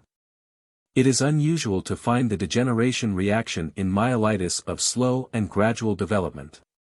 Sometimes there is diminished reaction to both the ferratic and galvanic currents, or the so-called middle form of degeneration reaction is obtained from atrophied muscles, the nerve presenting normal or nearly normal irritability, and the muscle increased galvanic irritability and inversion of the formula. Among the less reliable or accessible points of differentiation between the residua of acute myelitis and the chronic form is the history of the onset and the age of the patient at the time of the onset. Myelitis in young subjects is more likely to be of the acute kind, in older persons it is more apt to be chronic. In the diagnosis of diffuse sclerosis the question of differentiation from neuroses not based on ascertainable structural disease, such as are called functional, will be most frequently raised. In differentiating between organic and functional spinal disorders all known exact signs of organic disease must be excluded before the case can be considered as appertaining to the latter group. Symptoms of hysteria, nervous exhaustion, and spinal irritation frequently coexist with diffuse sclerosis as well as with the disseminated form. And this is not surprising, for, instead, as seemed at one time to be believed, of the neurotic taint granting comparative immunity against organic disease, it is the reverse. And it is not at all uncommon to find a strongly marked neurotic diathesis in the family history of sufferers from diffuse sclerosis. That ordinary hysteria, epilepsy, and what is vaguely called nervousness are common features in the ancestral record of the hereditary forms of spinal disease has already been stated in considering those affections. One of the commoner forms of the grave phase of hysteria is paraplegia. 153 Often muscular atrophy, which ensues from disuse, exaggeration of the deep reflexes, and retention of urine are added to the paraplegia and heighten the resemblance to an organic affection. Its development, though sometimes sudden, often occupies weeks or months, and may be preceded, exactly as in chronic myelitis, by weakness in the legs, and not infrequently by combined ataxia and weakness. It is much more difficult to discriminate here than is generally held or than is enunciated in textbooks. The sufferer from hysterical paraplegia does not always give other indications of the hysterical neurosis, and even if she did show a globus and tenderness at certain points. It is a question whether it could be called a scientific diagnosis which determined the case to be one of functional trouble on these signs alone. More than one error has been committed in this respect. In chronic myelitis, retention of urine is less common than incontinence, which is the reverse of hysterical paraplegia. Pupillary symptoms do not occur with the latter affection. If there be sensory anesthesias, they are bizarre in character or distribution, and do not usually harmonize with the distribution of the paralysis. In most cases, moral influences can be exerted so as to increase the power of movement far beyond what would be possible in an organic disease. And while an electrical examination will not always yield positive results in chronic myelitis, yet no case of chronic myelitis with complete or nearly complete paraplegia but will show at least quantitative changes of such extent as to prove beyond doubt that the case is of an organic character. 153 I have observed for 2 years a stationary brachial diplegia, of undoubted hysterical origin, although the patient had never shown any ordinary hysterical manifestations, and had no other hysterical symptom than chromatopsia. And that only for a short period. From its long duration, constancy, and the resulting atrophy of disuse, it had been regarded as a case of peculiarly limited chronic myelitis. There is one point in which spinal and cerebral disease involving the motor tract differs in the majority of cases, which may be utilized in distinguishing obscure affections of the former from those of the latter kind. In cerebral paralysis of any standing, the superficial reflexes, such as the cremaster and abdominal reflexes, are usually diminished or abolished, while the deep or tendon reflexes are exaggerated. In spastic conditions due to spinal disease, say sclerosis of any kind affecting the lateral column and leaving the motor nuclei of the anterior cornua unaffected, the deep reflexes are similarly increased, but the cremaster reflex is increased also. 154 This feature of the superficial reflexes is significant in the case of cerebral disease only when unilateral. 154 Attention has been called, I believe, by Westphal, to the fact that the cremaster reflex may not be demonstrable when reflex excitability is at its highest, because the cremaster muscle is already in extreme spastic contraction. The initial period of diffuse sclerosis is sometimes confounded with rheumatism, an error less pardonable than in the case of tabes, inasmuch as in diffuse sclerosis the pains are not usually premonitory, but associated with motor paresis. It is erroneous to regard a pain as rheumatic because it is aggravated or relieved by changes in the weather. There are many subjects of myelitis who regard themselves as veritable barometers, and with more justice than most rheumatic patients. In some cases of chronic alcoholism there are motor weakness and a gait much like that of diffuse sclerosis. 155 It is to be remembered that the solar tickling reflex is very often abolished in alcoholic subjects, and profound diminution of the normal cutaneous sensibility of the leg and feet usually coexist. But unless there is peripheral neuritis, which is an exceptional and, when present, well-marked affection, the absence of profound nutritive changes of the muscle, the presence of the alcoholic tremor, the absence of sphincter and bladder trouble, and the great variation of the symptoms from week to week, and even from day to day, serve to distinguish the alcoholic spinal neurosis from myelitis. 155 Wilkes alcoholic paraplegia. The secondary sclerosis. In studying the lesions underlying the symptoms of organic spinal disease, the occurrence of fascicular sclerosis, secondary to such disease and due to the destructive involvement of nerve tracts, was repeatedly noted. Turk may be regarded as the discoverer of these degenerations, and the reliability of this old observer may be inferred from the fact that one bundle of fibers liable to individual degeneration still goes by his name, and that, as far as he was able to discriminate between the various paths which secondary degenerations follow through the cerebrospinal fiber labyrinth, his statements have not been materially modified by more recent investigators, such as Bouchard, Vulpian, and Westphal. The discovery by Maynard that the great cerebrospinal tracts attain the white color which they owe to the development of myelin around their component axis cylinders with advancing maturity, and that the tracts of noblest, and therefore most intelligent, function were the last to show this sign of maturity, was greatly extended by Flechsig, who found that each tract receives its myelin at a definite period of intrauterine life, the lowest or the nerve roots first. Then the short or intersegmental or, as the physiologist may call them, the automatic tracts, then the long or controlling tracts. And last, the associating tracts of the cerebral hemispheres which mediate the complex relations underlying mental action.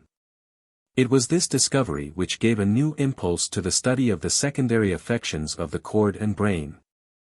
The accuracy with which secondary degeneration follows the lines marked out by the normal course of the tract is as great, diminishing when the tract diminishes, changing its position or direction and decussating ere the latter changes its direction or position or decussates, that it constitutes not alone an interesting subject for pathological study, but has become one of the most reliable guides of the cerebral anatomist.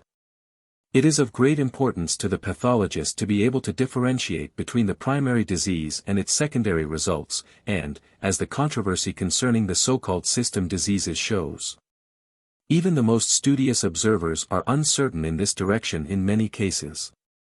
Morbid anatomy. Secondary degeneration manifests itself by a discoloration of the affected nerve tract, which accurately corresponds in area to the normal area of that tract. The more recent the degeneration, the less pronounced is this change. In advanced cases the color may be a dark gray, in moderately old ones a reddish or yellowish gray, and in those of very recent origin no change may be visible to the naked eye.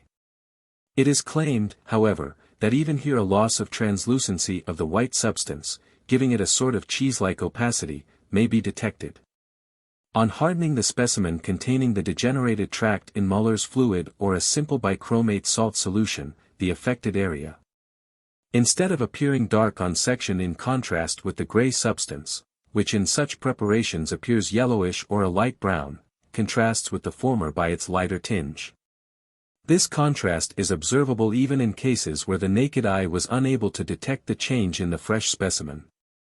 It can be sometimes found as early as the 10th day after the primary lesion, and is apparently simultaneously developed in the whole length of the nerve tract affected.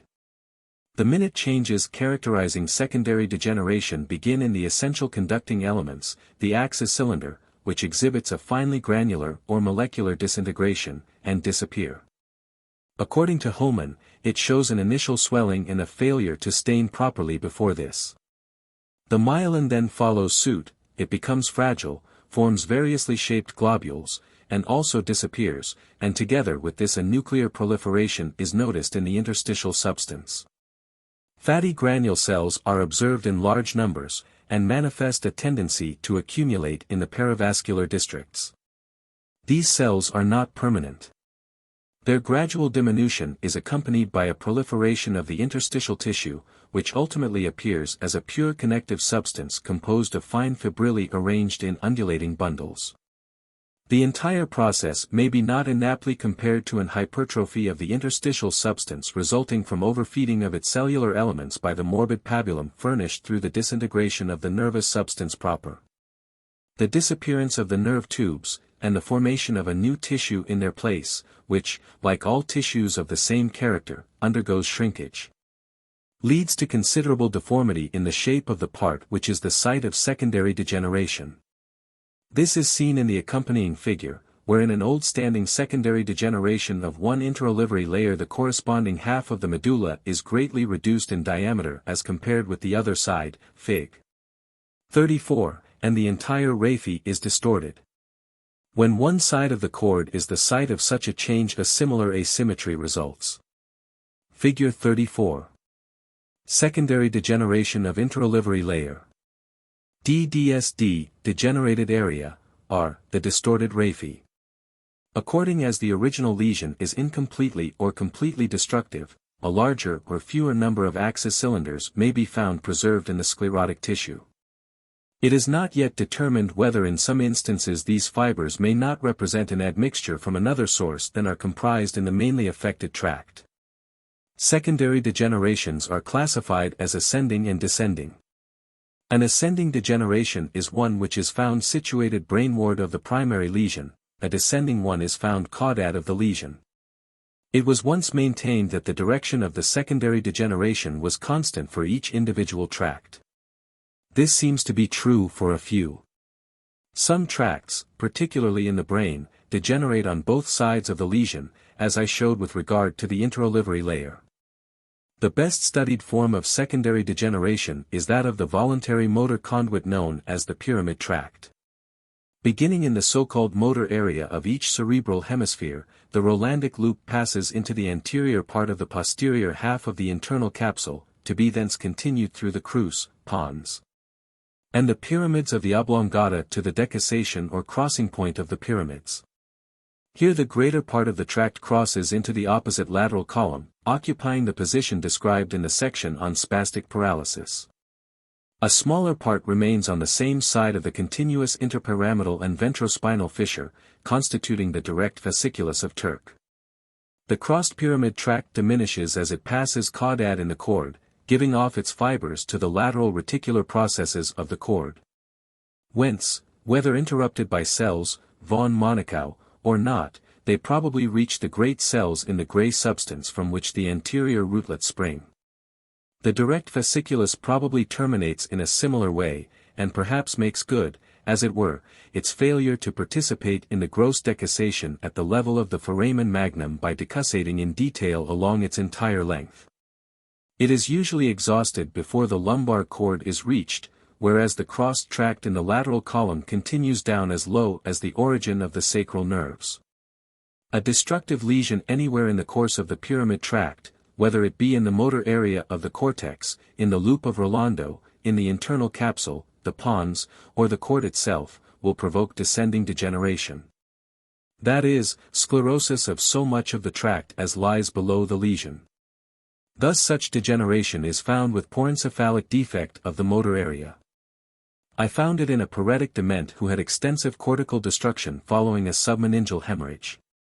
It has been observed after focal lesion of the pons, Hohmann, Schrader, and after transverse lesions of the cord, either myolytic, traumatic, or as the result of compression by vertebral disease. As a rule, the cells in the anterior horn are not involved, and some observers question whether this ever occurs. I have never found such involvement, although in its gross dimensions the anterior horn as a whole appears atrophied. This atrophy I have been able to account for satisfactorily by the disappearance of many of the fibers which run into the gray substance from the reticular processes. While the distribution of degeneration in the cord is rather uniform, varying only in harmony with the ascertained individual variations in the relative preponderance of the crossed and uncrossed parts of the pyramid tract. There is much more variation in the cerebral distribution of the degeneration according to the extent of the original lesion.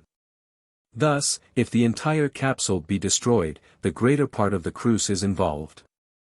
If only the posterior division in its anterior part be destroyed, the degeneration is in the crus, limited to that part which runs a subpial course on the crural demi-cylinder, occupying from 1/5 to 1/3 of its surface area. Still more limited degenerations are described, but as yet are too few in number to base other than tentative conclusions on them. Among these is one occupying a thin strip on the inner side of the crus, which degenerates after lesions near the genu of the capsule, and probably represents the tract which governs the cranial nerve nuclei. An excellent observation by von Mankop shows that the course of the motor fasciculus is subject to some individual variation even within the capsule. A number of forms of secondary degeneration are described, involving intracerebral tracts, such as those connecting the cerebrum and cerebellum. The degeneration of the visual tract, from the optic nerve to the occipital lobe, observed by Richter and von Monaco, with some conflict of opinion between these observers, is often as perfectly demonstrative of the course of the optic fasciculi as degeneration of the pyramid tract is demonstrative of the course of the voluntary innervation of the muscles moving the limbs. The secondary degenerations following lesion of the pons varolii are acquiring special interest in view of their relation to special nerve tracts of the spinal cord of hitherto unknown function. The purest instance of an isolated degeneration of other than the pyramid tract is the case illustrated in the accompanying diagrams. It involved the interolivary layer, was both ascending and descending, being traced above into the subthalamic region, and below decussating into the opposite side of the oblongata, to terminate in the nuclei of the columns of Burdach and Gall. The leading symptom manifested by the patient was a hemiplegia of the muscular sense. 156. 156. Besides my case, others have been recorded by Hohmann, Meyer, Strasberg, and Schrader, which are impure. In the former and latter degeneration of the pyramid tract, in the second degeneration of the olivary fasciculus, coexisted. It is not generally known that Westphal, in one of the first volumes of the archives now edited by him, found an ascending degeneration of the same tract for a short distance. Figure 35.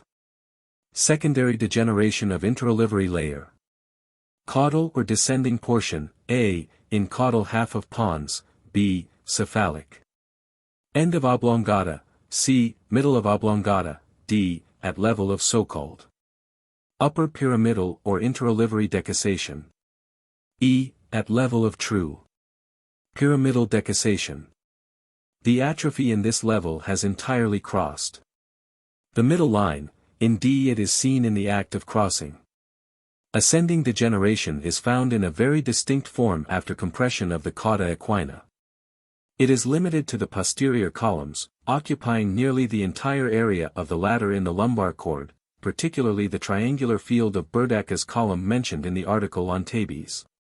In the dorsal and cervical cord it is limited to the columns of Gall, and terminates in the clava of the oblongata at the nuclei of those columns.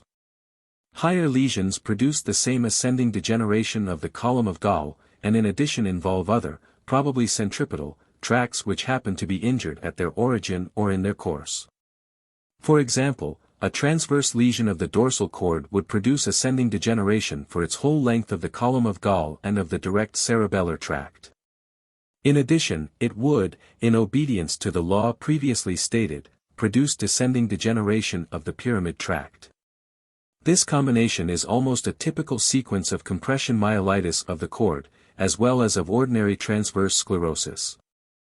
Recently, Gowers 157 has described a secondary degeneration in such a case of transverse lesion not previously noticed. It is found in cases showing gross disturbance of cutaneous sensibility, and occupies a narrow belt encircling the anterior quarter of the circumference of the crossed pyramid tract. It is continuous, in my opinion, with a tract which in the upper cervical cord is situated in a corresponding situation, and which degenerated a short distance caudad in a case of secondary degeneration of the olivary fasciculus described by Meyer, and in which similar sensory symptoms were noted. 157 Diseases of the spinal cord, and neurologisches.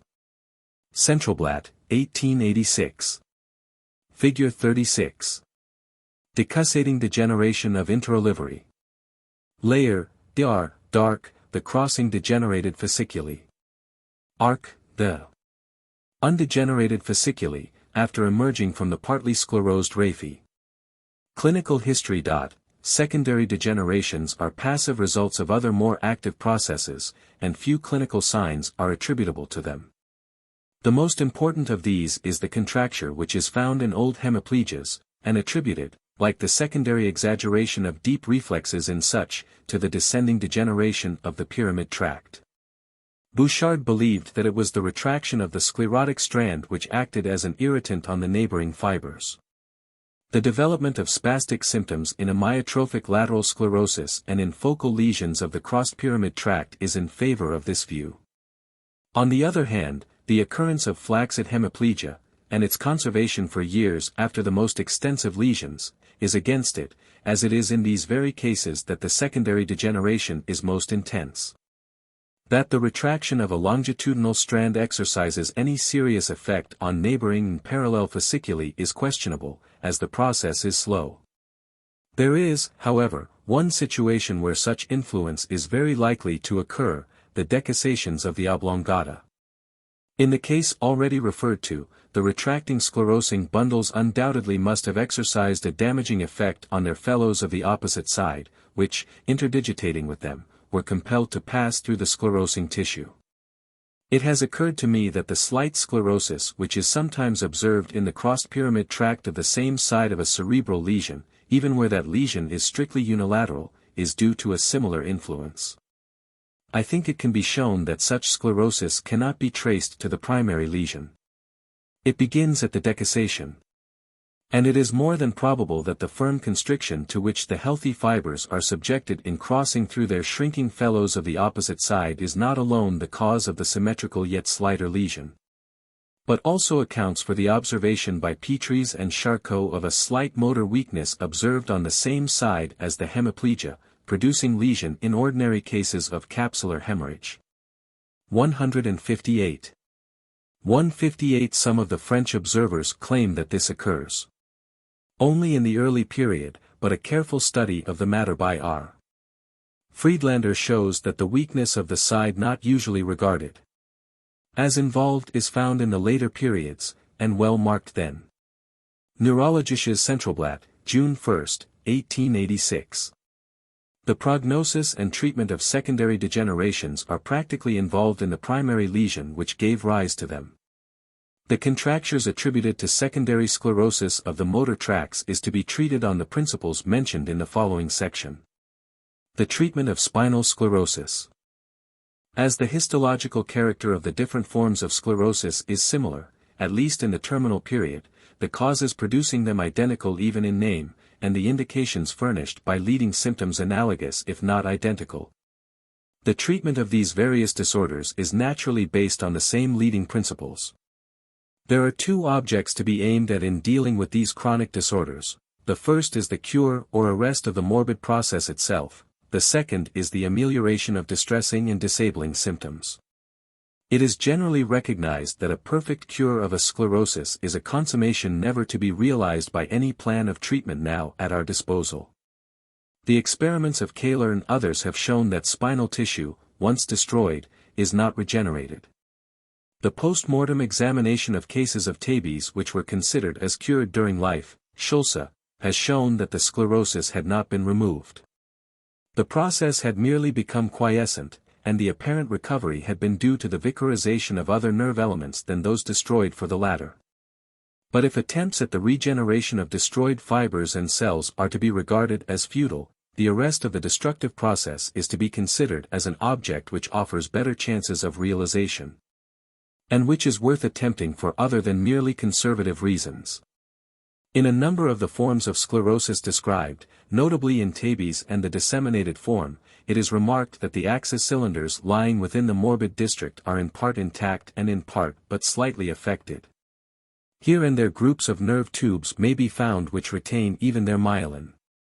While subject to the vicissitudes inseparable from their position in the midst of active pathological changes, these channels of nerve force, though anatomically patent, may have their function perverted or destroyed.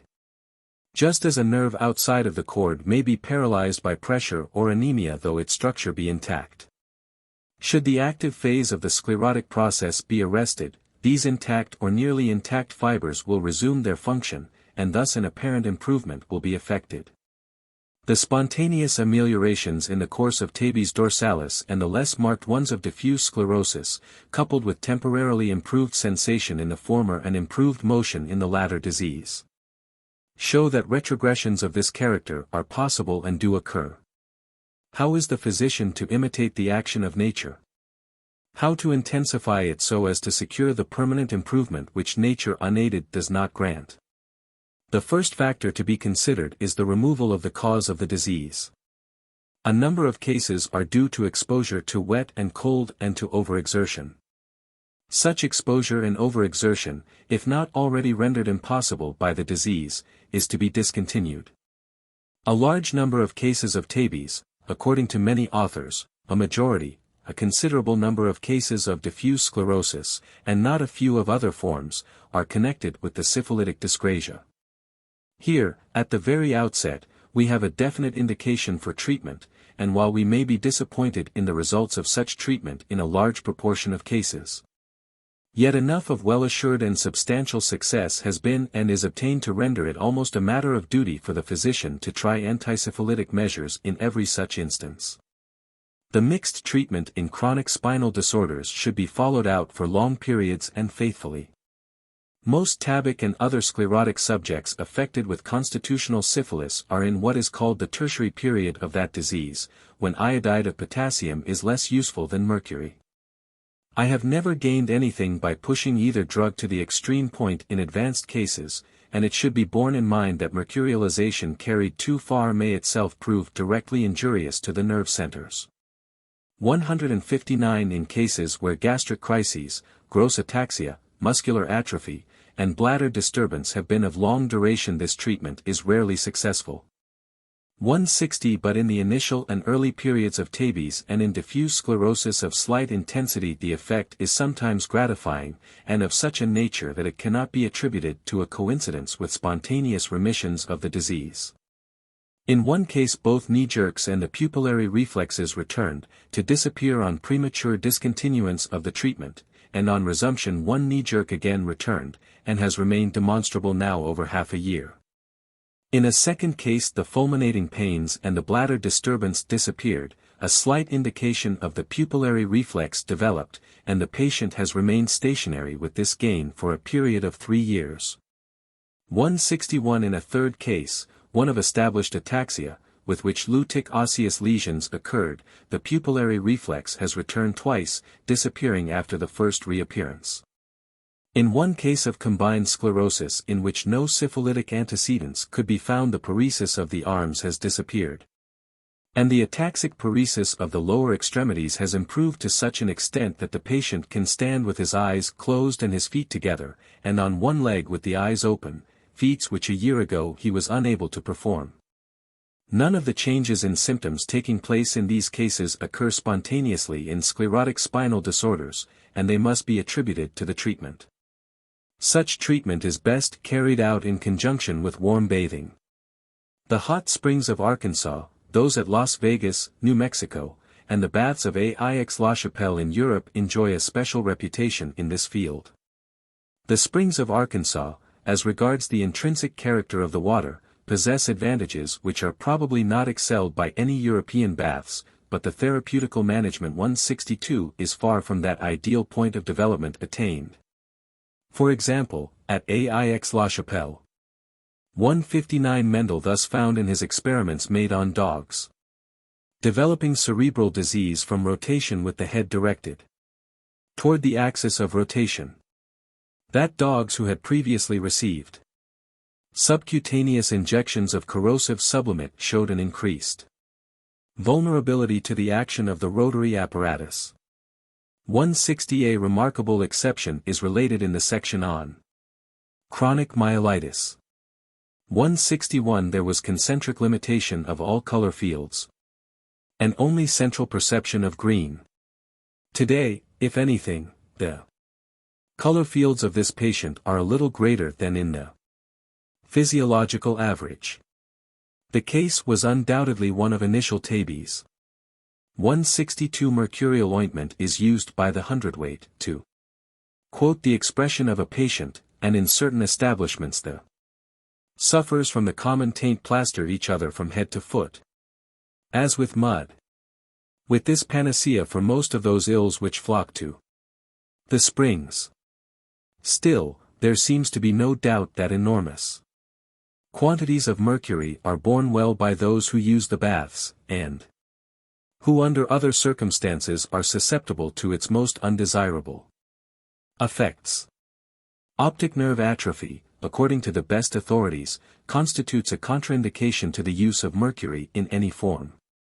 It may be laid down as a general rule that the more rapidly the symptoms indicating a sclerotic process are developed, and the more recent its advent, the more energetically should the treatment be pushed. Mercurial injunctions and the so-called heroic doses of iodide are to be employed. But in cases progressing slowly and of long antecedent history, what may be called a dilute plan is more apt to yield good results. Small doses of mercury 163 given steadily for years, and iodide of potassium, administered in well-tolerated doses for periods of 10 days, alternating with corresponding periods of intermission, have, in my opinion, delayed or arrested the progress of tabes and other forms of sclerosis for the long periods referred to in the preceding sections. 164 Although the antisyphilitic measures adopted in sclerosis of syphilitic origin are the most important, and the prognosis of no such case can be regarded as hopeless as to recovery or duration until they have been tried, other procedures, detailed under the head of peripheral treatment, should not be neglected.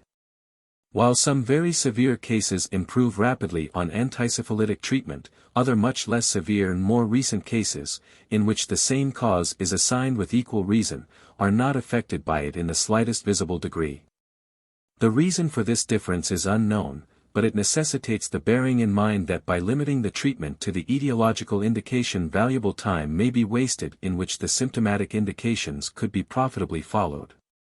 163 The tablet triturates of biniodide of mercury or corrosive sublimate furnished by Fraser and Company of New York I have found peculiarly useful. 1/100th or more of a grain may be thus administered every 2 to 4 hours.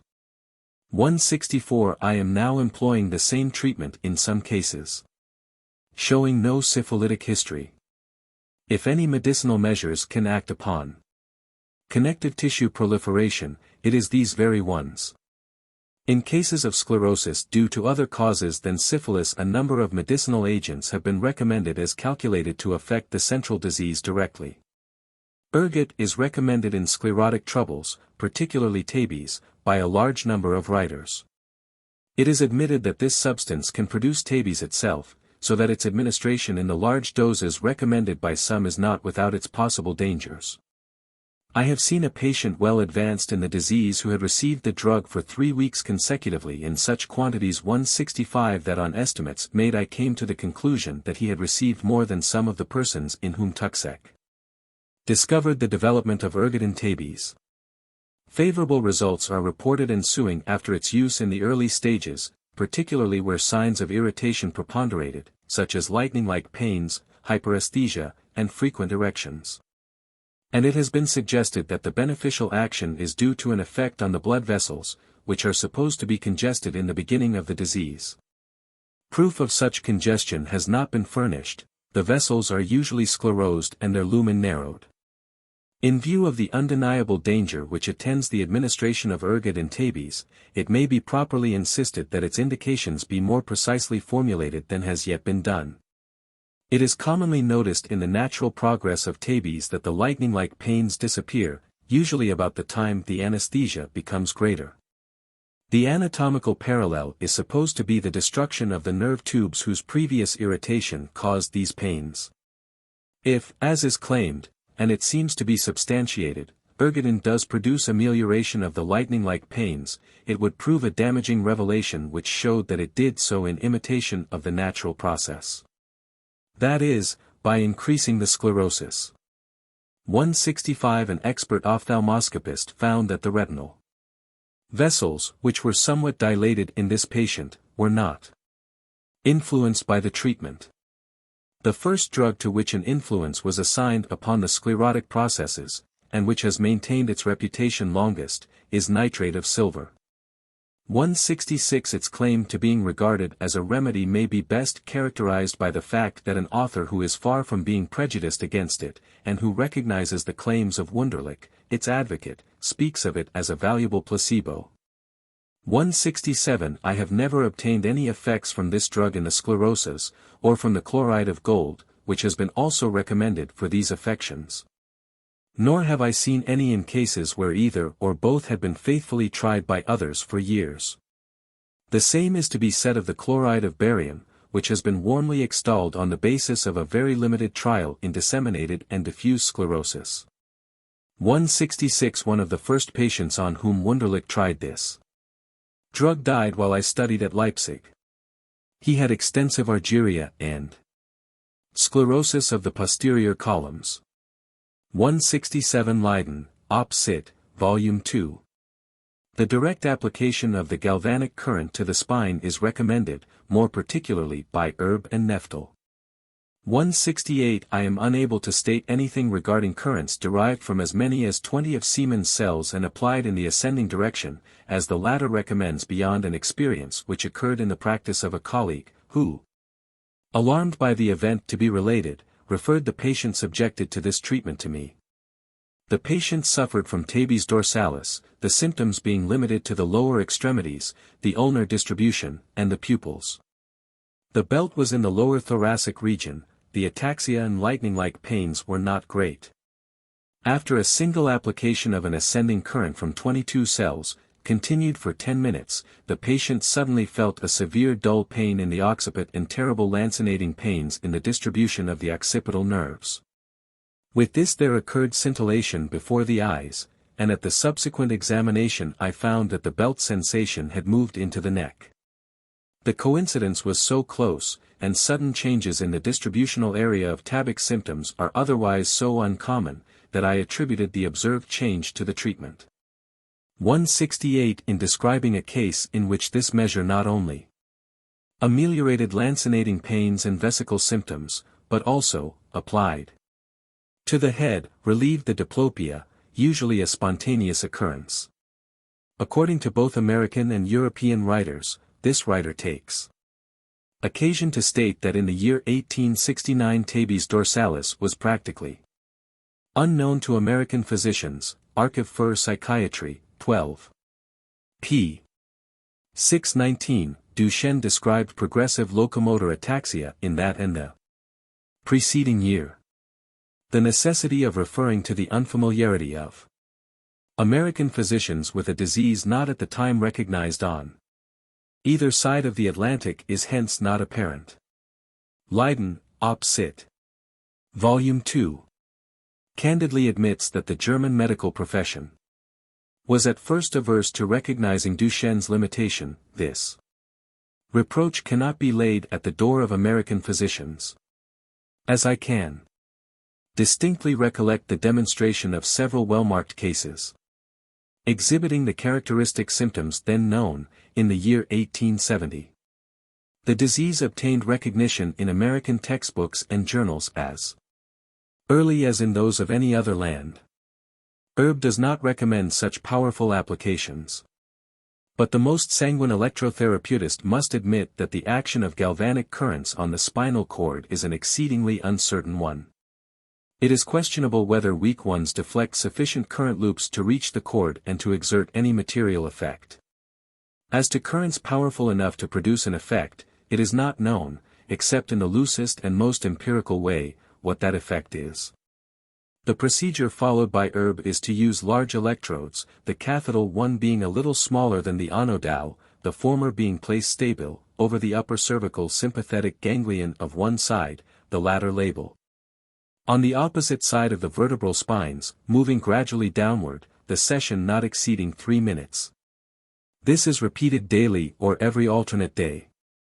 169 It would prove a strong proof that this treatment really affected the morbid process in a remedial direction if any of the exact signs of the disease were to be modified by it, be it ever so slightly.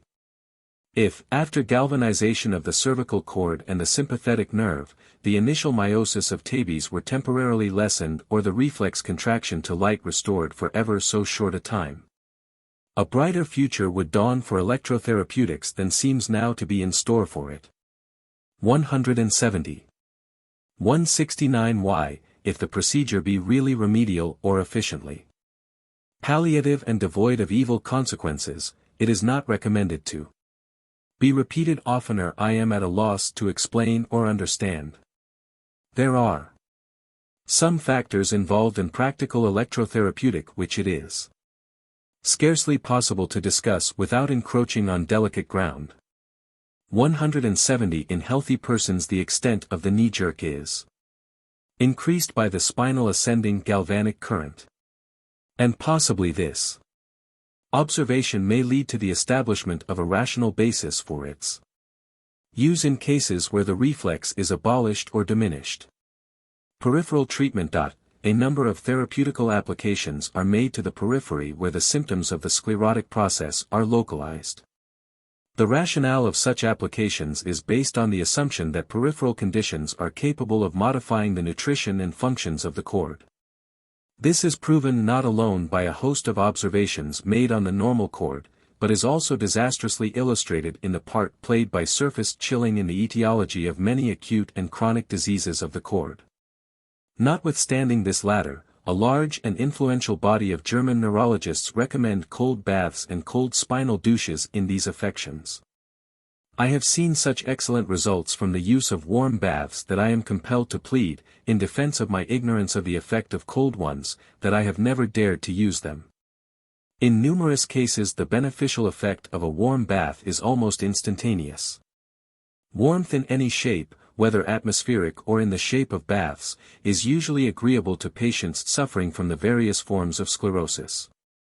Cold, on the other hand, is disagreeable, aggravates the symptoms, and in many cases at least hastens the progress of the disease.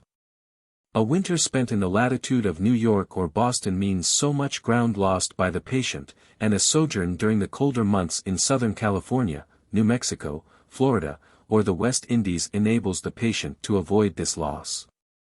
As regards the choice of climate and baths for sclerotic patients, I should be inclined to roughly formulate the indications as being identical with those of chronic rheumatism. The reaction against the use of warm baths in Germany, where they once were popular 171 is due to the employment of too high temperatures. Hot baths, in the strict sense of the term, including the various forms of vapor bath, act badly. They increase instead of calming the irritative symptoms, as moderately warm baths do, and they entail too sudden a change in the bodily state.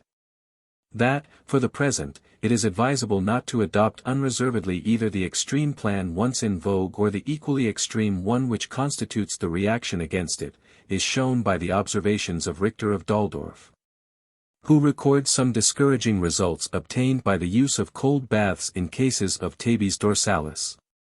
It is but necessary to refer to the fact that the lancinating pains of the latter disease, the rigidity of diffuse myelitis, and the spasms of lateral sclerosis are usually most severe in cold weather. And that the diseases mentioned appear to be rare in warm countries, to show the need of caution in using a therapeutical measure so similar in its action, even if it be but momentary and followed by a reaction to those which provoke or aggravate the original disease. Eulenberg has seen 5 recoveries in tabes, and under such different plans of treatment that the latter is not credited by him with the good result. 3 were treated with warm baths, 1 with cold baths, and 1 with nitrate of silver. It is seen here that the warm baths were used with good results more frequently than the cold. 171 The mud baths of Kutawa in Galicia had a very high reputation. One of the most singular delusions of modern therapeutics, nerve stretching, has, following the prediction made by several on both sides of the Atlantic, become obsolete. Introduced by Langenbuch, a surgeon, and attacking the disease at the sciatic nerve, a point where, as well-versed students knew, it was not located, the operation was looked upon with distrust from the beginning. The enthusiasm with which it was taken up by surgeons and by the interested portion of the laity, ever hopeful as tabic patients are of new drugs and methods of treatment, has led to a large number of trials, now numbering several hundred, and from which the useful lesson can be gathered that the good ripens slowly. Nerve stretching in an organic disease of the spinal cord may take its place among the needless vivisections. It has not influenced the progress of a single case in any essential feature. On the contrary, it has more than once been directly responsible for acute myelitis, spinal hemorrhage 172 and pyemia.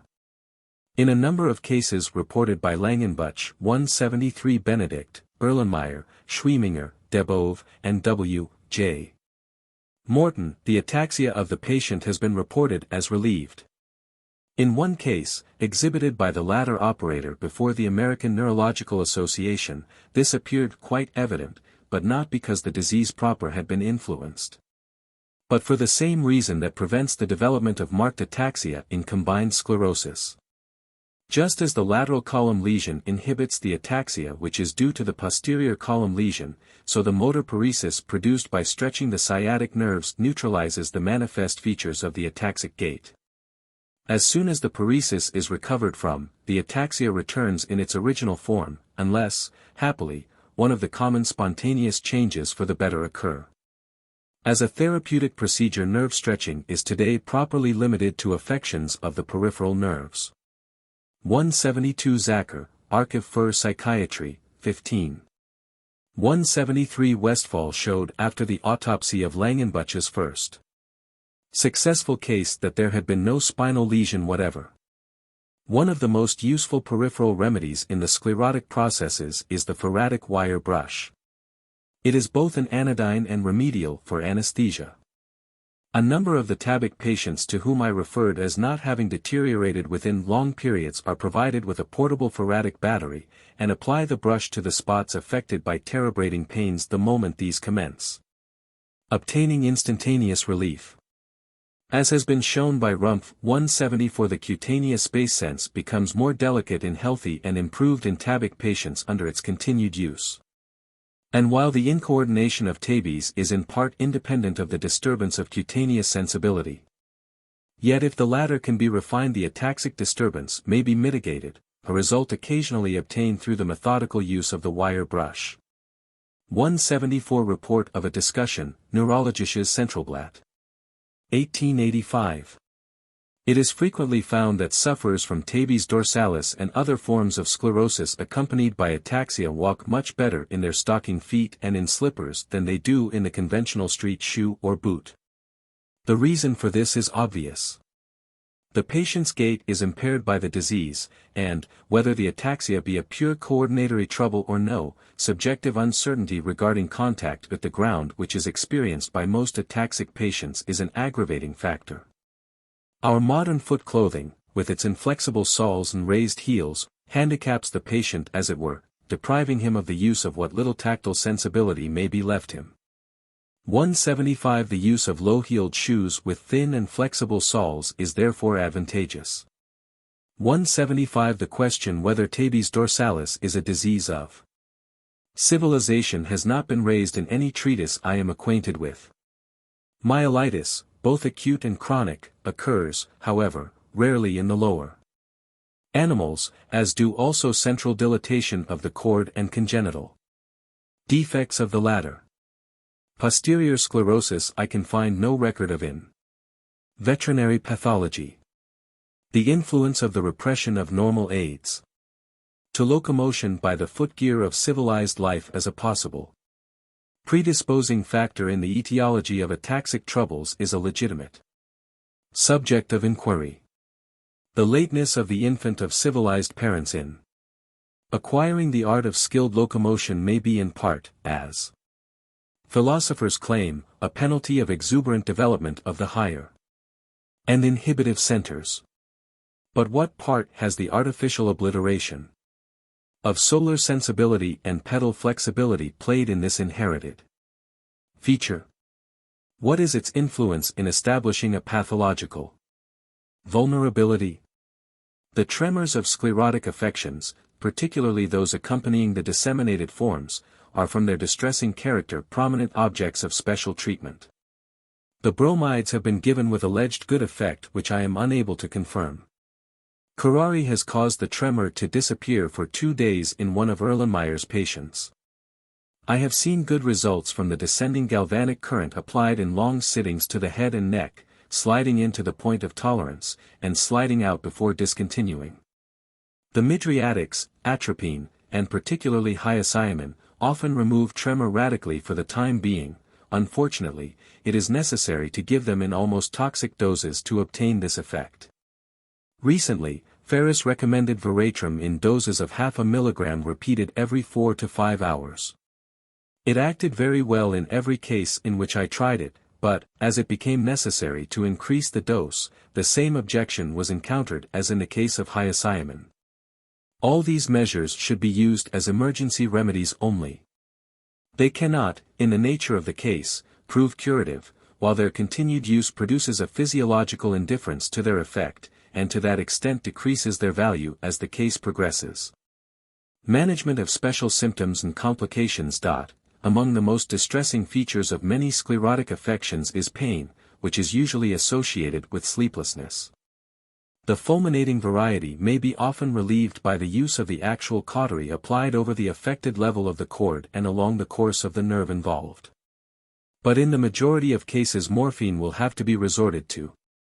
Herb cautions against the use of this anodyne in cases where there is much reflex irritability of the cord, as morphine is said to increase this irritability when administered in small doses, and to reduce it again only when larger ones are administered. It is the latter alone which are serviceable with pain, and I have not yet seen any bad effects in the direction apprehended by herb from such doses as it is necessary to give. That the physician administering it should be always on guard against the possible formation of a drug habit it is unnecessary to add. But it is also unnecessary to add what alternative he shall adopt when his choice lies between the lesser evil of the opium or morphine habit and the terrible martyrdom which some patients would be compelled to submit to if not allowed to indulge in it. 176. The evil effect of opium and its preparations on the visceral functions is to be neutralized, as far as possible, by the administration of laxatives and bitter tonics. 176. Few sufferers from spinal disease use anodynes habitually. Opium and its preparations are not fascinating to the majority of persons. On the other hand, there are two cases of tabes dorsalis now under my observation in which the patients have been compelled to use hypodermic injections of Magendie solution for 2 and 3 years without any materially bad effect. The deep-seated diffuse pains, such as are found in disseminated and diffuse sclerosis, are not as markedly relieved by opium as the terebrating and lightning-like variety. Frequently spastic or other signs of increased reflex excitability are associated with them, and as both are favorably influenced by the bromides, the latter are doubly indicated in such conditions. With pains of a rheumatic character, static electricity has been recommended. It undoubtedly relieves such pains, as skillfully applied galvanism would. Its chief effects, it seemed to me from a 6 months' trial with it, are on the imagination and hopes of the patient. 177.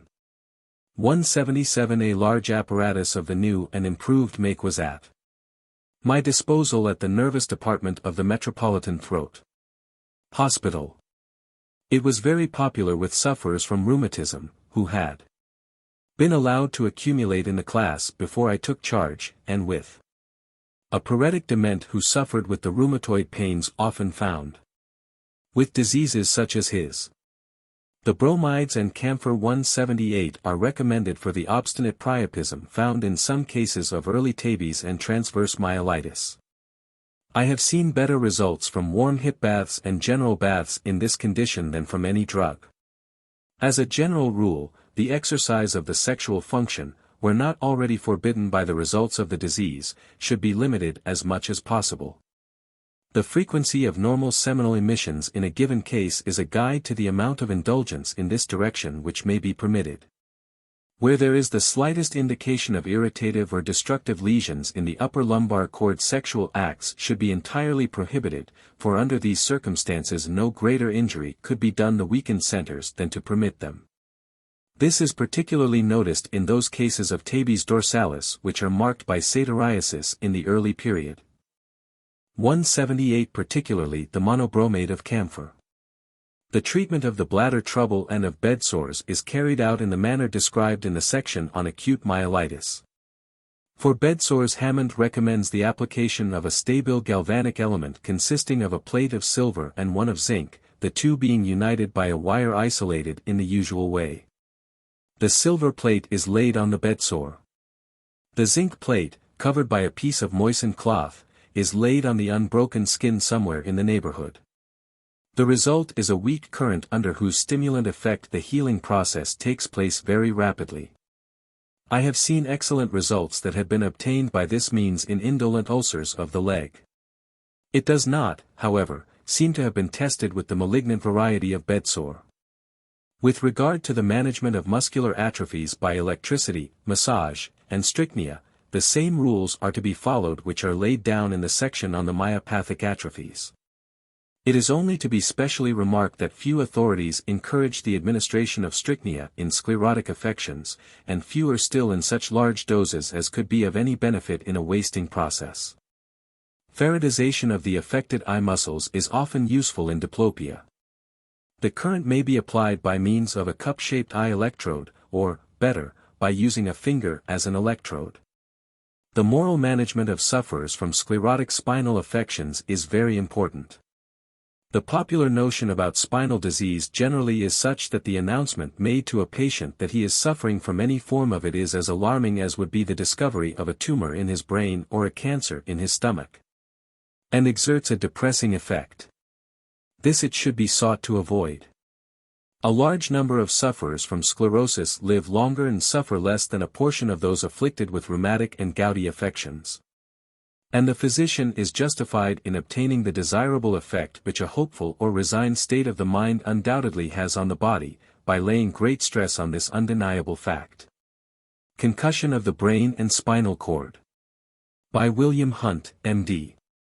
The writer was asked to contribute a short article upon concussion of the brain and spinal cord for this work, as these injuries are apt at first to come under the notice, if not charge, of the general practitioner. The article will therefore not be an exhaustive one, and there will be little but the details of personal experience and less quoting of authorities. Much has been written recently upon the subject both in volume and in pamphlet. Diverse views of equally competent judges of the matter have been put forth, and the brains and spinal cords of the partisans appear to have received as severe a shaking up as the real recipients of the lesions, if absolute lesions there be. This, in fact, is the point of controversy, for there are those who seem to deny that there can be a jarring or shaking of the cerebrospinal mass sufficient to cause positive symptoms without producing positive lesions, whilst others are as firm in their convictions that pronounced symptoms may follow a mere disturbing ripple of the nervous elements. How is the question to be settled? The slightly shocked or injured recover rapidly, whilst some who only appear to be as slightly injured or shocked at first, go on to death. During the progress to which event there is no doubt as to the existence of lesion and no difficulty in finding it at the autopsy. Hence, say the lesionists, the first ones had it, but got well, whilst the non-lesionists affirm that it never existed in them. The logician would think that these differences in opinion were only differences in degree about the same thing, but, nevertheless, the question is one for serious discussion, and is of much greater importance than would appear to be the case to the average layman. This importance lies in the medico-legal aspects of the suits arising out of the alleged injuries and their consequences. Judges, lawyers, and doctors know them well. In doubtful cases authorities of equal eminence are quoted, and the results of trials are equally as doubtful as to whether justice or injustice has been done. These remarks, as will be seen, are especially applicable to injuries of the spine, but they also may have place in the consideration of consequences arising from concussion of the brain. Concussion of the brain. Whatever doubts there may be as to concussion of the spine, there are none, I believe, who deny the appropriateness of the expression as to the brain, it being, by its anatomical relations, so much more exposed to shock than the spine. We understand that pure concussion, uncomplicated with fracture, refers to a condition caused by external violence, direct or indirect, which communicates a jar or shock to the cerebral mass, and which expresses itself by certain well-defined symptoms. The nervous system and the circulation are most manifestly involved, but in a pure case it may be said that all of the symptoms arise from central nervous disturbance. Even could it be shown that they were dependent on temporary congestions, these congestions, I think it will be admitted, would be due to vasomotor derangements.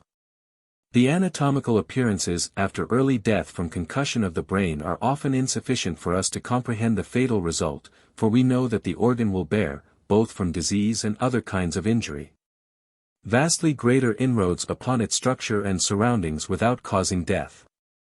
Often there is mere localized cerebral congestion, with no ruptures of vessels, then there are slight extravasations shown as points or dots of blood in the nerve matter, and, again, there is what is called the bruised brain. Sometimes there is nothing abnormal whatever to be found. Most of these cases, under modern criticism, have been justly shut out from the record as having no value.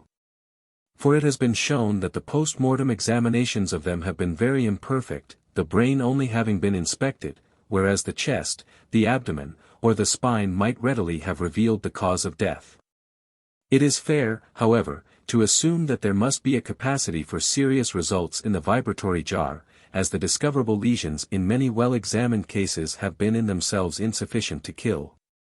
The rapidity of recovery of those who get well also bears weight on this point. Of 19 cases of recovery from concussion of the brain of which I have record, the average stay in hospital was 8 days. The range of stay was from 1 to 25 days. Many of these were at first profoundly shocked, some of them apparently hopelessly so when we compared their symptoms with those who died. As they recovered, however, in so short a time, there surely could not have been any gross lesion to account for their symptoms. What else, then, can account for them than vibratory jar? And if this can produce such severe results within the line of recovery, why cannot the degree of it be so extended as to involve, for example, the respiratory centers, and so kill without leaving perceptible sign? The symptoms of concussion of the brain range from a mere daze or stunning to those of deep unconsciousness. There is no paralysis of the extremities in pure cases. Often the patient is very restless, and throws his limbs about in all directions. When these are quiet there is response to irritation and electricity. Loud speaking to him may elicit some attention, but the answers are mostly incoherent. There is pallor, often extreme, coldness of surface, and sweating. Vomiting is usual, and may come on immediately or later, and it continues as long as there is anything to discharge. Sometimes there is retching. In favorable cases the cessation of vomiting is accompanied by a slow return to consciousness, which may be preceded by delirium. This return is never sudden, and the method of it serves to distinguish the case from that of some forms of epilepsy. The pulse is generally frequent and feeble, often irregular. In extreme cases it may be slow and feeble, very rarely, if ever, strong or bounding. After reaction it becomes more natural, and if recovery follows it will not show much variation. The temperature is depressed at first. In one characteristic case it was 98 degrees on the first day, reached 101 degrees on the third day, and receded to 98½ degree on the eighth day, when the brain symptoms disappeared. There may be retention of urine and sluggishness of the bowels, but in bad cases coincident with the vomiting there is sometimes involuntary discharge both of feces and urine. The respiration is irregular, sometimes almost ceasing, and then returning with great rapidity. Much has been said and written about the condition of the pupils in concussion of the brain. I have made this matter a subject of observation, and am convinced that the state of the pupils is of no diagnostic value whatever as to determining the existence of concussion or compression. Their state is of great value in telling us that the functions of certain brain centers are partially or wholly impaired. The progress of the case will tell us whether the impairment is due to clot or effusion, congestion or jar. It is wrong, therefore, to say that the pupils are one way in compression and another in concussion. It is right to say that in either case they are sluggish or wholly irresponsive to light. In one person they may be dilated, in another contracted, and in the same person the eyes may present marked contrasts. In the light of modern physiology this is what might be expected. The condition of the pupils is dependent on that part of their nerve connections which is involved in the injury, and also upon the method of that involvement. Clinical experience, I think, amply sustains this view. The reaction from what may be called pure concussion is generally slow. The patient is apt to be dazed for some time, although the pulse and temperature may be normal. When there is a rebound with fever, and florid complexion, and suddenly or gradually another but deeper unconsciousness supervenes, it is almost certain that positive lesion took place at the time of injury. And that the reaction has brought with it great congestion if not extravasation. Now, really, compression to be followed by inflammation is the condition demanding attention. Diagnosis. The history of the case and the symptoms as detailed will enable us to reach a conclusion in most cases as to the existence of concussion of the brain. There are some conditions, however, from which it is to be carefully distinguished. These are simple fracture, with or without depression, compression from any cause, drunkenness, and epilepsy. There may be such profound shock with fracture that at first concussion symptoms mask those of the lesion, or even keep them for a time completely in abeyance. The head bruises are often very deceptive to the touch in the search for fracture. I am in the habit of directing students to feel their own scalps, in order that they may appreciate the fact that the touch gives no sensation whatever of the natural thickness of the cranial covering. It seems as though something like a piece of thin parchment only intervenes between the fingers and the bone. The fact is, the scalp varies from 1/8 to 1/4 of an inch thick, differing in different places, and where muscles, as the temporal, for example, are beneath it, the bone is much deeper.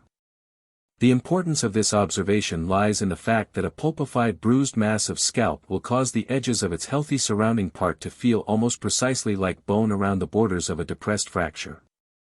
The accompanying general symptoms will mostly not be in accord with this condition, but in some cases the deception is so complete that it is very difficult to persuade those not familiar with the fact that a fracture does not exist, and to induce them to refrain from rash proceedings. One case I can call to mind where the opinion of the attending physician was only changed by the ultimate favorable result, which left no sign of permanent injury of any kind. These cases are particularly apt to occur with children. I remember also another source of deception. A boy was severely injured by a blow upon the forehead. Concussion was marked. There was a lacerated wound reaching to the edge of the orbit. Fractured bone could be felt, and at first sight what appeared to be brain matter was oozing from the wound. A hasty unfavorable prognosis was given to the parents. On closer examination it was found that the fracture was of the external wall of the frontal sinus, and the supposed brain matter was the delicate fat lobules of the orbit. The patient recovered rapidly. There is a marked distinction between the ordinary symptoms of concussion and those of compression, whether from depressed fracture or effusion, as of blood in apoplexy. Here there are flushed, often swollen, countenance, stertorous breathing, slow and it may be strong pulse, deep or absolute insensibility, and fixed pupils. The injury, if there is one, is mostly palpable and explanatory. If it is concealed, the other symptoms point to the true nature of the case. The diagnosis from drunkenness is not always easy, although deep intoxication is more apt to be accompanied with compression than with concussion signs. Drunkards often have bruises on their heads caused by falls, and some of them are pale and sick after debauch. The smell of liquor is not always reliable, for it is so common after accident for friends to administer stimulants before the patient is seen by a medical man that he might be easily misled into too hasty a judgment. The general appearance of the old stager is well known, but in cases where there is the least doubt the patient, whether in hospital or in private, should be kept a sufficient time under observation for the effects of drink to pass off. Then it will be seen whether this has masked a more serious condition. Too hasty conclusions in this matter have led to most unpleasant occurrences. These are well known in police administration and to hospital men. The convulsions of the epileptic, the foaming mouth, and the quick return to partial or complete consciousness will generally serve to distinguish the case from one of concussion. But at times there are those who require also to be kept under observation for some hours, and even a day or more, in order to come to a correct conclusion. The prognosis in concussion is generally favorable, but if complete unconsciousness is present it is doubtful as to the individual so long as this lasts, for, as before intimated, the cases which recover may present as marked symptoms at first as those which prove fatal. Recovery is mostly complete, but not suddenly so. The after effects in any case may prove serious. There is, however, an unwarranted tendency to attribute any defect in character, and even criminal lapses, to a blow upon the head, especially should the history or marks of one be discovered as having occurred at any time, no matter how long, previous to the inquiry. The blow may be the cause of subsequent epilepsy, chronic inflammations, and insanity or imbecility. These cases have, however, an almost continuous history of trouble from the date of the injury, the manifestations varying in severity from time to time as pathological changes go on or as exciting causes develop them. Treatment. Absolute simple rest in bed is all that is necessary in mild cases of concussion. The patient should be well watched for any symptoms which might supervene and show that the injury was more severe than at first supposed. On the other hand, serious symptoms may be present without indicating any great gravity in the case. Children, for example, often have convulsions from the slightest cause. I have attended them when these set in immediately after the injury, but in a day or two there was entire recovery. The more serious cases equally require rest, but also something more. To bring about reaction from shock, synaptisms to the extremities, to the nape of the neck, and over the stomach should be used. Hot water bags should be placed along the sides of the body and limbs. Alcoholic stimulants must be sparingly used, if at all, they are rarely necessary. The stomach will often reject them unless in minute doses. If too much is absorbed, unpleasant consequences to the brain may follow. In extreme cases hypodermic injections of brandy or ether may be administered. Ammonia, camphor, and other diffusible stimulants may be useful, either externally or internally. If the reaction is regular, with gradual restoration to consciousness and no noticeable rise in temperature, nothing further is required but a continuance of the rest and the use of cooling drinks and spare diet. The bowels and bladder must be attended to, the catheter may have to be used. Restlessness, with or without delirium, is not unusual, but it generally subsides under full doses of bromide of potassium. When reaction is followed by high fever, and especially when there is with it a passing on into secondary unconsciousness independent of true sleep, we have almost surely internal compression from congestion, a fusion of serum or hemorrhage to deal with. Now, blood may be taken generally or locally with great benefit. Cups, both dry and wet, to the temples and back of the neck are very useful. Leeching also is an efficient method of depletion.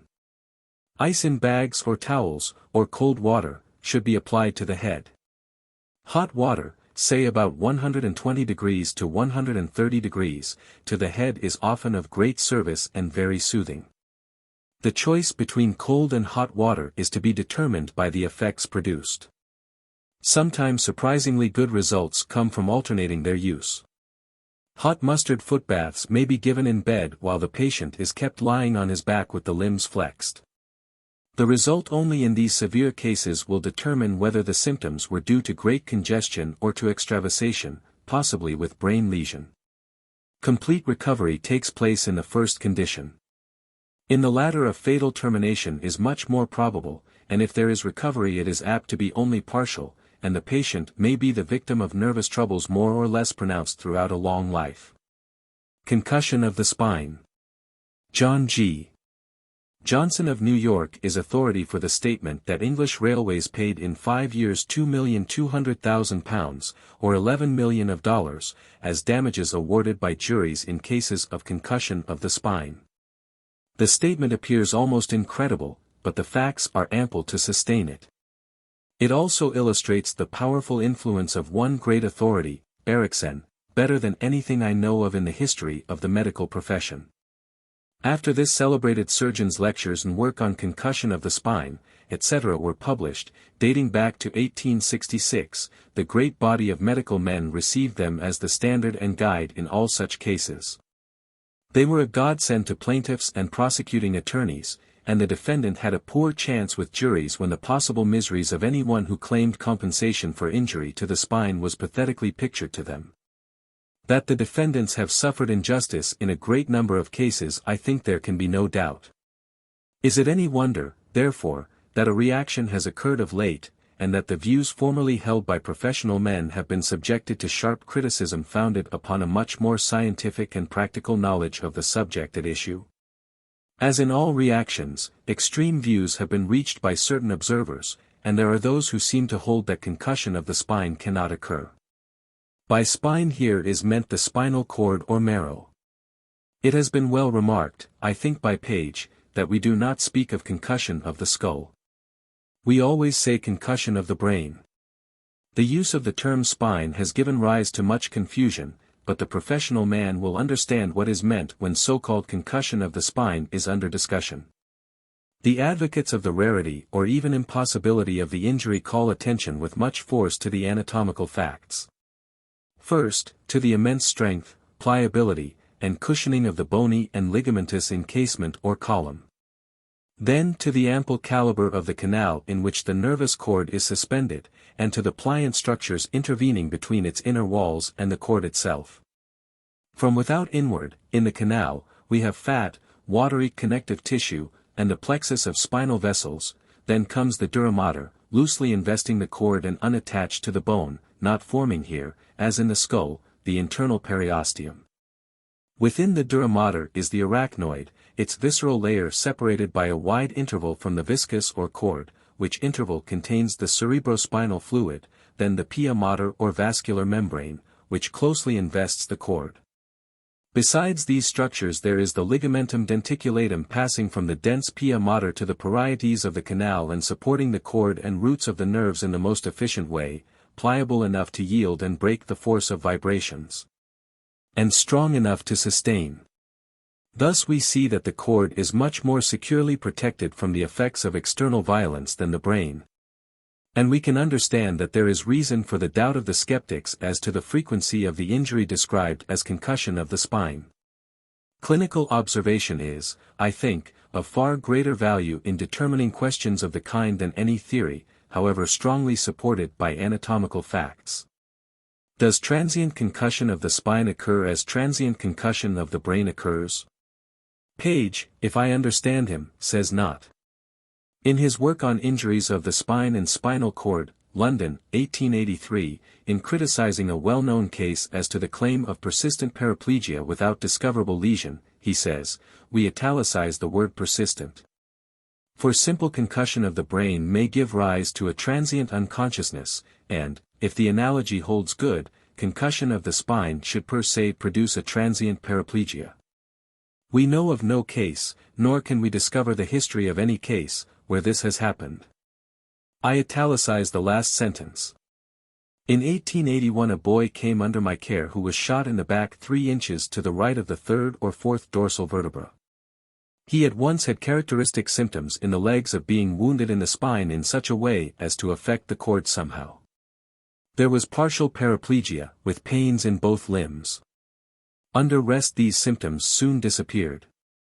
In a few days I made a deep incision and removed some clothing and fragments of bone, and then from the depths of the spinal gutter I took a large conical ball which was resting against the bony bridge of a vertebra. The boy recovered rapidly. I saw him some months afterward perfectly well. Surely, this was a case of spinal shock or concussion with transient paraplegia, and the cause of it could have been nothing else than the impact of the ball against the column, producing vibratory jar sufficient to affect the cord.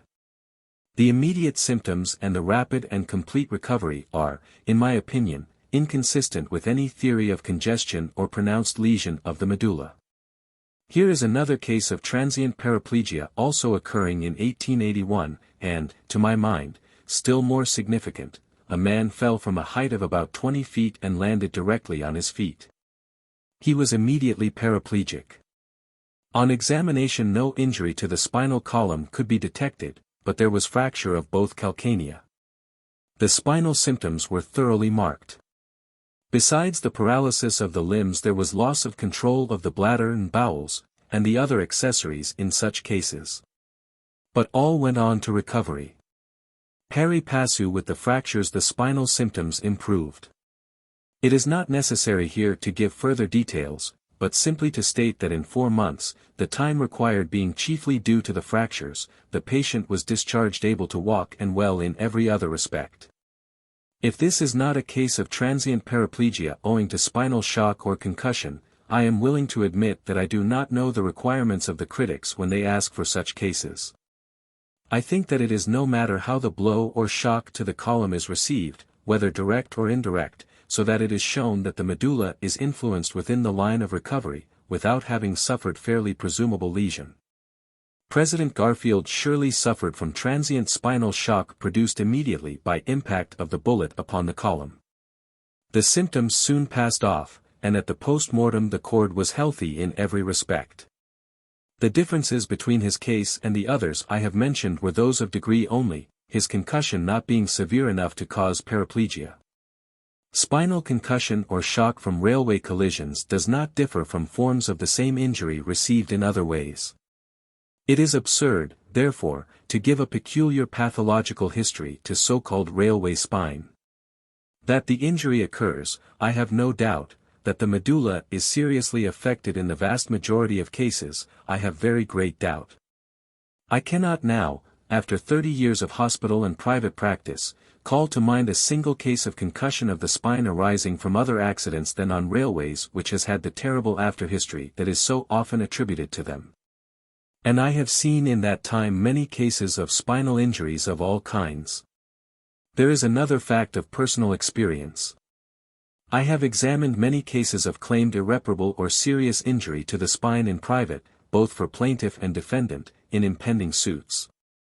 But I cannot remember a single application of a patient for admission to the hospital to be treated for the after effects of concussion of the spine, the original injury having been received in a railway collision. As all sorts of people ride on railways, it is strange that the numerous recipients of concussions of the spine are pecuniarily independent of hospitals. One old fraud I do remember who fell from a streetcar and claimed lasting injury to the upper part of the spine and the head, and adequate compensation for it in court. I was not called as a witness at the trial, and the plaintiff recovered very heavy damages. These were afterward reduced to a much smaller amount when it was discovered what I knew about the case. Other structures of the spine besides the medulla are much more subjected to injury than it is, and their consequences often mislead both patient and doctor, especially the former. The ligaments and muscles are exposed to contusions, strains, ruptures, and twists which are wrongly attributed to concussion. From these injuries and from so-called concussions the patient recovers rapidly or slowly according to their extent. If damages are looked for from a corporation, he is in a state of what may be called expectant pecuniosity, and shows no amendment until the question is settled. Otherwise, he gets well, as those do who are injured but have no expectations. There is a striking want of confirmation by post-mortem examination of the terrible effects which are said to follow concussion of the spine. In fact, the records of such examinations are so few. Notwithstanding the immense number of those who have claimed to have the injury that the skeptics are somewhat justified in attributing the few cases which have shown great pathological changes in the cord and its membranes to the coincidence of disease, as myelitis or syphilis, or to much graver injuries than concussion. I have reported a case in full in the Medical News and Abstract, Phil Ada, November, 1881, which illustrates how coincidence might easily play its part in a supposed concussion. This feature of it is not alluded to in that paper. A gentleman began to complain of pain posteriorly at the root of the neck. Paralytic symptoms gradually developed. It is unnecessary to repeat the details here, but the history was a most dreadful one, and precisely that of the few serious ones described in the works on concussion. Within a year the patient died. The autopsy revealed a meningitis and softening and destruction of the cord to the extent of 2.5 inches of its brachial enlargement. There was no other disease. Now, this patient frequently traveled on railways, and if he had been subjected to the slightest accidental shock it would have been received on all sides as the cause of the disease. There was, however, no such history, nor was anything ever known to account for the fact that a man in otherwise perfect health should have 2.5 inches of his spinal cord as it were spontaneously destroyed. I will state in passing that this case did not confirm the views of Johnson and others as to there not being any severe pain on pressure in myelitis. It showed also that clinical observation is not always in accord with plausible anatomical facts or reasoning. Thus, Johnson says, it is a mistake to suppose that meningitis or myelitis is accompanied by pain on pressure. The spinal cord is surrounded by a bony wall thicker than the bones of the skull. And you might as well press on the head to see if the brain is diseased. Now, in this case the pain was simply atrocious and greatly increased by pressure. To relieve both it and the disease the actual cautery was applied on both sides of the spinous processes. And some estimate may be made of the sufferings of the patient, who would not take ether, when he exclaimed as the hot irons were burning through his tissues, "Oh, that is better than the pain." To sum up, then, I think I have shown that concussion of the spinal cord proper occurs. I also believe it may occur in a railway collision just as it occurred in the man who fell 20 feet. Why should not a traveler sitting in a peculiar position, with his feet, for example, firmly against a partition or wall of the car, suffer it in a collision? On the other hand, the great majority of those who after accidents claim injury to the spinal cord as the cause of their disabilities are wholly mistaken. The question is of great importance, for upon it depends the testimony as to whether the patient has sustained temporary or permanent injury. Each case must be studied on its own merits. There is no class of injuries so full of opportunity for the exaggerator or malingerer. The history of many of them is by no means complimentary to human honesty. Those interested can study the special works on the subject. Space is not given to detail them in this paper. The symptoms and prognosis of concussion of the spine may be almost inferred from what has been written above. There are tinglings, pain, and sometimes cramps in the limbs. There may be partial or complete paraplegia which is transient in character. Complete paraplegia is very rare, and when it exists it almost always indicates a more serious injury than concussion. The case I have cited is an exceptional one. The bladder is almost always affected, there is either suppression or incontinence. The bowels are sluggish for a time. The pulse is mostly quickened, the temperature does not vary much from the normal. Priapism, which is so frequently present in wounds involving the spinal column and cord, is not present in concussion. I have in the Medical News, November, 1881, given my reasons for believing this symptom to be due to a coincident impression or laceration of the sympathetic nerve when there is a fracture or other injury of the vertebra. This view I have been able to sustain by a case reported in the Medical News, Phil Ada, February 25, 1882. The prognosis of concussion of the spine is generally favorable. The recovery is slow in pronounced cases. Where such terrible consequences follow as are described in some of the cases which have been caused by railway collision, there is reason to believe that the original injury was either too severe to come under the head of concussion, or that some coincident deterioration was present at the time of the accident. The diagnosis from fractures and dislocations is mostly easy. In these cases the local and general symptoms are nearly always so definite as to give no trouble in coming to a conclusion as to their nature. In obscure cases time will develop the truth. In the treatment of concussion of the spine the great remedy is rest. Under this alone the slight cases will rapidly recover. The more severe ones will require other aids, such as cupping, both wet and dry, to the spine over and about the chief seat of complaint. Synepisms, blisters, and iodine are useful in the order named. Opium will be borne much better for the relief of pain and restlessness than in like injuries of the head.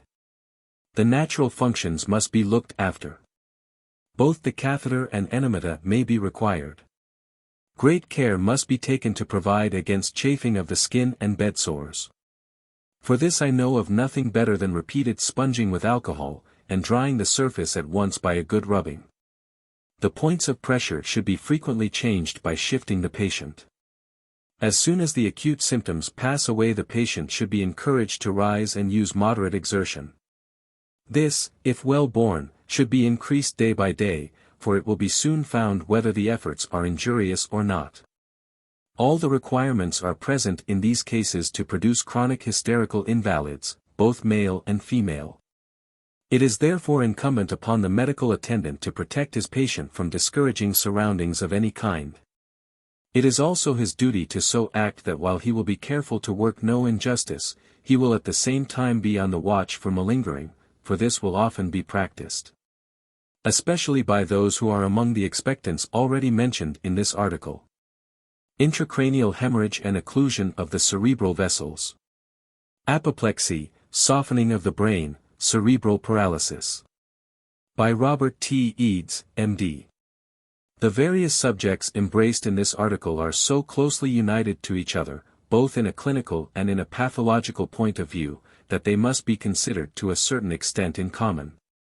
It is of course more systematic to group them entirely according to the obvious and final lesion, as hemorrhage, thrombosis, or embolism. But when it is considered how very closely the symptoms of one affection may counterfeit those of another, so closely, in fact, that a diagnosis with absolute certainty is not only difficult, but often impossible, and also that similar conditions of the vessels may give rise either to rupture or occlusion, so that not infrequently two sets of lesions may be found in the same brain, and, finally, that the basis of prognosis and of the later treatment is not unlike in different lesions, we are surely justified in bringing them, at least in the beginning, under a common head. Intracranial hemorrhage, and especially cerebral hemorrhage, is the lesion which more frequently than any other gives rise to the group of symptoms known as apoplexy. And from this fact has arisen the frequent incorrect application of the word apoplexy, in a pathological as well as a clinical sense, to indicate an extravasation of blood, as in the so-called pulmonary apoplexy, where the anatomical lesion, being an extensive effusion of blood into the tissues of the lung, bears an apparent resemblance to the state of the brain often found in apoplexy, primarily improperly so called, the symptoms, however, being entirely different. This error receives additional support from the fact that in some injuries to the brain, especially to the base, pulmonary hemorrhage may secondarily take place. Apoplexy, however, is not always the result of hemorrhage, but occurs with many cases of embolism and of thrombosis, and is sometimes, so far as we can tell, dependent upon neither of these conditions. Recovery in one set of cases taking place so rapidly as to preclude the supposition of a considerable organic lesion, and in others, which are fatal, nothing being found beyond an excess of serum or of vascularity, and sometimes not even that. The first of these conditions has been called simple apoplexy, but with our present knowledge its simplicity seems to border closely on ignorance, or at any rate is not of a character to satisfy the inquiring mind. It is therefore better to retain the term apoplexy strictly as a convenient term for a certain set of symptoms, but, whenever possible, to substitute for it an anatomical description of the lesion found post-mortem or diagnosticated with reasonable probability during life. The practitioner may very properly, and without laying himself open to criticism of his diagnostic accuracy, return the cause of death in a case of sudden death, or where his opportunity for observation has been limited, or where no post-mortem examination has been held, as being apoplexy. But in others, where the symptoms were decisive or a post-mortem has disclosed the exact lesion, the condition of the cranial contents should be stated. It is also a not uncommon mistake, or rather piece of carelessness, to speak of small hemorrhages in the brain as small apoplexies. A small extravasation may give rise to slight symptoms or next to none, but a real apoplexy can hardly be small, although it may be short. The root from which the word apoplexy is derived seems to have been used by the classic writers in something like its present clinical signification, alpha pi omicron Rolanda eta capitao omicron, seized with apoplexy or stupor, Aristophanes, mad, Demosthenes. Alpha pi omicron pi lambda eta sigma sigma omicron mu alpha iota, to be struck with amazement, Sophocles. Morbus Atonitus, another of its names, expresses a somewhat similar idea. Morgani was familiar with cerebral hemorrhage, and Bonitas in the Sepulchretum gives several cases. The allusions of Galen and Hippocrates supposed to refer to this lesion are not unequivocal, although the father of medicine could hardly have helped being familiar with the symptoms of so striking a form of disease.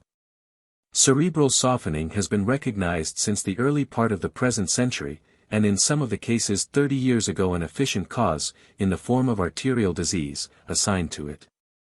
But the complete theory of its causation forms a part of the general doctrine of embolism and thrombosis which was so largely developed and systematized by Virchow.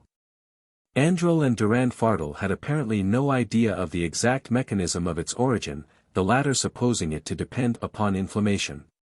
While Todd mentions a case where softening giving rise to paralysis depended upon a dissecting aneurysm of the carotid, he seems to have generalized so far as to say that white softening is atrophic, but the precise way in which this localized atrophy was usually brought about evidently escaped him. According to him, the suddenness of the attack was owing to a gradual disorganization of the brain substance with few or no symptoms. And then a sudden rupture of diseased fibers by some accidental cause or by their having reached the extreme limit of cohesion. Intracranial hemorrhage may be situated outside of the dura mater, separating this membrane from the bones of the skull and producing more or less compression of the brain. It is usually the result of a blow, but not necessarily of a fracture of the skull. When a fracture is present, blood may pass through it from the interior and give rise to an external extravasation in addition to that which is likely to be the direct result of the blow upon the skin and subjacent soft parts. The middle meningeal artery is a frequent source of this hemorrhage. Hemorrhage in this position will naturally give rise to symptoms of compression, and, if the fact of the blow be not known or the fracture manifest, may be mistaken for some of the deeper-seated forms. Blood may be effused upon the surface of the brain in the so-called cavity of the arachnoid, that is, outside of the pia mater, or in the meshes of this membrane, following its course along the sulci. This also is not infrequently the result of violence either with or without fracture of the bone. Its source is likely to be found in the veins which empty into the longitudinal sinus from the surface of the brain. Rupture of a lateral sinus from a not very severe blow has been the source of large and fatal hemorrhage. One blows upon the head, with or without fracture of the cranial bones, are likely to cause rupture of the cerebral substance with hemorrhage, and this may find its way to the outside and cover more or less of the surface. Such injuries to the brain, it is important to note, do not necessarily correspond immediately to the place of the blow or to the external ecchymoses. Meningeal hemorrhage in this region may, however, be observed when no injury has been received, or at least when there is neither history nor external traces of any. 1 Cincinnati Clinic. 1874. The conditions under which it occurs may not vary greatly from those of the more ordinary intracerebral effusion. In 2 instances under the observation of the writer the source of hemorrhage has been a vessel of small, but not the smallest, caliber, artery, situated near the fissure of Sylvius, in the lower parietal or temporoccipital lobe. In children meningeal hemorrhage is, with only a few exceptions, the usual lesion of apoplexy. The blood is usually dark and coagulated in recent cases. Blood found under the membranes where no fracture has taken place is, however, more likely to have been derived from the brain substance and to form part of a cerebral hemorrhage. Hemorrhagic pachymeningitis, indicated by a layer of fibrin included between the dura on the one hand and a false membrane on the other, is met with in connection with meningeal and cerebral hemorrhages. It is supposed to depend on a small and thin hemorrhage upon the surface of the brain, which forms, by its irritant action, a false membrane about itself. It is found usually over the vertex.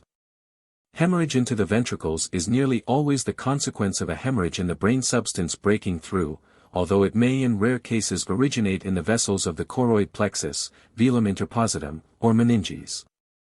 Its source, however, is sometimes so near the surface as to cause but little laceration of the cerebral tissue.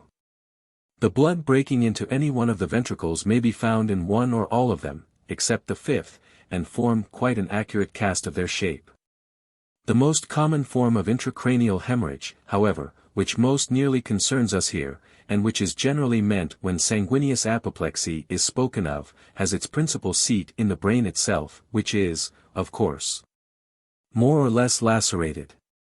Such hemorrhages may vary greatly in size, from a mere red point, punctate or capillary, of which many may be present at once, to one of many ounces, filling a large cavity of nearly the length of one hemisphere, and pushing the torn and compressed brain substance before it in every direction. The amount of laceration produced of course varies greatly. Sometimes it seems as if nothing more than a pushing aside of fibers without rupture had taken place, while at others large masses of tissue are torn away and mixed up with the blood into a pulp. In a recent hemorrhage the clot itself, speaking of those of a size above the capillary, is usually homogeneous, the brain substance surrounding it ragged, edematous, yellowish or red, and frequently containing many minute secondary hemorrhages.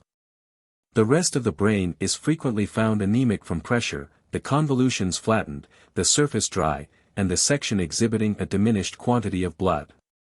In older cases, however, and probably also in some where atrophy, senile or otherwise, has preceded the hemorrhage, this condition is not found, and we may have the convolution shrunken and the meshes of the pia containing an excess of serum.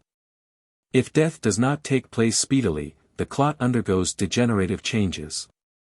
Its color becomes somewhat lighter, chocolate color, reddish-yellow, or yellowish-red. A portion is absorbed, and after a time the cerebral substance in the neighborhood forms about it a wall of some density, so that finally nothing is left but a cyst with fluid or semi-fluid contents, and often remains of connective tissue. Sometimes the absorption of a clot of moderate size is so complete that only a firm mass of a reddish or yellowish-brown color marks the seat of an old hemorrhage. The brain substance in the neighborhood may be more or less atrophied, and a distinct depression may be noted over the position. The microscope shows in a fresh hemorrhage only broken down nerve tissue and blood and vessels more or less degenerated. In an older one the blood corpuscles have disappeared, but masses of pigment of a dark yellow or a brownish red remain to show the former presence of blood. This pigment occurs in the form of rounded granules or of small rhombic crystals, and has received the name of hematoidin. The light yellow masses often found along the course of the cerebral vessels are not evidence of hemorrhage, but of congestion merely. The so-called inflammation or granulation corpuscles, which are simply the fattily degenerated cells of the organ in which they are found, and which usually possess no distinctive form, being simply round masses of fat drops, are often met with in the brain in hemorrhage or softening. It is sometimes perfectly evident, however, from their form, triangular or pyramidal, that they are degenerated nerve cells. The blood vessels, those just above the size of capillaries, are usually in a condition of fatty degeneration, masses of dark granules occupying more or less densely the line of their walls. A mere deposit of fatty granules inside the perivascular sheath, but outside of and not involving the walls of the arteries, may present the appearance of a degeneration of the walls themselves. This condition may be a consequence of any lesion involving degeneration of brain tissue, and in no way a cause.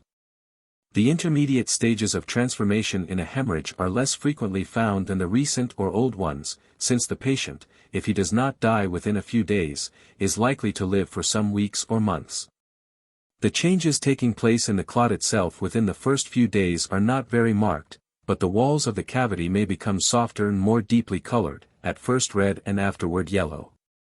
Blood crystals have been detected on the 17th day, Firko. The following descriptions have been given of clots of different ages: 11 days, reddish-yellow softening clot, with brain tissue stained for half an inch in depth, and brain rather hard in vicinity.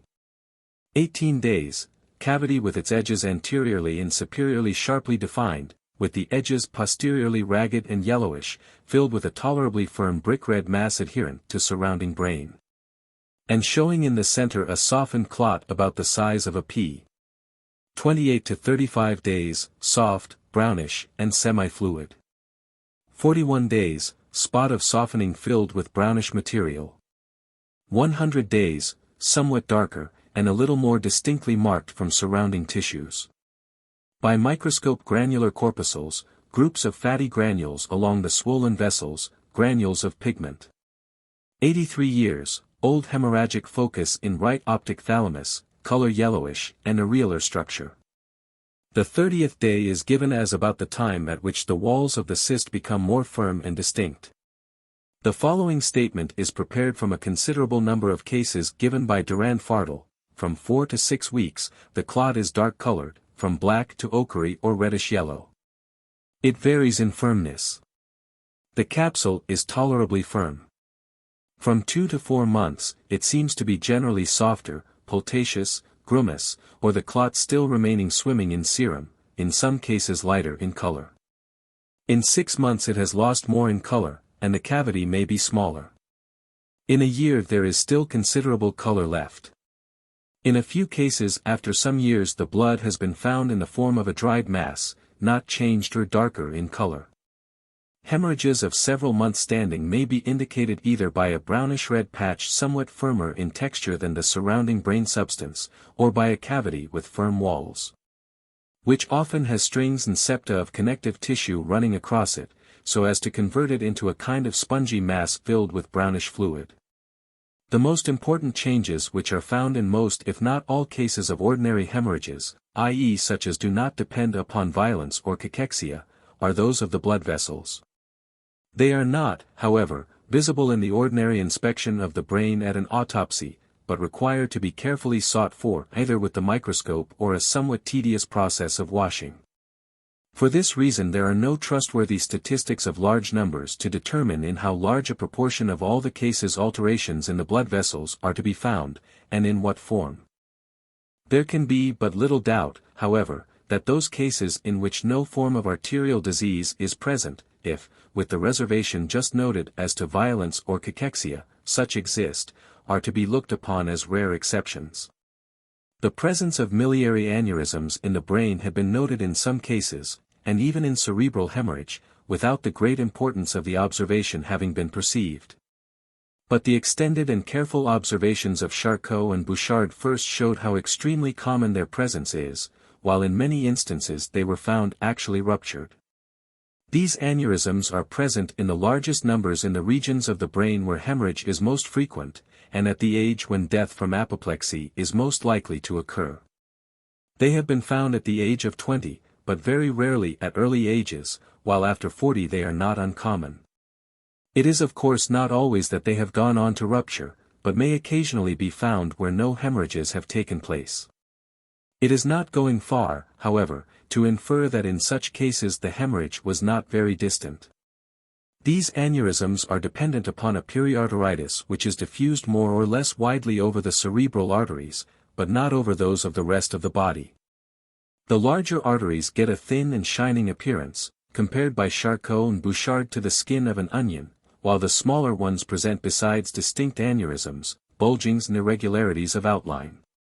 This condition may be, and, as would be at once suggested from the age at which both lesions are met with, is, very likely to be associated with atheroma, but it is not the same thing. Since the development of the aneurysms depends upon a periarteritis, and that of atheroma upon an endarteritis. It may be remarked, also, that atheroma usually does not affect the very small arteries which bear the aneurysms and give rise to the hemorrhage. These aneurysms are visible to the naked eye, being from 0.2 to 1 mm, or a little more, in diameter, while the artery to which they are attached can be seen by the naked eye or with a lens magnifying 2 or 3 diameters. They may be strung along a small artery like beads or be found in groups like a bunch of grapes.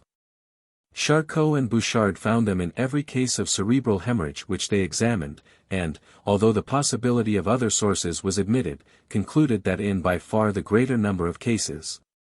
Excluding those dependent upon traumatism or hemorrhagic diseases, the blood effused in the brain has its origin in one of these aneurysms.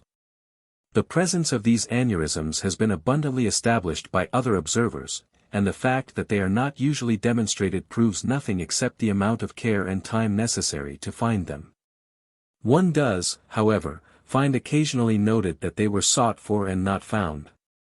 The statements of Charcot and Bouchard relate, so far as their own observations are concerned, and as they themselves remark, chiefly to aged persons, but in their first series of 66 cases there is found one of 20 and one of 40 years of age. The patient of 20 was a semi-imbecile and a drunkard. Extensive cerebral hemorrhage, with atheroma, in the circle of Willis has been found in an apparently healthy and well-nourished boy of 15.2. 2 Baker, Annals of a Knot and Surg, SOC. Brooklyn, 1879. Larger aneurysms, often multiple, are not very infrequent upon the arteries at the base of the brain. They may before their rupture give rise to symptoms of pressure like any other tumor, and may also be the source of hemorrhage, which is usually meningeal. They are not infrequently symmetrical, and a place of election is one of the early bifurcations of the middle cerebral. Coates 3 states that aneurysm of the larger arteries is the most frequent source of hemorrhage in persons under 50. They may be due to embolism, producing, when the occlusion is not complete, mechanical injury to the walls of the vessels by the constant hammering upon them of the embolus under the impulse of the blood. If this etiology is a common one, it accounts for the frequent situation of these aneurysms in the middle cerebral arteries. 3 Glasgow Med. Journ. 1882, 17. 109. Small vessels in a condition of fatty degeneration are often found in the neighborhood of a cerebral hemorrhage. In some cases, undoubtedly, the degeneration is a consequence of the injury to which the cerebral substance has been subjected, but they have also been found too soon after the hemorrhage for this explanation to hold. And in cases where no aneurysms are present, the older supposition, that hemorrhage results from this kind of degeneration, seems to have a certain foundation, even if only in a minimum of cases. In several cases of cerebral hemorrhage in purpura, where the general character of the disease was shown by hemorrhages in other organs, fatty degeneration of the cerebral vessels has been found, together with extensive steatosis of the liver, kidneys, muscles, and heart. For in a cerebral hemorrhage found in the brain of a girl of 11, the walls of the vessels were dotted with fat globules and dark granules, and several of them studded with round and oval nuclei closely resembling the nuclei, small cells, commonly found in tubercle. There was no trace of tubercle in any part of the body. 5. For Gazette Hebdomadaire, May 12, 1876. 5 Trans Path. SOC, Cayley. There is no possible means of determining in which way any given bleeding has arisen, except a very minute search, and this may fail to show the actual point of rupture. It seems highly probable, from the connection of some cases of hemorrhage with valvular disease of the heart, that embolism may give rise to effusions of blood, especially capillary and multiple ones. In such cases the emboli may be deposited in arteries far too small to be obvious in the ordinary process of dissection. See capillary embolism. Hemorrhage arises in some rare cases from the backing up of blood in the veins when they are obstructed by thrombosis. A case has been described where meningeal and ventricular hemorrhage resulted from a rupture of the straight sinus at its juncture with the torcular hierophili. 6. 6 Muller, Lancet, 1849, I. 607. In many diseases like purpura, idiopathic anemia, and leukocythemia, many hemorrhages may take place in the brain as well as elsewhere throughout the body. Their importance under these circumstances is usually not great. The usual localities of cerebral hemorrhage are stated with much minuteness in the following table from Durand-Fardel, which, although not very recent, 1854, is not the less accurate on that account. No subsequent statistics have essentially altered its most important conclusions. In 139 cases the hemorrhage was situated in the hemispheres 119 times, in the protuberance, pons, 21, in the cerebellum, 13, total, 153. I have placed beside these a small number of cases from the records of the Boston City Hospital and my own practice, and, to avoid the multiplication of headings, have entered some multiple hemorrhages under 2 or more heads. So that from the whole number of cases, 46, there are 81 entries. Durand-Fardel. B. C. H. Corpus striatum and optic thalamus, together. 22. 4. Corpus striatum. 13. 10. Optic thalamus. 5. 3. Corpus striatum, optic thalamus, and middle lobe. 2. 1. Corpus striatum, optic thalamus. And a considerable portion, not well defined, of the hemisphere. 12. 2. Corpus striatum, optic thalamus, with posterior lobe. 1. Corpus striatum and middle lobe. 3. 3. Corpus striatum, with a considerable portion of hemisphere. 5. 1. Corpus striatum, with an extended portion of base of ventricle. 1. Optic thalamus with middle lobe. 2. 1. Optic thalamus with posterior lobe. 1. Middle, parietal, lobe. 19. 1. Sphenoidal horn of middle lobe, temporal. 2. 4. Anterior, frontal, lobe. 11. 3. Posterior, occipital, lobe. 11. 5. A not well-determined extent of one hemisphere. 4. 3. The superficies of the convolutions, once with corpus callosum. 3. 1. Insula. 2. Cortex, not further defined. 1. Small multiple. 3. Meninges, secondarily. 31. 6. Ventricles. 66. 8. In the cerebellum. Right lobe. In the cerebellum, left lobe. In the cerebellum, middle lobe. 6. 2. 4. In the protuberance, pons. 13. 4. Protuberance and brain. 8. Protuberance, crus cerebri, crus cerebelli. External capsule. Fourth ventricle. 1.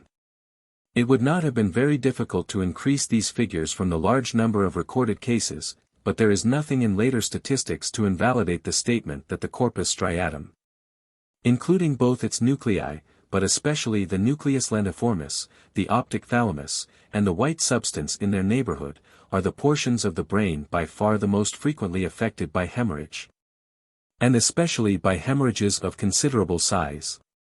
There is no essential difference in the frequency of hemorrhage on the two sides. It may occur on both sides at once. Huglings-Jackson says that he saw a patient who escaped with life from the effects of a clot which had paralyzed both sides of the face as well as all four limbs. Charcot and Bouchard give the following localities as containing in decreasing frequency the miliary aneurysms, optic thalami, corpus striata, the convolutions, the protuberance, the cerebellum, the centrum ovale, the middle peduncles of the cerebellum, the cerebral peduncles, and the bulb. The close correspondence of this list with the table of Durand-Fardel is in itself a strong argument in favor of the importance of the miliary aneurysms as the principal factors in determining cerebral hemorrhage. The arteries supplying the nucleus lenticularis and external capsule are small branches arising chiefly from the middle cerebral a short distance from its origin, with some assistance from the anterior and posterior cerebral. One of the larger of them runs along the outer side of the nucleus lenticularis where it is covered by the external capsule, a disposition which may have something to do with the occurrence of the larger hemorrhages so likely to take place just outside this nucleus and into the substance of the hemispheres. The arteries of the optic thalamus arise from the posterior communicating or the posterior cerebral. Why these two groups should furnish, as they do, so large a part of cerebral hemorrhages it is impossible to state, unless it be that from their origin so near to the larger trunks before their division they are exposed to more pressure, and hence a greater tendency to form aneurysms. The functional activity of these regions is another possible reason. The largest hemorrhages also seem to spring from these sources, and if a table of large effusions were compiled it would probably show a greater predilection for this locality than even the general one given above, which includes those of all sizes. 7.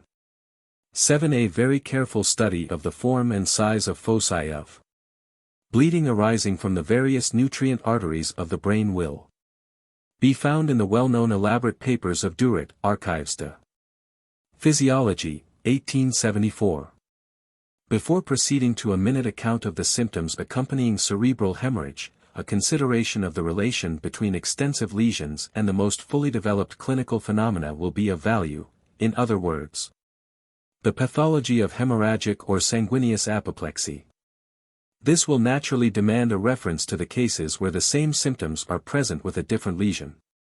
The most marked symptom, one which is essential to the definition of apoplexy, is the sudden, or more frequently rapid, loss of consciousness, and next, in a great proportion of cases, a unilateral paralysis or paresis.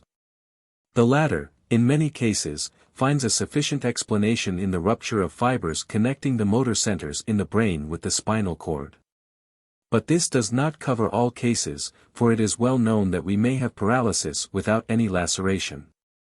In fact, In many cases paralysis may disappear so rapidly as to put aside at once any such explanation.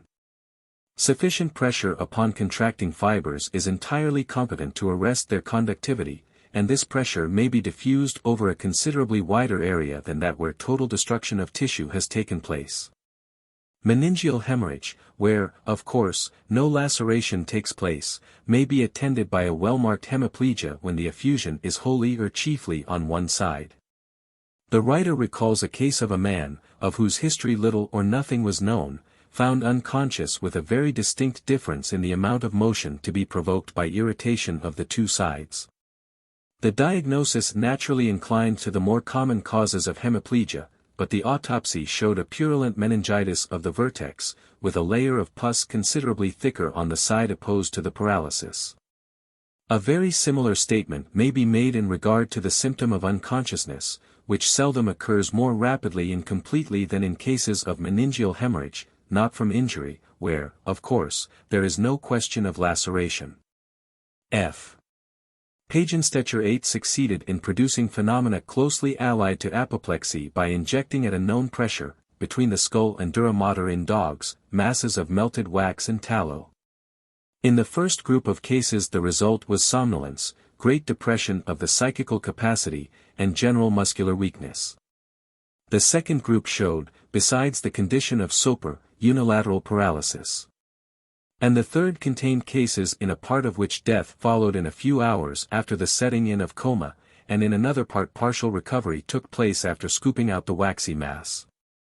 The symptoms in these cases are referred to the pressure upon the vessels, and it is stated that in order to destroy life the pressure had to be equal to that of the blood. Convulsions were present in some cases where the pressure was not steady. The temperature showed a notable peculiarity in that, after the initial fall, in which it resembles the course in human apoplexy, it kept on falling in the fatal cases, instead of rapidly rising, as in man. After injection into the brain of animals of sufficient quantities of water to produce great tension of the occipito-atlantoid membrane, Duret 9 found the respiration to cease and the heart to be slowed. On tearing the membrane so as to allow the water to escape, respiration began again, and the animals gradually recovered consciousness. Similar effects could, however, be produced by blows on the head. 8 Centralblatt F. D. Med. Wis. 1871. 9 Centralblatt F. D. Med. Wis. 1878. Several cases are reported by P. R. Hoy 10 where pressure upon the brain produced an arrest of function, which was resumed when the pressure was removed. In the first of these a piece of bone had been removed, but the dura was intact. If the patient were asked a question and the finger immediately pressed upon the dura, no answer was made, but as soon as the finger was removed the reply came.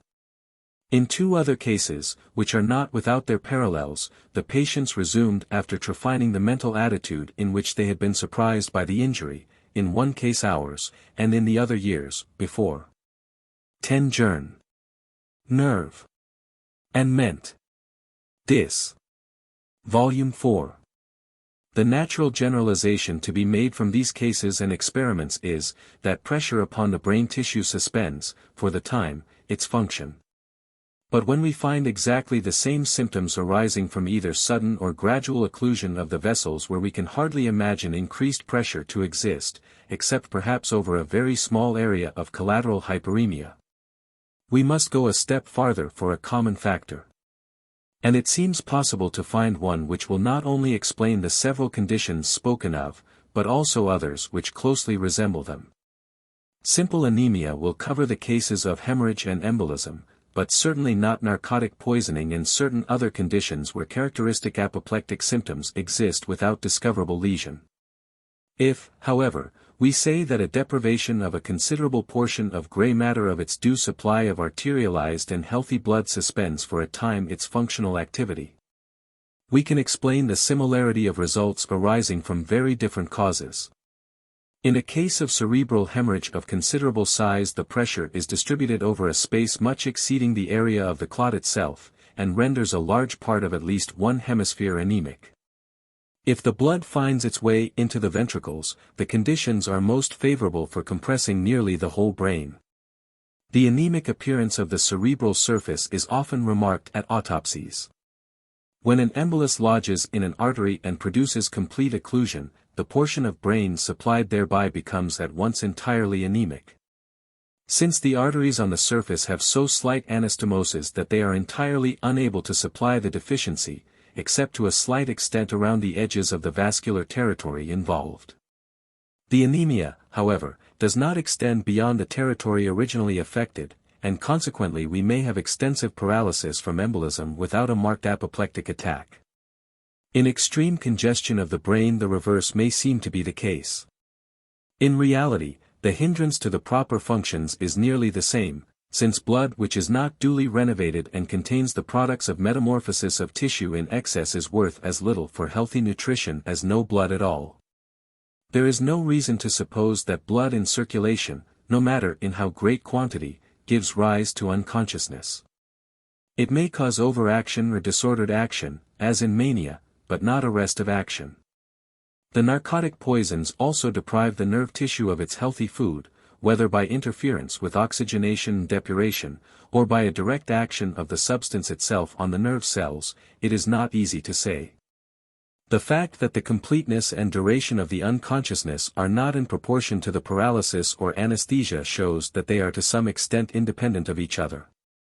And, although it is possible to locate with some precision the lesion which abolishes motor power and conscious sensation, yet we cannot say how much or what part of the brain must be deprived of its function in order to produce that cutting off of all conscious relation with the external world and reduction of a feeling, thinking, remembering, and acting organism to the level of a mere automatic breathing machine, which we designate as loss of consciousness. In fact, in the present state of our knowledge as to what consciousness is, any speculation as to its seat would be a waste of time, and we must content ourselves with recognizing that experience seems to show that a large part, rather than any particular part of the brain, must be involved, not necessarily in the primary lesion, but in the resulting pressure or anemia.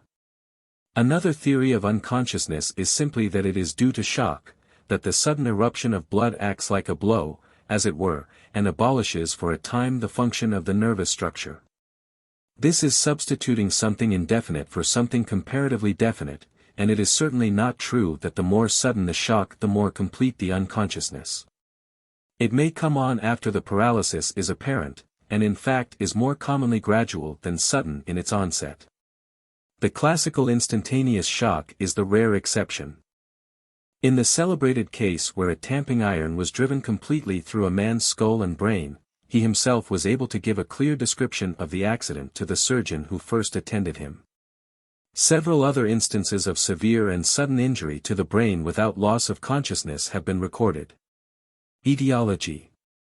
As regards the greater number of cases and the most common pathology, the existence of so specific and peculiar lesion as aneurysm enables us to distinguish between predisposing and exciting causes, or, in other words, the conditions which lead to the localized periarteritis with its resulting aneurysms and those which cause their rupture. Unfortunately, the aneurysms are not usually looked for, and in the collection of statistics we are obliged to group together cases the pathology of which is not always the same, and which are usually collected under the name of apoplexy. Age, however, is well known, both on clinical and anatomical grounds, to be the most important factor. Among the predisposing causes of apoplexy, all statistics, both of recent and older date, agree in assigning the period of life beyond 45 or 50 as that in which the liability to apoplexy is greatly increased. There is no age, however, below this, even to infancy, in which true cerebral hemorrhage may not occur, although the intracranial hemorrhage of children is more usually meningeal. It is probable, however, that in many of these the rupture of the vessel does not depend upon a previous aneurysm, but on other lesions. The youngest case in which aneurysms were found by Charcot and Bouchard was 20. If we speak of cerebral hemorrhage in general, without reference to the presence of aneurysms, as we unfortunately are obliged to do in the great majority of cases, we may often go much below this point. In youth and childhood, however, it is possible, and often almost proved, that other conditions must have been of greater importance in determining the hemorrhage than aneurysm. In our own small series we find cases of 18, 23, 25, 26, 27 years of age, and quite a number from 30 to 45. A little further examination shows many of them not to have been of the ordinary kind, thus the patient of 18 had valvular disease of the heart and advanced parenchymatous nephritis. The one of 20 was, so far as could be seen, typical, but no search was made for aneurysms. That of 25 had many small hemorrhages and was a marked case of idiopathic anemia. That of 26 had valvular disease of the heart, an embolus in the middle cerebral artery, which was not in the immediate neighborhood of any hemorrhage, several old hemorrhages, and hemorrhagic infarction in other organs. The case aged 27 had a very large clot in one hemisphere and advanced interstitial nephritis. Cayley 11 describes the case of a girl of 11 with a large cavity in the left middle cerebral lobe, where nothing was discovered abnormal upon the left middle cerebral artery, but when the cerebral matter was washed away with a stream of water. The walls of the vessels were found to be dotted with oil globules, and in several places studded with round and oval nuclei. This was before miliary aneurysms were known, but the process of preparation was exactly suited to bring them to light had they been present, and they could hardly have escaped observation and mention. Other cases of boys have been reported where the hemorrhage was of the typical kind. 11 Trans Path. SOC, Volume 20. Meigs and Pepper speak of 9 cases of hemorrhage into the substance of the brain in children, but give none of their own. Of the 2 cases mentioned by West as coming within his own observation, in one the source of the blood was in the cerebral veins obstructed by the formation of clots in the longitudinal sinus. C. W. Dulles 12 describes a case occurring in his own practice in a child of 6 months, where a considerable amount of blood was found in the lateral, third, and fourth ventricles. Nothing is said of aneurysms in particular, but the brain was carefully examined without the source of the hemorrhage being found, although it seemed to be in some of the vessels of the velum interpositum. Dulles mentions further a case reported in the books of the Philadelphia Hospital by Joseph Behrens, where in the brain of a child 10 days old there were found, besides a large meningeal hemorrhage, many points of subarachnoid extravasation. A clot filling all the ventricles, and a clot the size of a pea in the anterior portion of both corpora striata. In addition to these there were scattered points of hemorrhage throughout the brain substance. 12 Philada. Med. Times, Volume 6. Cerebellar hemorrhage seems to show a certain preference for younger ages than the more usual forms. In a list of 25 cases from various sources I find the ages given 32, 20, 19, 16, 13 and a half, 8. In the 7 cases detailed by Hilaret there were 2 aged 15 and 26 respectively.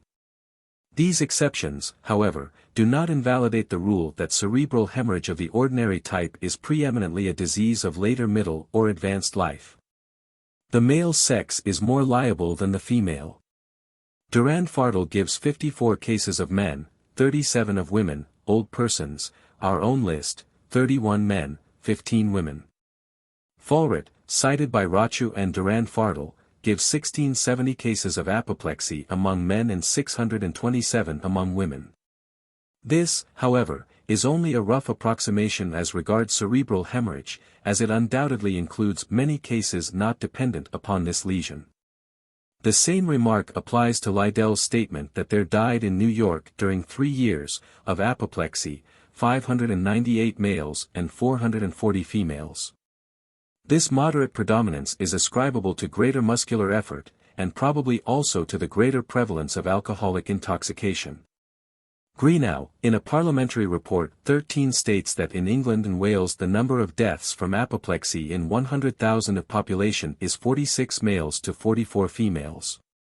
From paralysis the figures are 42 and 44, so that the total from the diseases registered under these 2 heads is alike for the 2 sexes, viz. 88 to 88. In London alone the discrepancy is a little greater on the male side, 108 to 101. But in certain districts of England the excess is on the other side. Race is of little influence.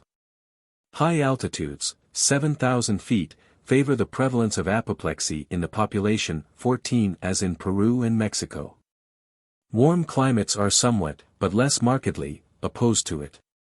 13 results of inquiries into different proportions of deaths, etc. 14 Hirsch, Handbuch der Historie Geocher. Pathology, Volume 2. Heredity seems to play an important part in the same sense as in tuberculosis, that is, in the establishment of a tendency, which of course means, anatomically speaking, periarteritis.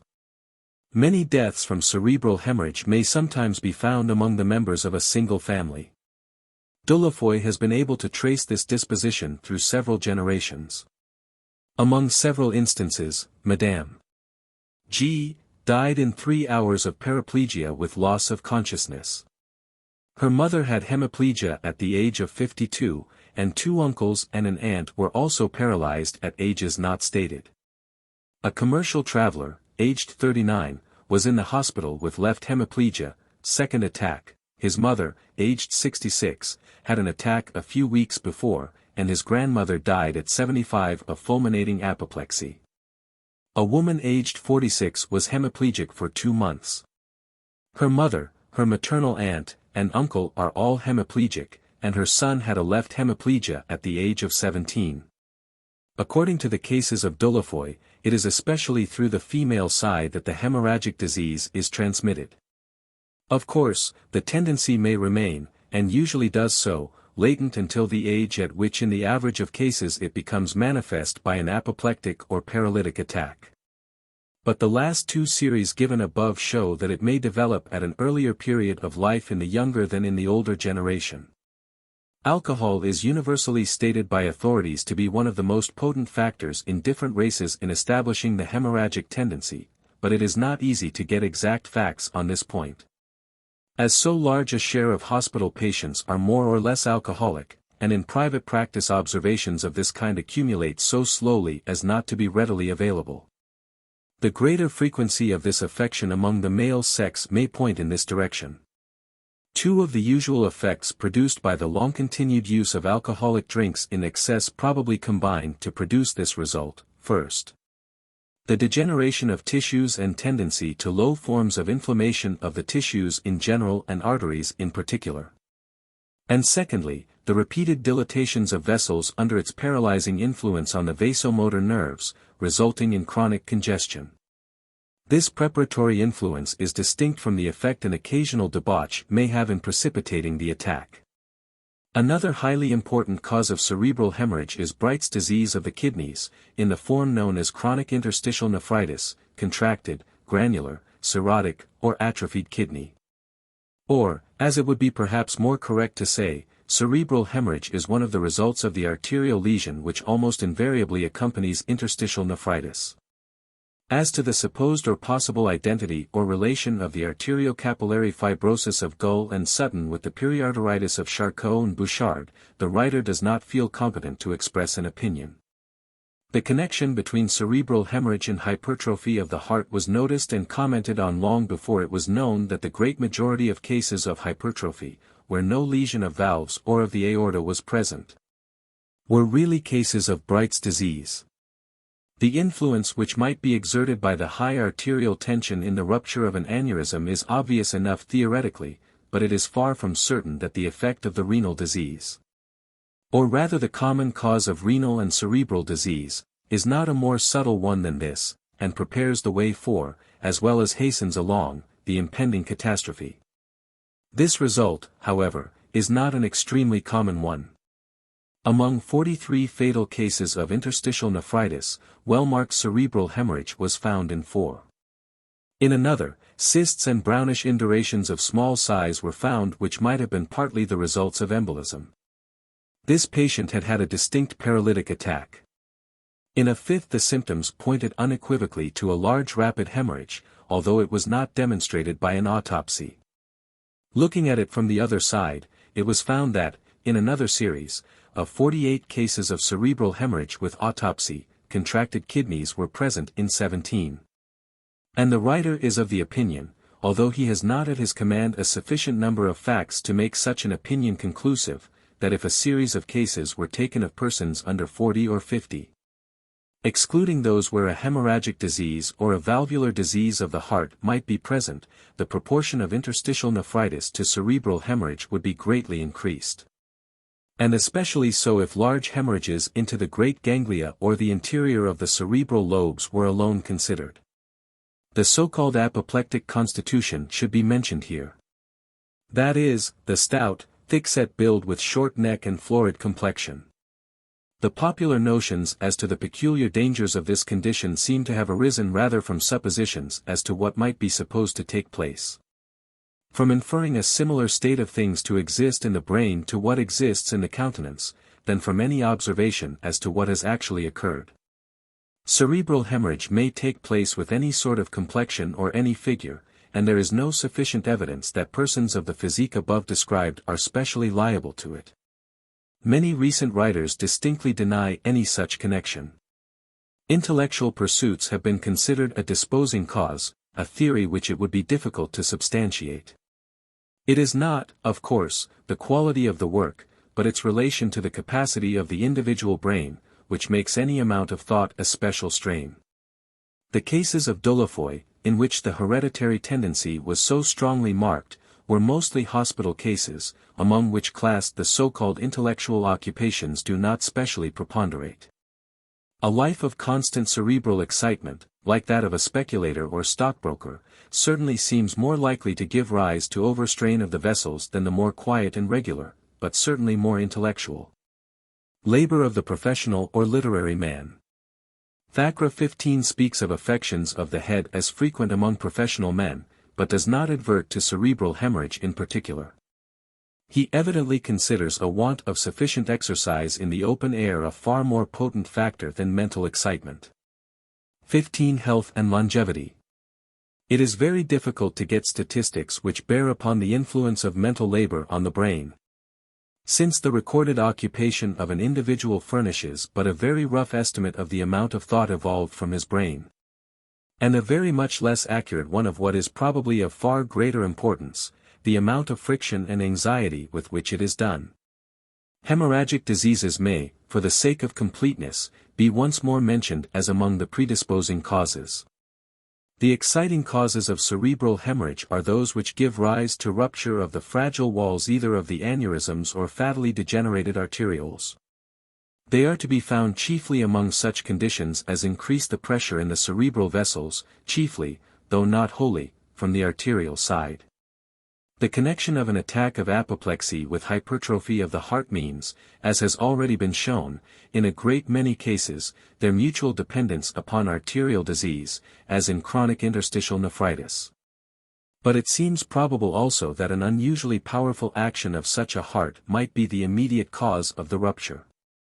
An excited action of the heart, connected with a dilatation of the cerebral vessels, naturally increases the strain on the weak portions, and we have thus the explanation of those instances where sudden or great excitement brings on the attack. Apoplexy is less frequent in summer than in the other seasons, and it is especially remarked that sudden changes of temperature are likely to be accompanied by an unusual number of cases. Changes in the arterial tension consequent upon the varying amount of blood circulating in the skin are the probable connecting link. Obstruction to the venous outflow, either alone or in conjunction with the preceding condition, has undoubtedly a marked effect. In addition to the cases of hemorrhage from veins obstructed by thrombi, already mentioned, instances of this method of production are to be found in the effects of severe muscular effort, as in lifting, in straining at stool, or, as has occasionally happened, in coitu.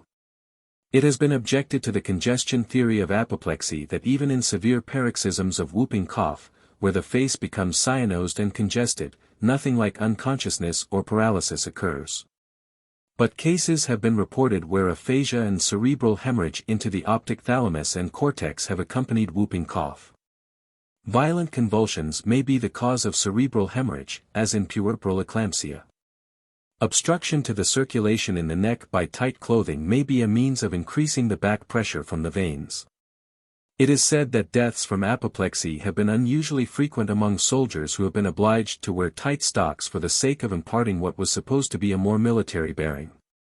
Probably some of the hemorrhages found with valvular disease of the heart are to be explained by venous congestion, although others are due to embolism. Blows and shocks to the head, not producing fractures, are occasional causes of cerebral and ventricular as well as of meningeal hemorrhage. Important medico-legal questions are likely to arise where both bruises externally and internal hemorrhage are found. It is important to recollect that ecchymoses of the pericranium 16 have been found in cases of apoplexy where no violence has been used. These may occur with occlusion of the cerebral vessels, as well as with hemorrhage, and are most likely to be situated on the paralyzed side, being sometimes distinctly limited at the median line. They have been supposed to be due to the general tendency of the blood toward the head, and to be of the same pathological origin as the cerebral lesion they accompany. But the fact that they may not be associated with hemorrhage proves that this explanation is inadequate. Another explanation attributes their causation to vasomotor paralysis, together with some unknown factor present in only a certain number of cases. They may be compared to the subconjunctival hemorrhages seen after violent convulsions. 16 Lapine, Archives de Physiologie, Tome 2, 1869, p. 667.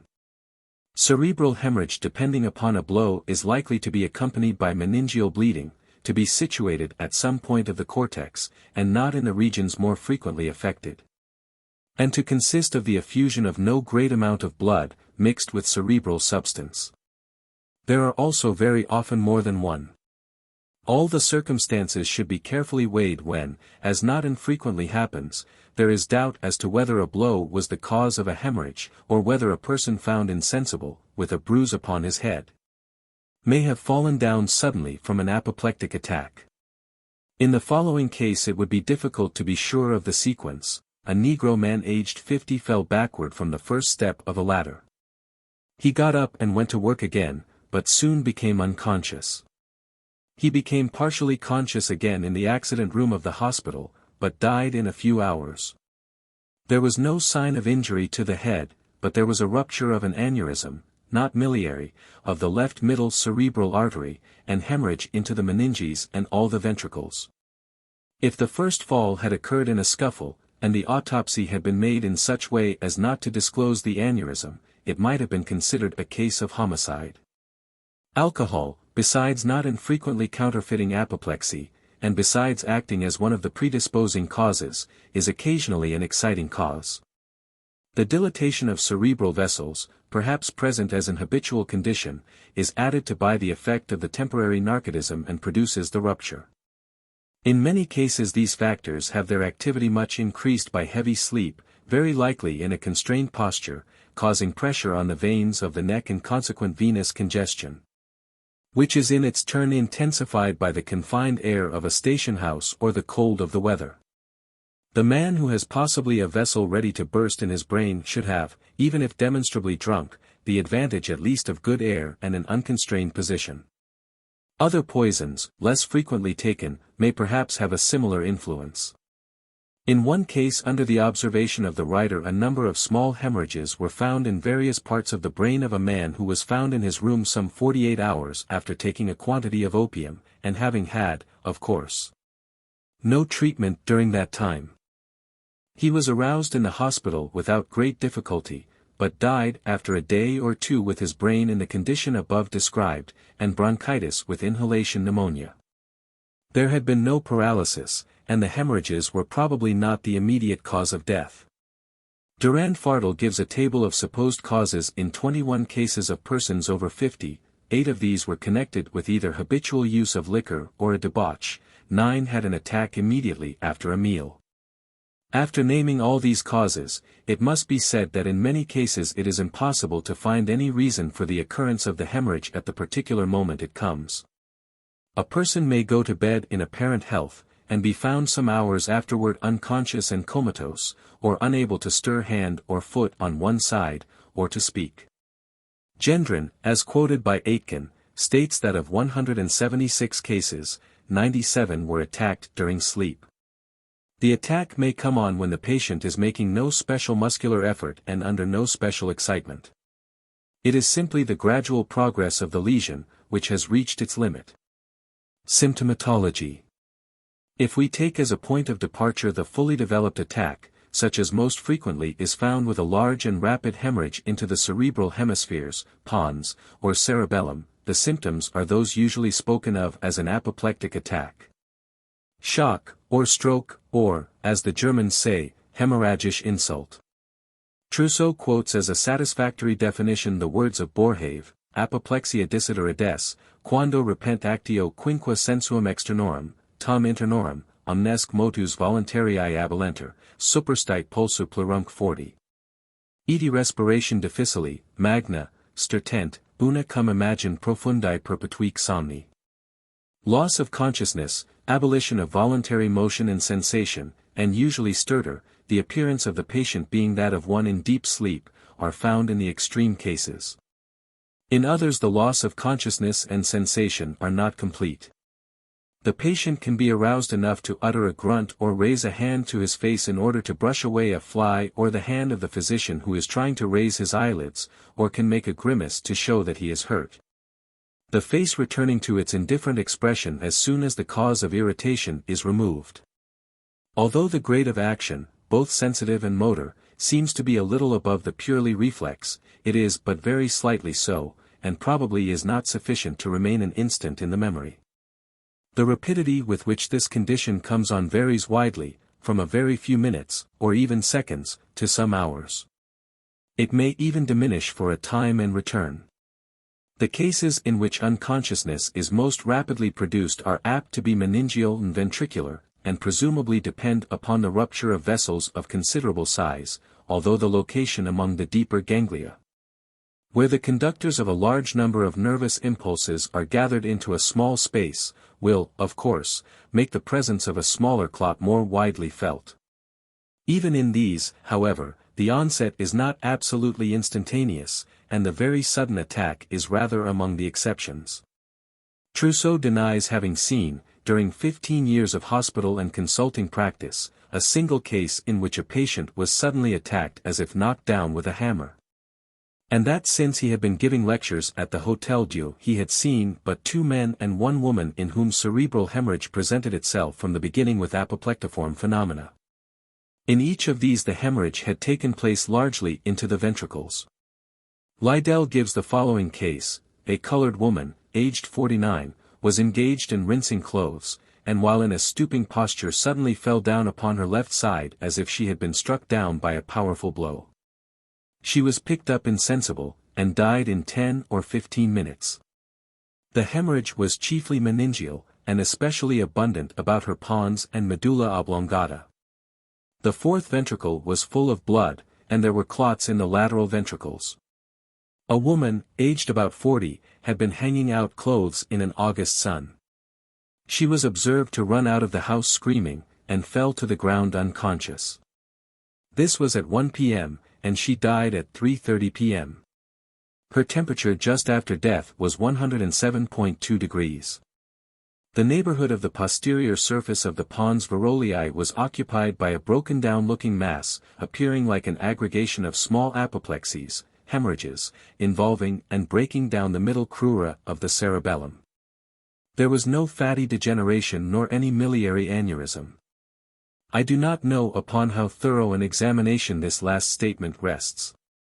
In a large number of cases it is difficult to say, in the absence of any observation, intelligent or otherwise, exactly how rapid the onset of the symptoms may have been. But in those which occur where the patient is watched or is in the company of observant persons it is almost invariable to meet with symptoms less than unconsciousness which denote the actual beginning of the hemorrhage. From the nature of the lesion it can rarely give rise to symptoms which justify the epithet of fulminating in the sense of struck with a thunderbolt. The unconsciousness, so far as can be known, does not depend on the injury of any one special small point of the brain in which consciousness resides, but upon the compression of a considerable portion, which must necessarily take place gradually, but with a rapidity proportion to the size of the current which issues from the ruptured vessel and the ease with which pressure can diffuse itself over a large area. It is undoubtedly the greater facility offered to such diffusion by the communication of the hemorrhage with the so-called cavity of the arachnoid and the ventricles which gives to these forms a peculiar severity. The difference between a hemorrhage spreading through all the ventricles or over a large surface of the brain, and one which is limited to a focus in the substance of one hemisphere, being restrained by more or less firm tissue, may be illustrated by the gain in power in the hydraulic press from the transfer of the stream of water from a small cylinder to a larger one. Vomiting is a symptom of some importance in diagnosis, being not very common in cerebral hemorrhage, but very frequent in cerebellar. Whether of sudden, rapid, or slow development, the apoplectic attack is, in its main features, described in the aphorism of Borhave given above. The muscular relaxation of the face imparts to it an expressionless, mask-like character.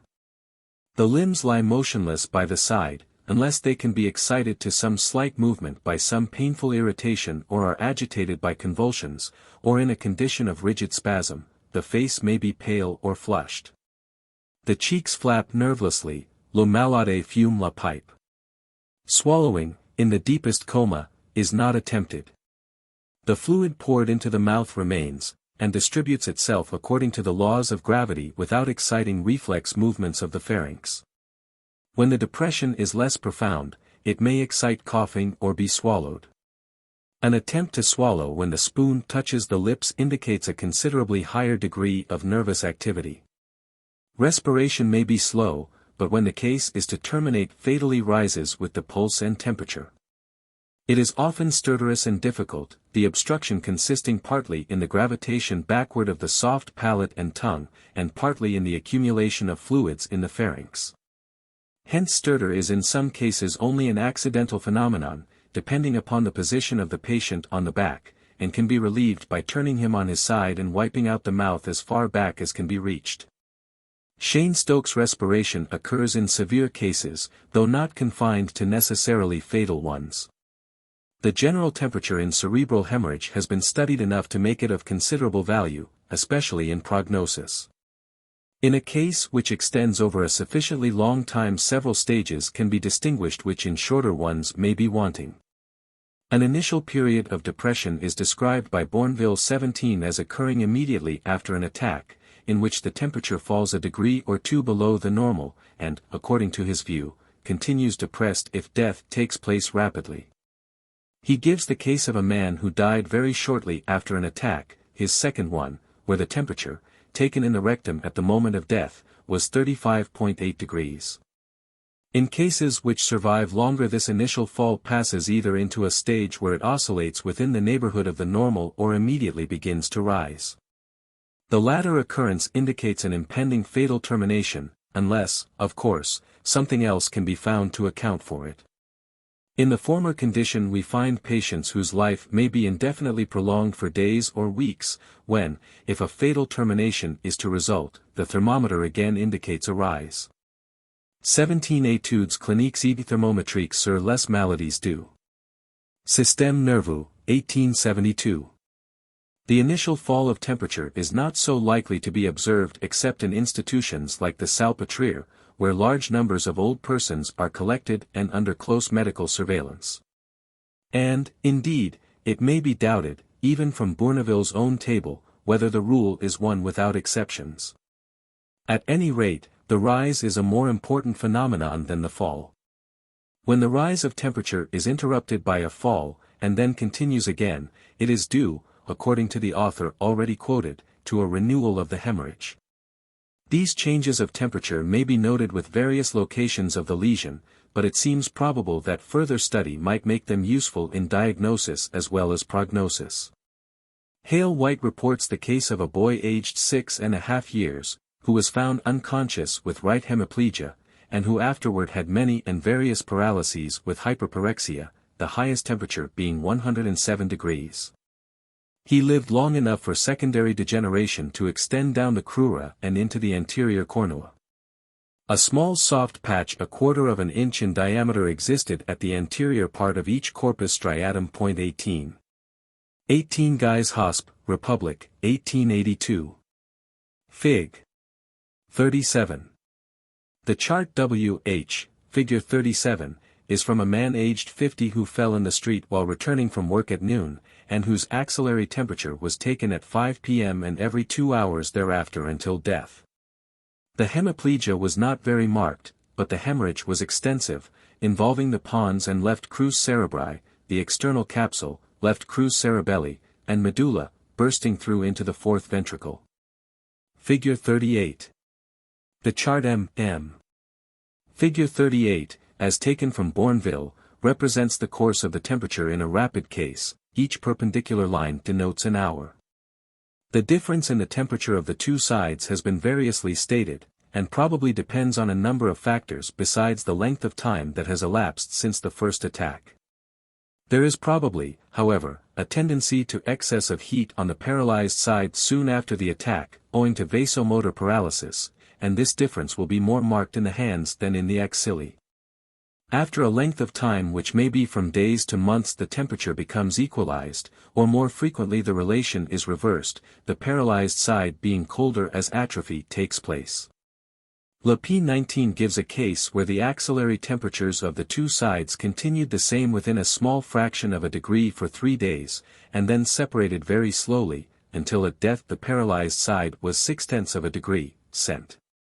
Hotter than the other, in both being inferior to the rectal, 107 degrees cent, 20. 19 Memoires de Société de Bio, 1867. 20 The chart in the original, and as reproduced by Bournville, is wrongly lettered. The text says that the left side was the hotter. Figure 39. The chart C.M., figure 39, shows the excess of temperature in a case of meningeal hemorrhage. The dotted line is from the paralyzed side. The first observation was made 2.5 hours after the attack. A very interesting case is reported by Johnson 21 of crossed hemiplegia, where the temperature was about a degree higher on the paralyzed side of the body, and, corresponding to this, the sphygmograph showed a great diminution of tension. The lesion is supposed to have been a hemorrhage in the pons.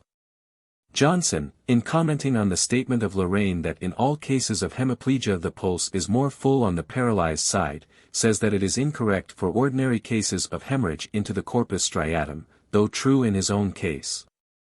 21 Brit. Med. Journ., January 6, 1877. The most marked differences of temperature have been observed where the lesion has been in the neighborhood of the pons, crus cerebri, or medulla oblongata. In a case reported by all but there was a difference of 1.6 degree, the radial pulse was softer and fuller on the paralyzed side, and the cheek upon that side was flushed. 22 The pulmonary hemorrhages which have been noticed by Brown-Sequard and others in animals after cerebral lesions, and the extravasation, congestion, subpleural ecchymosis noted by Olivier 23 in cerebral apoplexy, are probably to be referred to vasomotor disturbances. 22 Med. Times and Gaz, December 4, 1869. 23 Archives Générales, 1873, 167. Much more attention has been paid to the pulse than to the temperature, but it is less easy to lay down definite rules in regard to it. It may vary in either direction. When the case is approaching a fatal termination, the pulse is apt to accompany the temperature in a general way in its rise, though not necessarily following exactly, as is seen in the chart in figure 38. The throbbing or bounding of the arteries often described may indicate increased activity of heart, but means at the same time vasomotor relaxation. The urine and feces are often passed involuntarily. In some rare cases symptoms closely resembling those produced in animals by section of the sympathetic have been seen. These are false ptosis, narrowing of the palpebral opening and sinking of the globe of the eye into the orbit, diminution in the size of the pupil, higher temperature on the paralyzed side of the face and the corresponding ear. Abnormal secretion of the eye, nose, and mouth on the same side. 24 They are supposed to indicate a paralysis of the sympathetic. 24 Notnagel, quoted by Grasset. The condition of general relaxation may be so profound as to cover up everything else, but in many cases true paralytic symptoms may be discovered or provoked, which even at an early period give us information as to the locality and nature of the lesion. A greater degree of muscular relaxation may be manifest on one side of the face than the other. The forehead may be a little smoother on one side, the corner of the mouth drooping, the downward line from the ala of the nose flattened, and the cheek flapping. There may be a little greater resistance to passive motion of the limbs on one side. One hand on being raised may drop helplessly back to the bed, while the other is laid slowly down. The right hand when pinched lies motionless and without power to escape the pain until the left comes to its assistance. Irregularity of the pupils, if present, is an important sign, but its absence signifies nothing. One of the most significant signs is the conjugate deviation of the eyes, both eyes and the head being turned strongly to one side or the other. When the lesion is above the pons and is irritative, as in the early stage of hemorrhage, the deviation is toward the side of the body affected and away from the lesion. When paralysis is established, away from the paralysis and toward the lesion. Below the pons the rule is reversed. The spastic stage of conjugate deviation may coincide with stiffness, early rigidity, of the paralyzed limbs. This deviation must not be mistaken for an accidental position of the head. The patient should be addressed from the side away from which he is looking. Sometimes the eyes can be brought to the median line, and not beyond. An attempt to turn the head forcibly beyond the median line occasionally causes pain. The value of this symptom in diagnosis has been denied, but a part at least of the apparent contradictions have arisen from the neglect to notice whether it were of a paralytic or spastic character. As the condition of unconsciousness gradually passes off, the face regaining, at least in part, its natural and more intelligent expression, the eyes trying to follow the movements of surrounding persons, an attempt being made. Perhaps only by an unintelligible sound or by a nod, to answer questions, the tongue being protruded, or at least an attempt toward it made, and some motions being made with the limbs. The exact extent and intensity of the paralysis become more apparent. Conjugate deviation, if it have existed, may disappear before the other symptoms, or, if it has been of the rigid form depending on an irritative lesion, it may become paralytic, and is then in the opposite direction. The patient is then usually found to be in a condition of hemiplegia, and at this point the history of hemorrhagic apoplexy becomes identical with that of paralysis from hemorrhage where no truly apoplectic condition has been present. Liddell states that in more than one-third of all cases of cerebral hemorrhage hemiplegia is developed without loss of consciousness or coma. In some, the paralysis precedes unconsciousness, which then slowly supervenes. Hemiplegia, mu iota, half, pi lambda eta gamma eta blow, is a paralysis or paresis of a part of the voluntary muscles of one side of the body, and a few, in some cases, on the other. And is undoubtedly to be referred to a lesion interrupting the nervous communication between the cortical centers of motion and the nuclei of the motor nerves, cerebral and spinal. The conductors passing through the corpora striata, the internal capsule, the peduncles, and crossing in great part to the other side above or at the lower border of the medulla oblongata, and passing down the crossed pyramidal tracts of the cord. To be finally connected with the anterior gray columns of the cord. The portion which does not decussate passes down the inner border of the anterior columns under the name of columns of Turk. The amount of decussation which takes place varies somewhat, and the suggestion has been made, in order to explain certain cases of paralysis occurring on the same side with the lesion, that possibly in some rare cases there may be no decussation. It has never been shown, however, that this condition, highly exceptional if even it ever occurs, is present in such cases.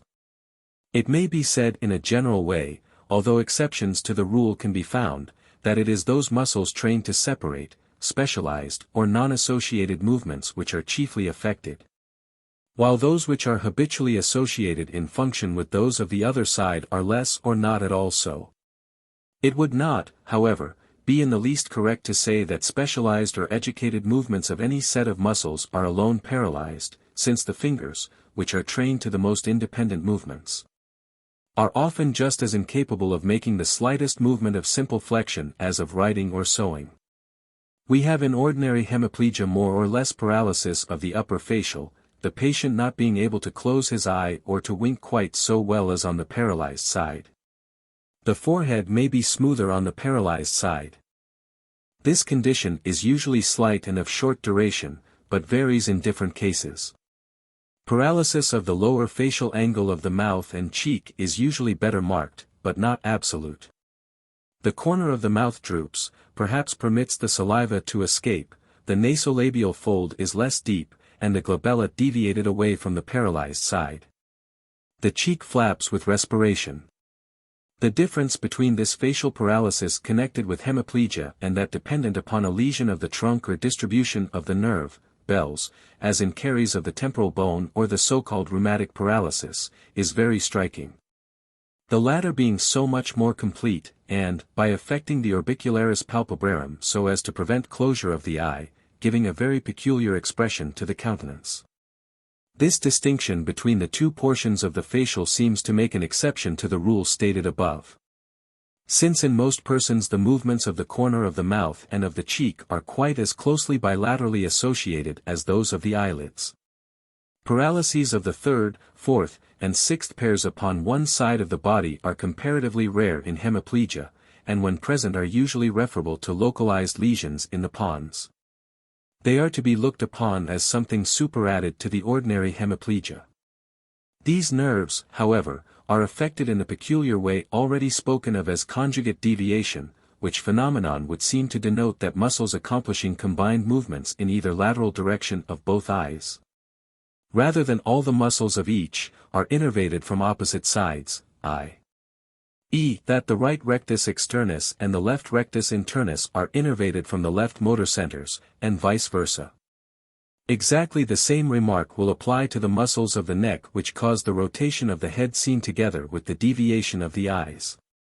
The muscles controlling deviation to one side, although situated upon both sides of the median line, are apparently innervated from the side of the brain toward which the head is turned in paralysis.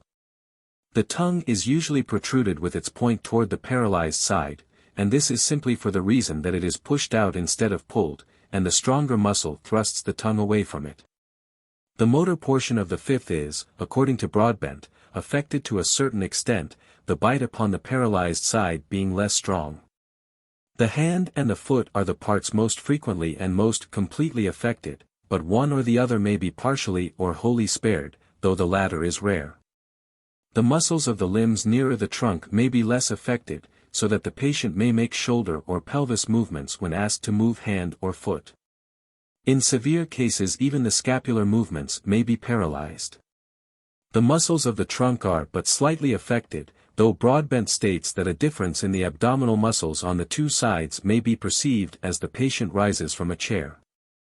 The respiratory movements are alike on the two sides.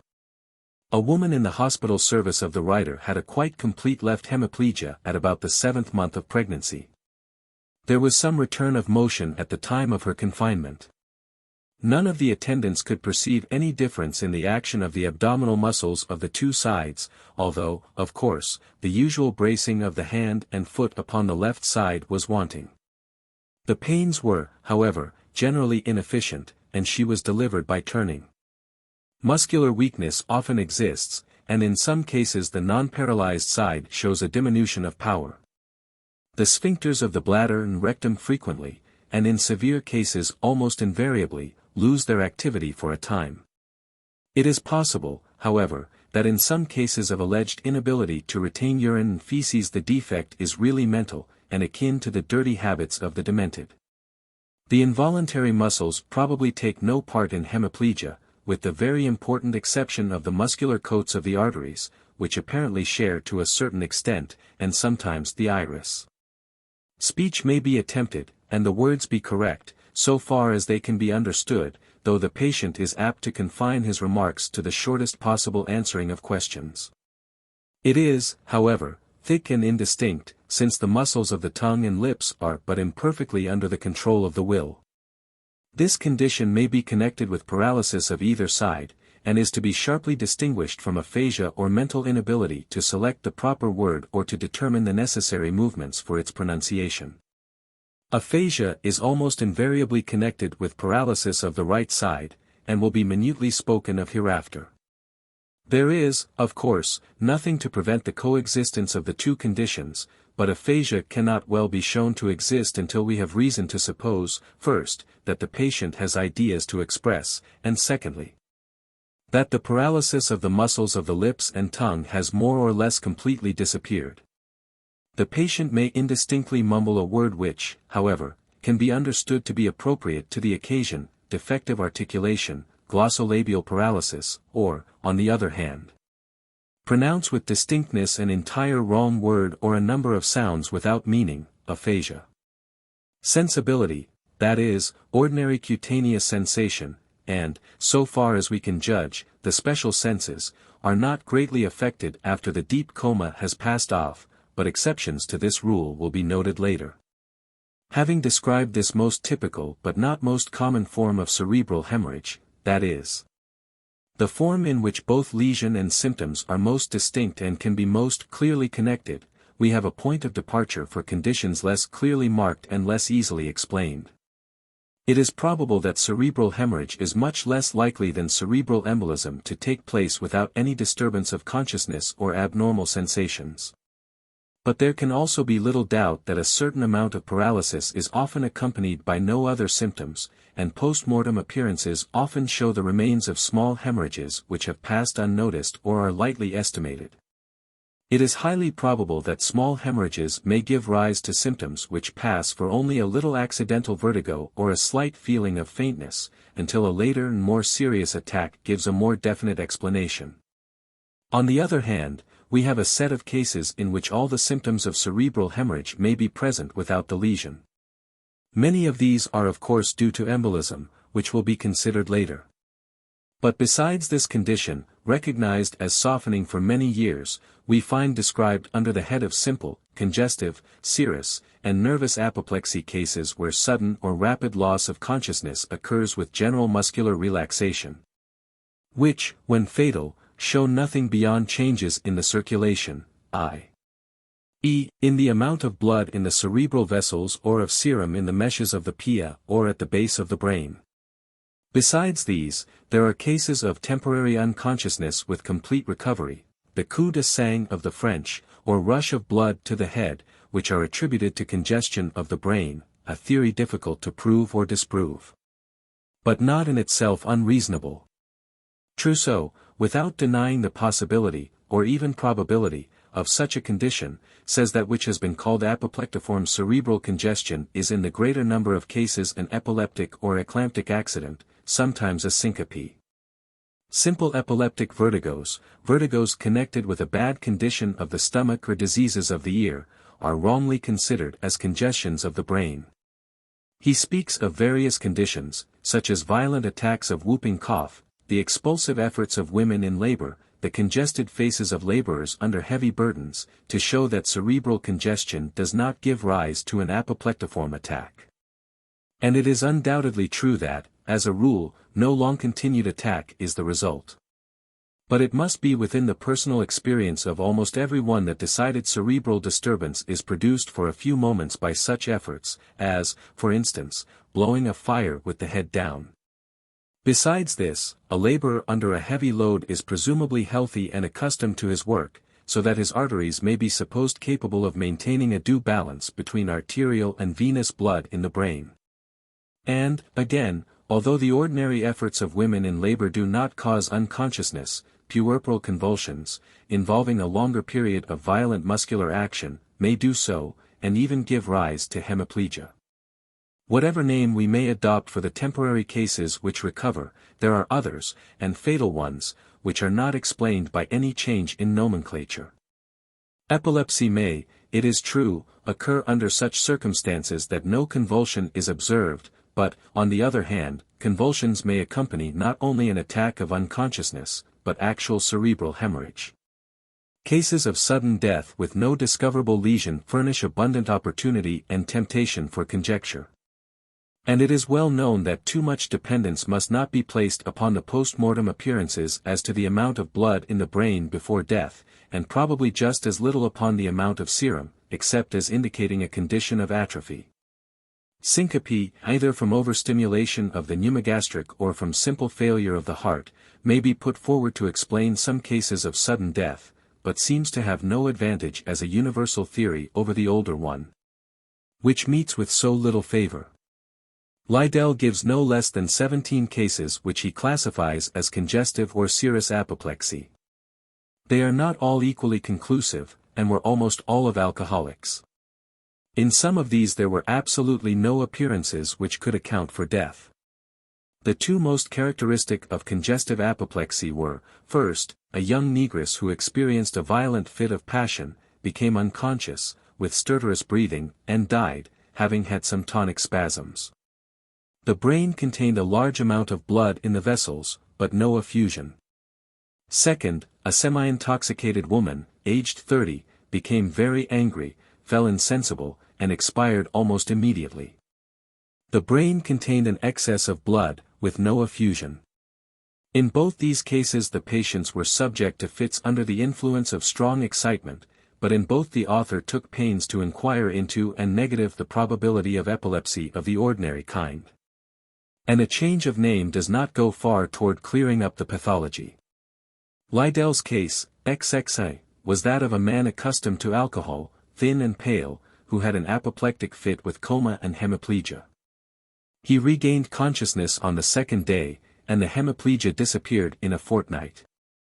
This rapid and complete recovery, exceptional to be sure, cannot be regarded as proof of the absence of hemorrhage or embolism. In fact, the latter is highly probable. It is possible that the clot may have been partially dislodged, so as to allow some blood to pass by it, or that an exceptionally favorable anastomosis allowed a better collateral circulation than usual to be established. The following case occurred in the service of the writer, an elderly negress, who had extensive anasarca and signs of enfeebled action of the heart without any valvular lesion being detected, after washing her face was heard to groan. And found speechless and unable to swallow, with complete right hemiplegia. There was a slight improvement in a few hours, but she died 2 days later. The autopsy disclosed some hypertrophy and dilatation of the heart without valvular lesion. A careful search failed to discover any change in the brain or obstruction in its vessels, although there was chronic endarteritis. The relations between epilepsy, apoplexy, and syncope are interesting and important, but are certainly far from clear. Little is gained by shifting obscure cases from one category to the other. If sudden deaths be synonymous with apoplexy, we shall certainly have to admit that apoplexy does not always demand for its cause cerebral changes sufficiently marked to be recognizable after death. If, on the other hand, we refer them to heart disease, we shall have to admit that a heart without valvular disease or extensive changes in its muscular substance may cease to beat under influences as yet not well understood. Since the paralysis arising from hemorrhage resembles so closely in its progress that dependent upon occlusion of the cerebral vessels, a further description will be deferred until the latter lesion has been described. But this remark does not apply to the premonitory and initiative symptoms, which may be of great importance, and which are not always the same with the 2 or 3 sets of lesions. There are many of them, but, unfortunately, no one among them taken alone can be considered of high significance, unless we accept what are sometimes called premonitory attacks, which are in all probability frequently genuine hemorrhages of so slight extent that they produce no unconsciousness, and but slight paralysis easily overlooked.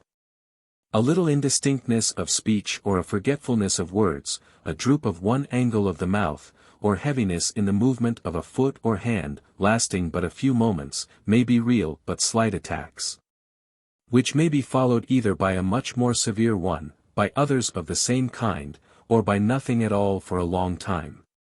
They are sufficient to awaken apprehension, and to show in what direction danger lies, but they give little information as to the time of any future attack. Retinal hemorrhage is admitted by all modern authors to be connected with disease of the vascular system, and hence also with renal inflammation and cerebral lesions.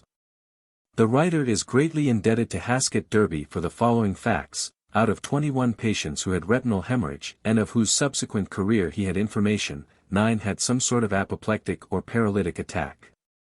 1 had had such an attack before she was examined, 3 died of heart disease, 1 suddenly, the cause being variously assigned to heart disease or apoplexy. And 6 were alive when heard from, one of these, a man of 48, being alive and well 14 years after. Bull 25 describes 4 cases of his own where retinal hemorrhage was followed by cerebral hemorrhage, demonstrated or supposed in 3, while in the fourth other symptoms rendered a similar termination by no means improbable. He quotes others of a similar character. The total number of cases which were kept under observation for some years is, unfortunately, not given. In a case under the observation of the writer, a female patient, aged 57, who had irregularity of the pulse with some cardiac hypertrophy, was found to have a retinal hemorrhage 2.5 years before an attack of hemiplegia. The hemorrhage was not accompanied by the white spots which often accompany retinitis albuminuria. 25 a.m. Journ. Med. Sci. July, 1879. In a case reported by Amadon, 26 retinal and cerebral hemorrhages seem to have been nearly simultaneous a few hours before death. There was diffuse neuroretinitis and old hemorrhages besides the recent one. 26 N.Y. Med. Rec. 1878, 14. 13. The highly interesting observation has been made by Lionville 27 that when miliary aneurysms are present in the brain, they may often be found in the retina also. In one case where they were very numerous in the cerebrum, cerebellum, pons, and meninges, aneurysmal dilatations were found also in the pericardium, mesentery, cervical region, and carotids, the latter not being more minutely described. There was very general atheroma and numerous points of arteritis. The retinal aneurysms varied in size from those requiring a power of 10 or 20 diameters to be examined up to the size of a pin's head or a millet seed. He thinks they might have been recognized by the ophthalmoscope. 27 Comptes rendus de l'Académique. De Sci. 1870. The hemorrhages accompanying idiopathic anemia and other diseases with a similar tendency are not to be taken into this account. Hemorrhage accompanying optic neuritis is likely to be due to some disease of the brain other than the one under consideration. Mental disturbances of various kinds have been considered as significant, and Forbes Winslow gives a great many instances of different forms. But they are to be looked upon rather as indicating chronic cerebral changes which may result in various conditions, of which hemorrhage may be one, than as furnishing any definite indication of what is to be expected. Loss of memory should be regarded in this way. Some acute or temporary conditions of depression may affect the nutrition of the brain in such a way, without having anything to do with hemorrhage actual or anticipated. Aberrations of the special senses are often observed, such as noises in the ears more or less definite, the sight of colors, red, or being unable to see more than a portion of an object. The fact to which these testify is probably a localized disturbance of the circulation which may not precede rupture of the vessels. Distinct hallucinations of hearing, followed by those of smell and succeeding irritability, sleeplessness, were observed by Savage 28 in a case which terminated soon after in apoplexy. 28 Journ. Ment. Sci. 1883, 29. 90. There are few symptoms which are more likely to excite alarm and apprehension of a stroke of paralysis than vertigo or attacks of dizziness, but it is too common under a great variety of circumstances to have much value, and is, as a matter of fact, rarely a distant precursor of intracranial hemorrhage, although it frequently appears among the almost initiatory symptoms, especially when the lesion is in the cerebellum, so that, if continuous, it is not likely to mean that anything worse is coming. It has been said to be strongly significant if occurring without the digestive derangements or circulatory disturbances likely to cause it, and be unconnected with disease of the ear. Unfortunately for diagnosis, but fortunately for the patients, the so-called vertigo a stomaco liso may arise in cases where the stomach trouble is very difficult or impossible to detect. And it often continues for weeks or months after the most careful regulation of the diet, and yet is followed by no cerebral lesion. Although a vertigo for which every other cause can be excluded certainly justifies a suspicion of cerebral trouble, the tendency to exaggerate its prognostic importance should not be encouraged by the physician, as it may exist a long time, and disappear without another sign of the catastrophe which has been keeping the patient in dread. Among the more significant and immediate symptoms are to be reckoned paresthesiae of the side about to be paralyzed, such as numbness or tickling. Headache of great severity is often, but not invariably, present. It has nothing characteristic about it, except that it may be different from those the patient has been in the habit of having, or may be of unusual severity, so that the patient says it is going to kill him. Such a headache in a person in whom there is good reason, from age, interstitial nephritis, or other symptoms, to suspect the existence of vascular lesions is likely to be an immediate precursor of a hemorrhage. Persistent early waking with a slight headache, which passes off soon after rising, is said by Thompson 29 to be a somewhat frequent premonition. Vomiting is hardly a premonitory, but may be an initial symptom, especially in hemorrhage of the cerebellum. 29 N.Y. Med. Record, 1878, 2. Reference is had in these statements chiefly to the ordinary form of cerebral hemorrhage. Of course, if, during a leukocythemia or purpura, large hemorrhages occur elsewhere, it may be taken as a hint that possibly the same thing may take place in the brain. These signs of arterial disease must be considered as of the highest importance among the, possibly remoter, premonitory signs, not only of cerebral hemorrhage, but of the other lesions treated in this article. Atheroma and calcification of the tangible arteries place the existence of periendarteritis among the not remote possibilities. High arterial tension has already been spoken of in connection with etiology, and its presence should be sought for. An irregular and enfeebled cutaneous circulation has been spoken of as an indication of value. Occlusion of the cerebral arteries may take place from several causes other than those which concern us here, as from the pressure of tumors or endarteritis, usually syphilitic. Thrombosis and embolism are grouped together from their great anatomical resemblance and their frequent coexistence, but the symptoms produced, although ultimately the same, are often different enough to make it necessary to bear in mind the fact that there is a distinction, that is, that embolism is rapid and thrombosis is slow. A cerebral artery may be occluded from the presence of a plug of fibrin more or less intermixed with the other elements of the blood. This plug may have been formed in situ, and is then somewhat firmly attached to the walls of the vessel, and partly decolorized at its oldest portion, while on each side of it, but especially on the side away from the heart, it is prolonged by a looser and darker clot of more recent origin. This is a thrombus. When the plug has been transported from elsewhere, it is embolus. 30. It may consist of various substances, as described in the article on general pathology, but is usually of fibrin which has formed a thrombus or vegetation elsewhere, and, having been broken off, is carried by the blood until it comes to a place too narrow for it to pass, or where it lodges at the bifurcation of a vessel. The piece of fibrin thus lodged has a strong tendency to cause a still further deposition, that is, a secondary thrombus, which may progress until it comes to a place where the blood current is too strong for the process to go on any farther. It may in such cases not be obvious at the first glance whether the whole process is thrombosis or whether it started from an embolus. 30. The Greek word epsilon mu beta omicron lambda omicron, epsilon nu, in, and beta alpha lambda lambda omega, to throw, signifies the beak or rostrum of a ship of war.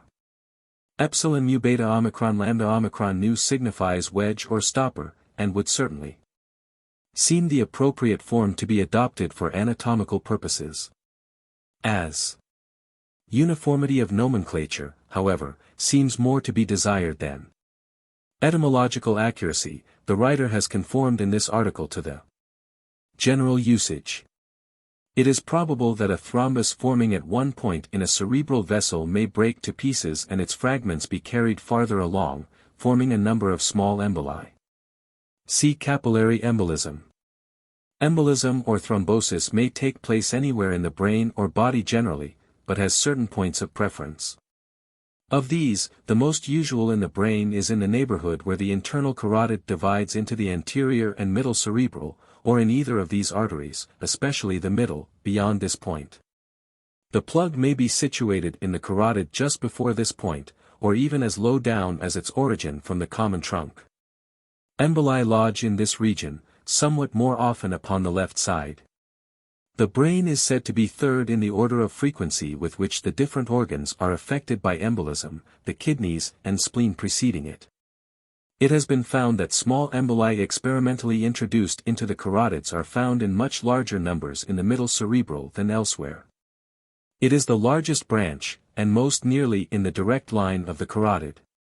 Position undoubtedly influences the point at which an embolus lodges, as it probably moves slowly along the vessels and along their lower side. It has been remarked that, on account of this course of the embolus, it is doubtful whether it can get into the carotid when the patient is standing, but it certainly can do so when he is sitting up. Which, so far as the direction of the carotids is concerned, is the same thing. The frequency with which a hemiplegia is observed when a patient awakes in the morning may perhaps be accounted for by the position favoring the passage of an embolus into the carotid, which otherwise would reach organs more remote. The vertebrals and basilar are not infrequently affected. The sources whence cerebral emboli may spring are various, but cannot be found outside a certain range. They may, in the first place, be torn off from vegetations upon either the mitral or aortic valves, and this source is probably the most common. The appendix of the left auricle may furnish a plug from the thrombi formed among its trabeculae, or the aorta from an aneurysm or from parietal thrombi formed, upon spots roughened by atheroma. The pulmonary veins are occasionally the source of the embolus, though this is not very common. It is rather doubtful whether an embolus can find its way from the systemic veins through the lungs to the brain, but it is possible that small emboli may do so. An increase in size from the addition of fresh fibrin when floating in the blood current. The occurrence of pyemic abscesses in the brain would suggest the possibility of this, though it is, on the other hand, possible that the brain abscesses are secondary to older ones in the lungs. In some cases, however, a careful examination does not disclose the source of the embolus. In the blood current the embolus may give rise to no symptoms whatever, and even after its arrival in the cerebral circulation it may lodge in such a way as not entirely to obstruct the current. In most instances, however, it does not stop until it plugs the vessel completely and arrests the current of blood beyond it for a moment. Whether it shall completely deprive the portion of brain to which it is distributed depends upon its situation as regards anastomosis and upon the formation of secondary thrombus. Hence the knowledge of the distribution of the arteries supplying the brain, that is, the two carotids and two vertebrals, is of more importance in reference to embolism and thrombosis than to cerebral hemorrhage, where the effusion takes place from quite small branches. The anterior portion of the brain, including the anterior and posterior central convolutions and the first temporal, are supplied with blood by the two terminal branches of the internal carotid, the anterior and middle cerebral. The ganglia underlying these portions of the cortex being supplied, as already stated, by small branches arising near the origin of these two trunks, and principally the second. The anterior cerebrals of the two sides are connected by the anterior communicating, which is a short and usually wide vessel. Sometimes one anterior cerebral branches in the longitudinal fissure, and supplies a part of both sides. Hence in plugging of one internal carotid which does not reach its bifurcation a collateral supply may be received from the other side. If, however, an embolus or thrombus has penetrated beyond the origin of the middle cerebral, this vessel can no longer receive a supply from the anterior. The posterior communicating arteries are two small vessels which connect on each side the posterior cerebrals and either the carotid, just as it gives off its two chief cerebral branches, or else the middle cerebral close to its origin. These arteries may be of quite unequal size, that upon the right usually being the larger, and sometimes so large as to give the appearance of being the principal origin of the posterior cerebral. When this happens the part of the posterior cerebral which arises from the basilar may be reduced to a minute arteriole, and the basilar, almost entire, goes to supply the left side of the brain. This condition of the posterior communicating may exist to some extent on both sides in the same brain. It is probable that in many cases these arteries are too small to be of great value in re-establishing the circulation in the anterior portion of the brain when it is suddenly interrupted by an embolus.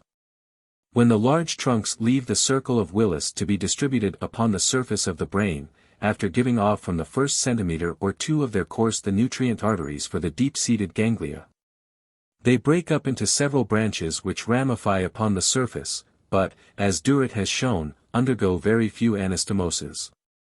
Instead of forming, as was once supposed, a richly inosculating network, small branches penetrate into the brain substance perpendicularly from the superficial vessels. But these do not communicate freely with each other by vessels larger than capillaries. From these anatomical conditions it happens that when a vascular territory is deprived of its normal supply by an embolus, it cannot be supplied with blood from surrounding districts. A certain limited amount of collateral supply is possible through the capillaries and the rare anastomosis, but it is only around the edges, and the center of the territory becomes destitute of circulating blood. Thus an embolus does not in the brain produce, as it does in other organs with more abundant collateral supply, a large hemorrhagic infarction. Small hemorrhages may, however, take place around the edges of the softening, and when a number of small emboli are present, so as to afford a number of overlapping areas with their borders of congestion, a red softening may be the result. When the emboli are very small, and at the same time not numerous enough to occlude all the ultimate ramifications of a trunk, the vascular compensation may be rapidly completed. The change produced in the cerebral substance from cutting off its supply of blood is known as anemic necrosis, and includes what has been known as white softening, with probably some yellow, and possibly a little red softening. The latter in case where simple softening has been complicated by hemorrhage. When the circulation ceases, the substance that should have been nourished loses its firmness and acquires a custard-like consistency.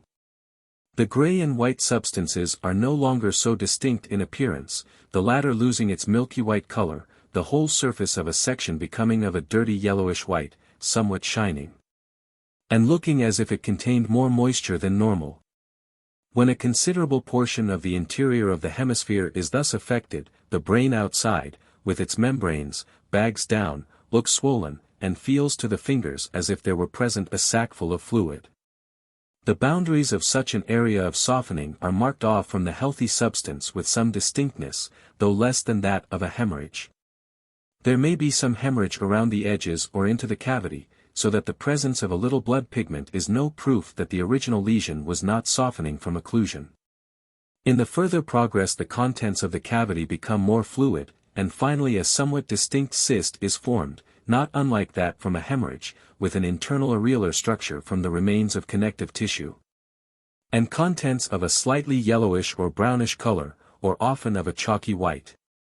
These cysts have little to distinguish them, when old, from similar ones left by hemorrhage, except the much greater amount of pigment in the latter. The smaller spots of softening may after a time lose their fluidity, and remain as yellowish patches as firm as, or firmer than, the surrounding brain. The region of the brain involved becomes atrophied, the convolutions shrink, and the membranes become filled with serous fluid, to compensate for the sinking of the surface. The microscope shows gradually increasing fatty degeneration, disorganization of the nervous tissue, and degeneration of its elements. The pyramidal cells are sometimes distinctly recognizable by their form, and show gradual transition into the indeterminate round granulation corpuscles. The vessels exhibit fatty degeneration of their coats, as well as accumulation of fatty granules between the vessel and the lymphatic sheath. The clot which blocks the artery becomes adherent to its walls, and the vessel with its contents forms a round solid cord. In a few instances the thrombi have become perforated through the center, so that a channel is formed for a renewal of the circulation. There is no reason to suppose that this takes place soon enough to be of any advantage in restoring the nutrition of the necrosed portions of brain. The region involved in softening depends upon the artery which is plugged and the location of the obstructing body. The place of election seems to be the carotid near its separation into its large branches, or these branches after the separation, especially the middle cerebral. This being peculiarly liable because it is the largest branch and is the continuation in a direct line of the carotid. It is more frequent upon the left side. Cases have been observed where the whole of one hemisphere was softened from obstruction of the carotid at its bifurcation, which may be accounted for, as Charcot suggests, by an unusual distribution of the arteries, as described above, the posterior cerebral as well as the other two being derived almost entirely from the carotid. In a case recently observed by the writer, the whole right cerebral hemisphere, with the exception of the tip of the frontal and tip of the occipital lobes, was softened to the consistency of custard. A thrombus extending from the bifurcation of the common carotid into all the ramifications of the middle cerebral. The most common form, however, is where more or less of the brain around the fissure of Rolando and fissure of Sylvius, with or without the underlying ganglia, is softened. This happens from a lodgement of the embolus in the middle cerebral. If the obstruction be close to the origin of the artery, the corpus striatum suffers, from the mouths of its small nutrient arteries arising in this part of its course being stopped, while if it have passed along a little farther, these remain open. And the cortex, to which the larger branches are distributed, alone is softened. The anterior cerebral is not infrequently affected, either alone or with the middle, and in these arteries as well as the posterior the embolus, if of small size originally, may penetrate so far as to give rise only to quite a limited anemia. The basilar is an artery not very rarely occluded, though more commonly by thrombus than embolus. This occlusion may be so limited as to affect only the nutrient arteries of the pons and cause a very limited softening, the parts before and behind it being supplied by the unobstructed portion or by collateral circulation from the carotids. Occlusion of the cerebellar arteries and softening of the cerebellum are among the rarer forms. The vertebrals themselves are sometimes plugged. A thrombosis has been observed in the only inferior cerebellar artery which existed, causing softening in both lobes. There was atheroma of the heart and arteries, and a thick calcareous plate in that which was occluded. 31. 31 Progrers Med. 1876, 373. In a general way, it may be said, with many exceptions on both sides, that thrombosis and embolism tend to affect the cortex, and hemorrhage the central ganglia. What has just been written applies to the simple mechanical action of emboli. If, however, they have a septic origin, as notably in cases of ulcerative endocarditis, the region in which they lodge becomes, instead of a simple spot of necrosis, a septic focus or abscess, with its results of compression or irritation. In such a case there are likely to be abscesses of similar origin in other organs, and the cerebral lesion is only a part of the general pyemic condition. Etiology. So far as the lodgment of an embolus in an artery is concerned, it can hardly be said that there is any etiology, for the detachment of the plug from its place of origin is purely a matter of accident, and may take place at any time. As to its origin in the form of fibrinous deposit on the valves of the heart or a roughened spot on the aorta, we must refer to the article on general pathology. The most important condition for embolism is disease of the valves of the heart, rheumatic or otherwise. Next comes arterial disease, producing roughening of the inner coat and subsequent deposition of fibrin. So far as we can tell, the causes leading to endarteritis or atheroma are essentially the same as those which produce the periarteritis described in connection with cerebral hemorrhage, and we may therefore put down old age, alcohol, and strain as among the causes of cerebral embolism. Injuries of the lungs leading to thrombosis of the veins may be considered as possible sources for the formation of an embolus, and we might suppose that phthisis and pneumonia would furnish plugs which would lodge in the brain, though as a matter of fact they seldom do so. Experience shows that embolism, unlike hemorrhage, is not specially a disease of advanced life, but is distributed over different periods, with preference for old age less marked than with hemorrhage.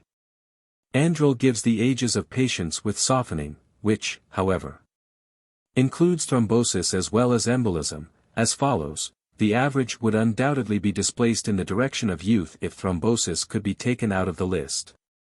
Andrel. Beginning of softening. In 27 cases. Andrel. Death with softening. In 153 cases. Cases, with autopsies, of embolism, thrombosis, and softening, 25 cases. 17 to 24. 27 2. 30 to 37 2. 43 to 45 2. 53 to 59 4. 63 to 69 7. 76 to 78 6. 15 to 20 10. 20 to 30 18. 30 to 40 11. 40 to 50 19. 50 to 60 27. 60 to 70 34. 70 to 80 30. 80 to 89 4. 20 to 34. 30 to 43. 40 to 53. 50 to 61. 60 to 75. 70 to 82. Young 1. Middle-aged 1. Old 5.